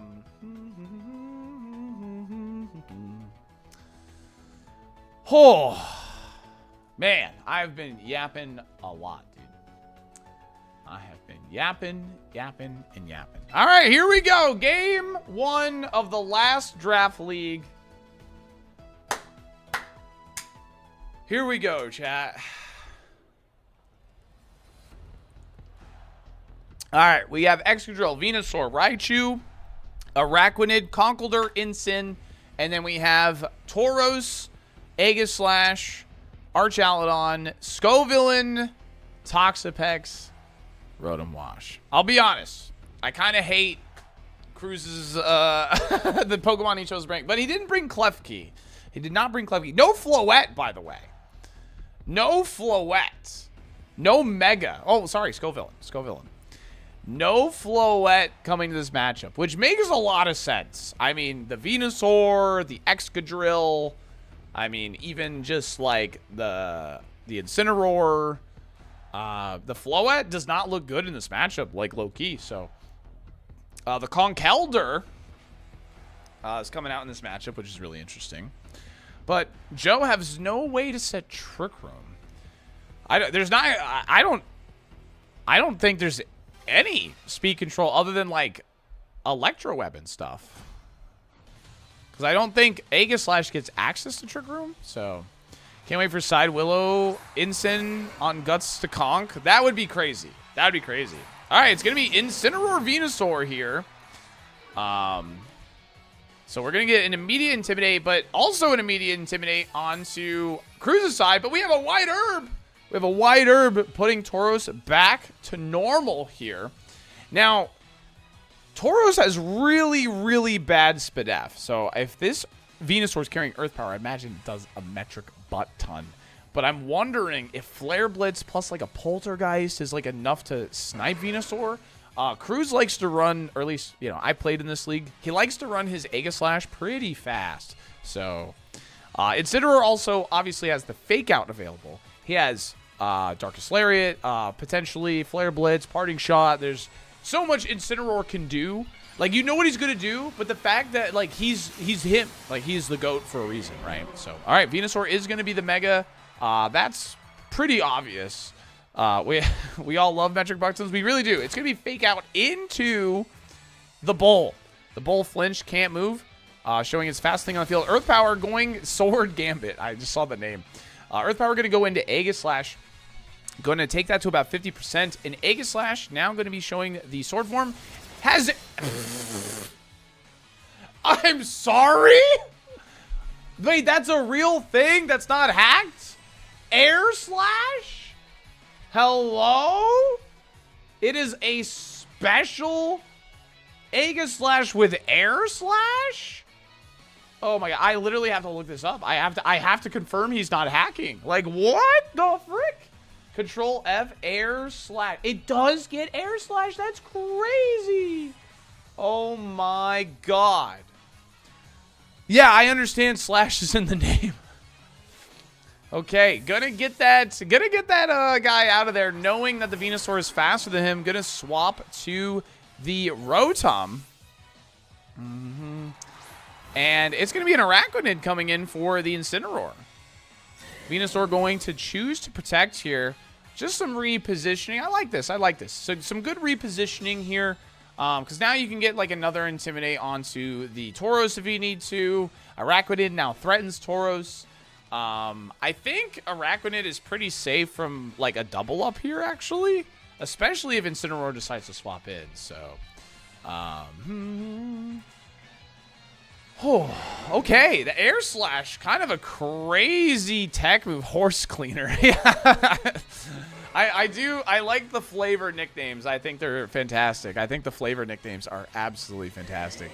And they're going to get that Tauros out of here, which I think is a good call. Bridge Rival, the Snow Frolicker. It's going to be Archaladon showing his face here. And Venusaur says, I don't want none of that. Incineroar comes in, going to get the Intimidate. Not that it's really going to matter here. But it's going to be Eerie Impulse. Oh, to try and lower the power of the Venusaur. And this is going to be a Liquidation, giving that stamina boost on... Oh, my God. All right, Araquanid, you need to chill out, buddy. You can't be doing that on a resisted hit. Gets the defense drop. Stamina's going to revert there. So that's actually really good because you don't get punished for that. You don't get punished on the stamina here, which is really, really nice.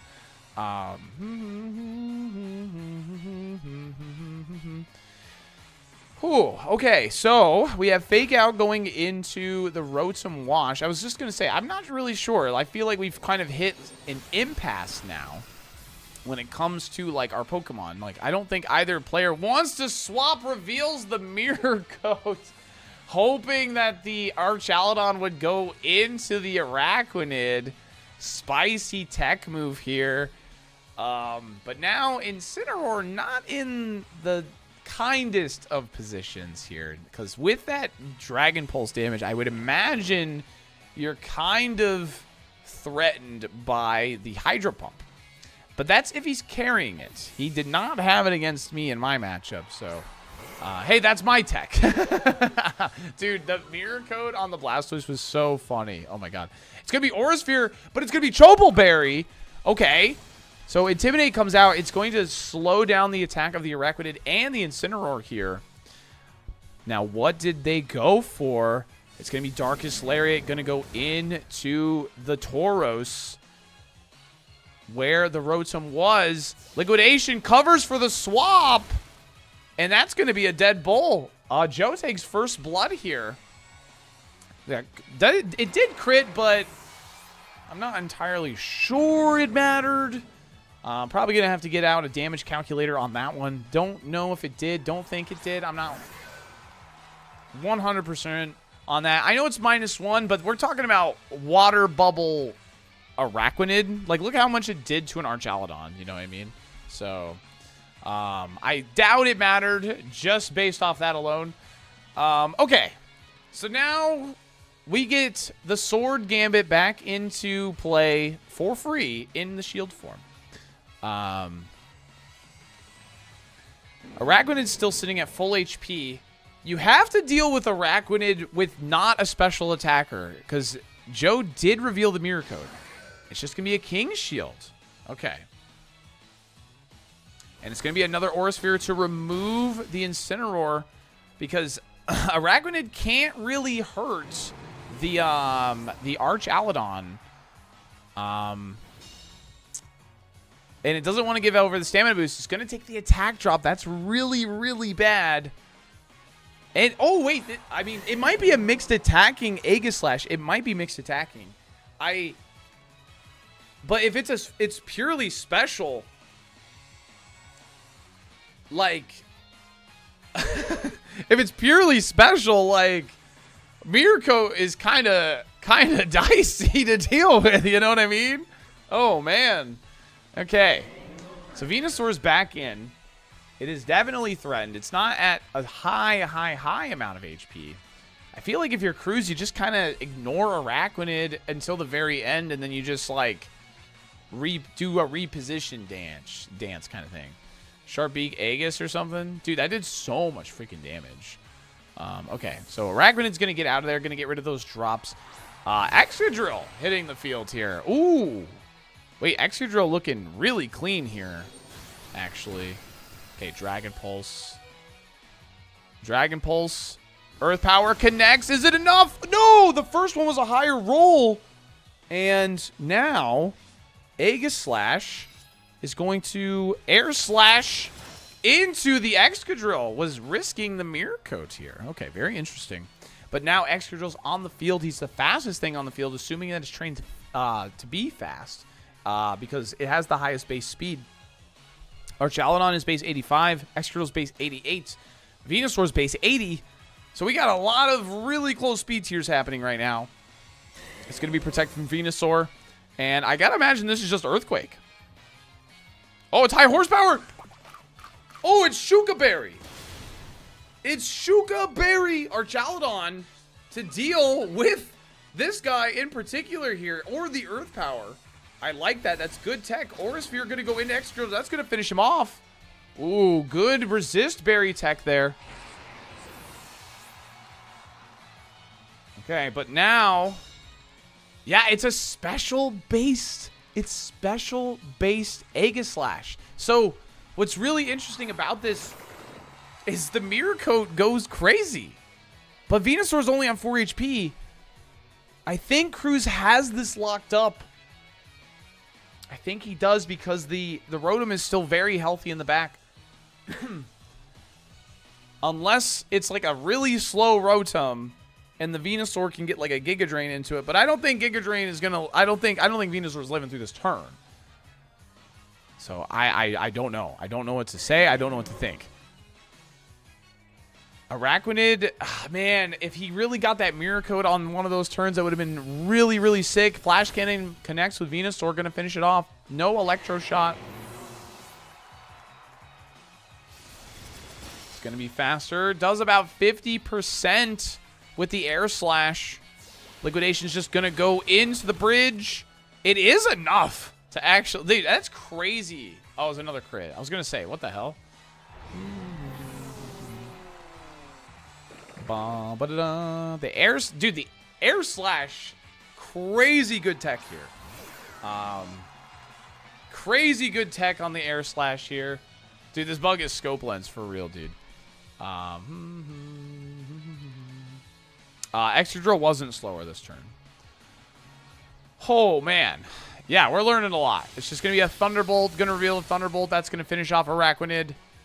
So we know it does over 44%. And Cruz takes game 1. Cruz takes game 1.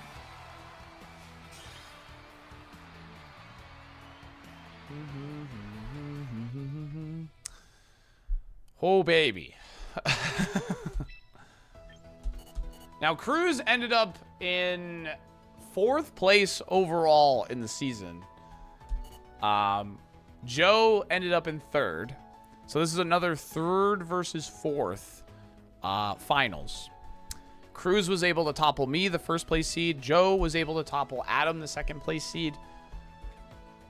Let's see what happens in game 2. Now, if you're Joe, knowing the Arch is Shuka, what type of adjustments do you make? And I think one thing that was really worked out in Cruz's favor there was the fact that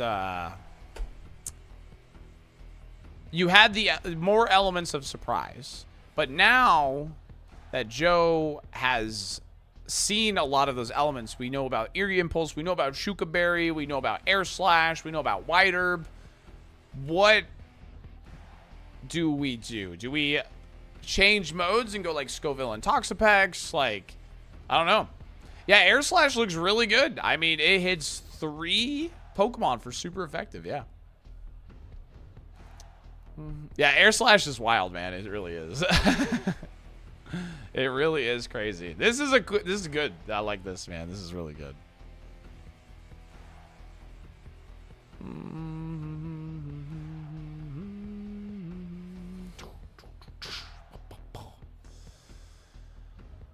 The Raichu is there, but there was no Electro Shot.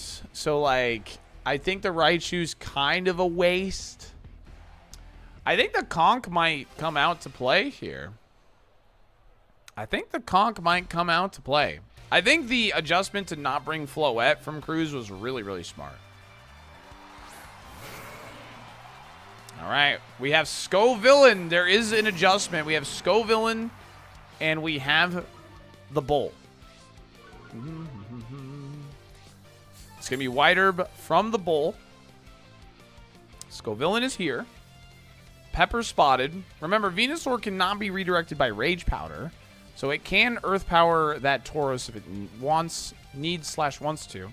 Also, Sludge Bomb probably goes crazy hard into Scovillain. It might just one-hit KO it. I have no idea. Incineroar also doesn't mind the Pepper either. So it's going to be an interesting turn 1 for sure. Venusaur Megas first, confirming a speed tier potentially. I doubt Scovillain, but leave it to me. Scovillain gonna go for Protect, gonna farm a potential Moody boost here. Gonna be a fake out into the Tauros, and it's gonna be a follow-up with an Earth Power. Immediate KO from Joe here. Putting on immediate pressure. Another crit. I don't think it could have mattered. I don't think so with Tauros's very shaky special defense stat. That Moody boost was a bit of a waste of everyone's time. It was plus special or minus special attack up attack, so it was a waste of everyone's time. It's only +1 because of the Intimidate. That's why it's not showing +2. Let's see here. Okay, but Rotom comes in, which has the Eerie Impulse, of course, which will slow down the Venusaur's damage. But, oh, good swap here. Could potentially swap in on a potential, like, Sludge Bomb. But it's going to just be a Protect. Trying to scout out what the last might be here. It's going to be Taunt from Incineroar. Says, bring it on, old man. Bring it on. Ooh, okay. Really interesting now because the Venusaur is in a really good spot. Like, obviously, you're threatened by the Air Slash, but Rotom doesn't offer any damage, and it can't lower your damage now either, which is really, really cool. In fact, I don't know. I feel like you kind of have to King Shield if you're Aegislash, so I bet you can't even clean any horses. Yeah, bring it. I bet you can't even clean, bro. This is a very interesting. This is a very pivotal turn because if Cruz doesn't get this turn right, then Joe might run away with this match. What if it's Scarf? It'd be interesting. There is the King Shield. Rotom stays in here. It is just going to click Hydro Pump into the Incineroar. What is the Venusaur and Incineroar going to be opting for? It's going to be Sludge Bomb. Ooh, no Giga Drain. Or was calling a Scovillain swap in. Does double into the Rotom. Getting some huge damage. It's going to be Citrus Berry from Rotom. Going to put him back to about 50% here. But now Aegislash we know can't protect this turn. But Incineroar is in trouble of being KO'd. Also, Air Slash can flinch. Air Slash can absolutely flinch, and we know it does about 60% of Venusaur, which is a lot. It's a lot of damage. Joe needs to be a little careful here because Incineroar and Venusaur are your two best mons to deal with Scovillain, who is still lurking. They are still lurking. Araquanid comes in, and it's going to be a swap from the Aegislash trying to call the potential Earth Power into that spot here. There's the Hydro Pump to try and finish off the Incineroar, but Araquanid comes in and eats it up. Oh, yeah, sorry. Venusaur is faster. You're right. Earth Power does 40% to the Scovillain. Ooh, but it does get a death boost, but it does get a speed drop. So the Moody gonna make it so it takes the Sludge Bomb effectively, like, neutrally, essentially. But it's gonna be much slower, which could be a big deal because Araquanid might outspeed it now. And Araquanid has the ability Water Bubble, so it can't be burned. Even though it's a physical attacker, it just cannot be burned. So Joe in a dominant position here in this game too here.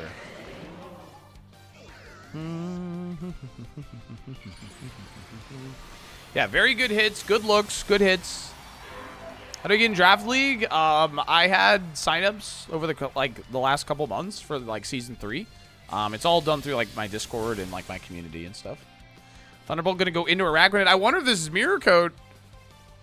Oh, it's just gonna be a Giga Drain into the Rotom, wants to remove that. I like that because I think you want to just get them down to their last two so they can't make swaps. It removes the amount of options available to them.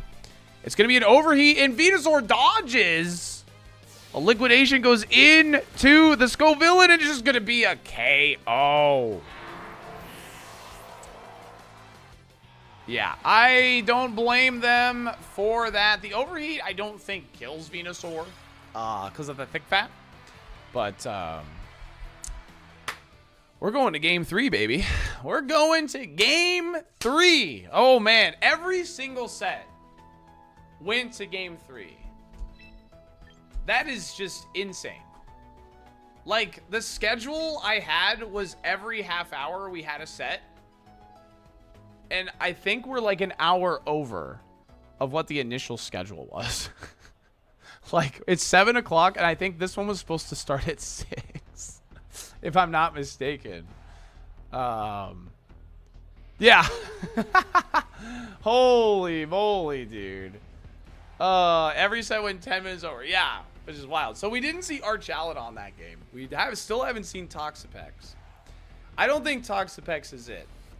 I don't think you can poison Venusaur. It has Earth Power.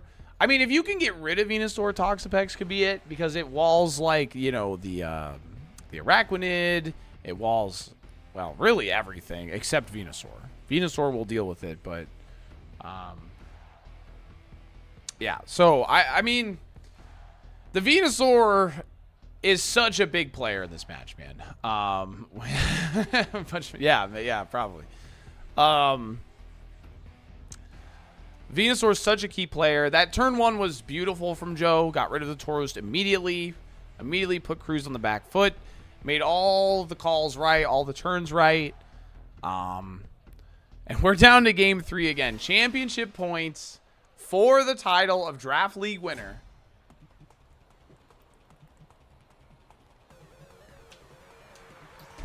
Whew. All right. Tauros Aegislash going back to the Game 1. Going back to the Game 1. There's the White Herb from the Tauros. Yeah, one stream wouldn't be long enough for all the finals, yeah. Right? Yeah, you get tags for like attending stuff now. Yeah, Cruz travels and plays in tournaments like I do, yeah. Gonna swap out the Tauros immediately. And gonna go to the Archaladon, trying to sneak in a sneaky stamina boost here. But I wonder what Joe's opting for. I wonder if they're doubling into the Aegislash, because that would be crazy cool. Okay, that's a protect from Venusaur. It's just gonna be Flare Blitz into Aegis Slash. Oh my god, is it a crit? It's a crit. It has to be. Oh my god. No way. Oh my god. What? Cruz, no!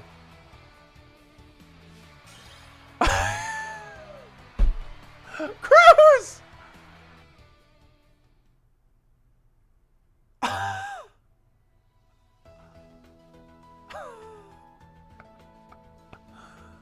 Oh. Cruz, you might be the unluckiest draft league player for real, though. You might be the unluckiest draft league player for real, though. Ugh. The amount of sets you've lost in draft league to, like, really bad RNG is crazy. Oh, wow. Wait, what happened? Incineroar crit Aegis Slash. And that's like their way to deal with Venusaur. And it was just gone immediately. Oh, wow, man. Oh. Well, GG's, man. Thanks for playing at the very least, man. For real. The game said enough. No, I mean, no, it was GG's though, for real. Like, game 1 and 2 were like intense as frick, so. Whew. I mean, I fed my mon hacks apparently. Actually wild. We've all been there. Yeah, we've all been there. We've all been there. That happening in a game 3 is brutal, but the game we play, the game we play. Well, congratulations, Joe. Cruz, thanks for playing, dude. Thanks for playing, for real. It was really cool to have you in this draft league, man. I'm sad that I didn't get to travel and like meet up with you at NAC or Indy because I didn't get into those, but GG's though. GG's, man. Better lucky than good. Better lucky than good at the end of the day. All right, man. Well, chat, that's going to be it for me. I'm going to spend the rest of the night dishing out massive amounts of invites for the next one. And I just want to say a huge thank you, seriously, for playing, first of all. We had no issues. Like, there was a couple things where people like, oh, I need another trade point. I messed up my trade or whatever. Like, but we had, like, no issues, you know. Everybody got along great. A lot of people were, like, interacting with each other, DMing, you know, like, hey, let's talk shop. You know, and I think that's really cool. I think that's really cool. And, you know, just a big goal of mine this year is to, like, just get that kind of stuff going. More of that stuff going. So, yeah, this was really fun. So this stream wouldn't have been possible without all you. So I really appreciate you guys taking the time to be a part of it and doing all that. Seriously, it does mean a metric butt ton. So, okay, well, let's go ahead and raid you guys out somewhere then, shall we?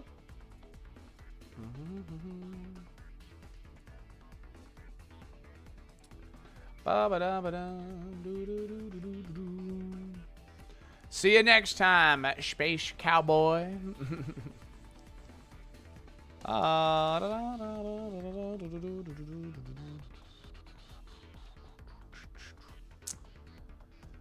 Looking for a champion stream for y'all. 1 second.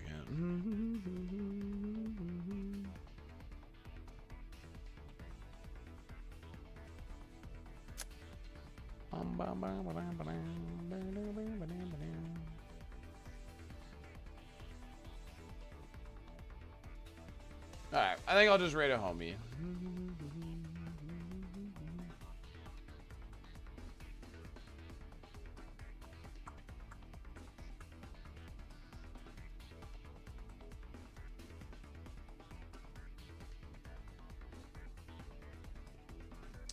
Did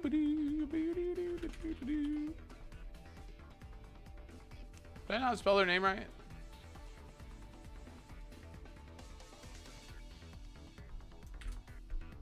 There we go. All right. Are you still taking signups for the new season?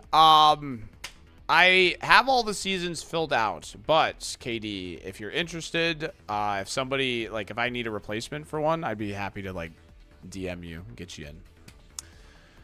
Oh, that was sick, man. That was super fun. That was super sick. Super sick. Love to join? All right, sounds good. Send me a quick Twitch whisper that just says Draft League real quick, just so I, like, remember.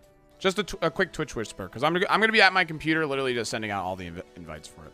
All right, we're gonna be rating Chambo. We played Mecha Chameleon with them the other day. Seems like a really good dude.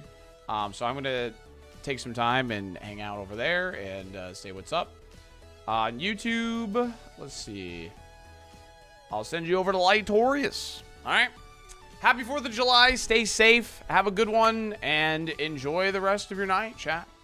I'll talk to you later. Bye-bye.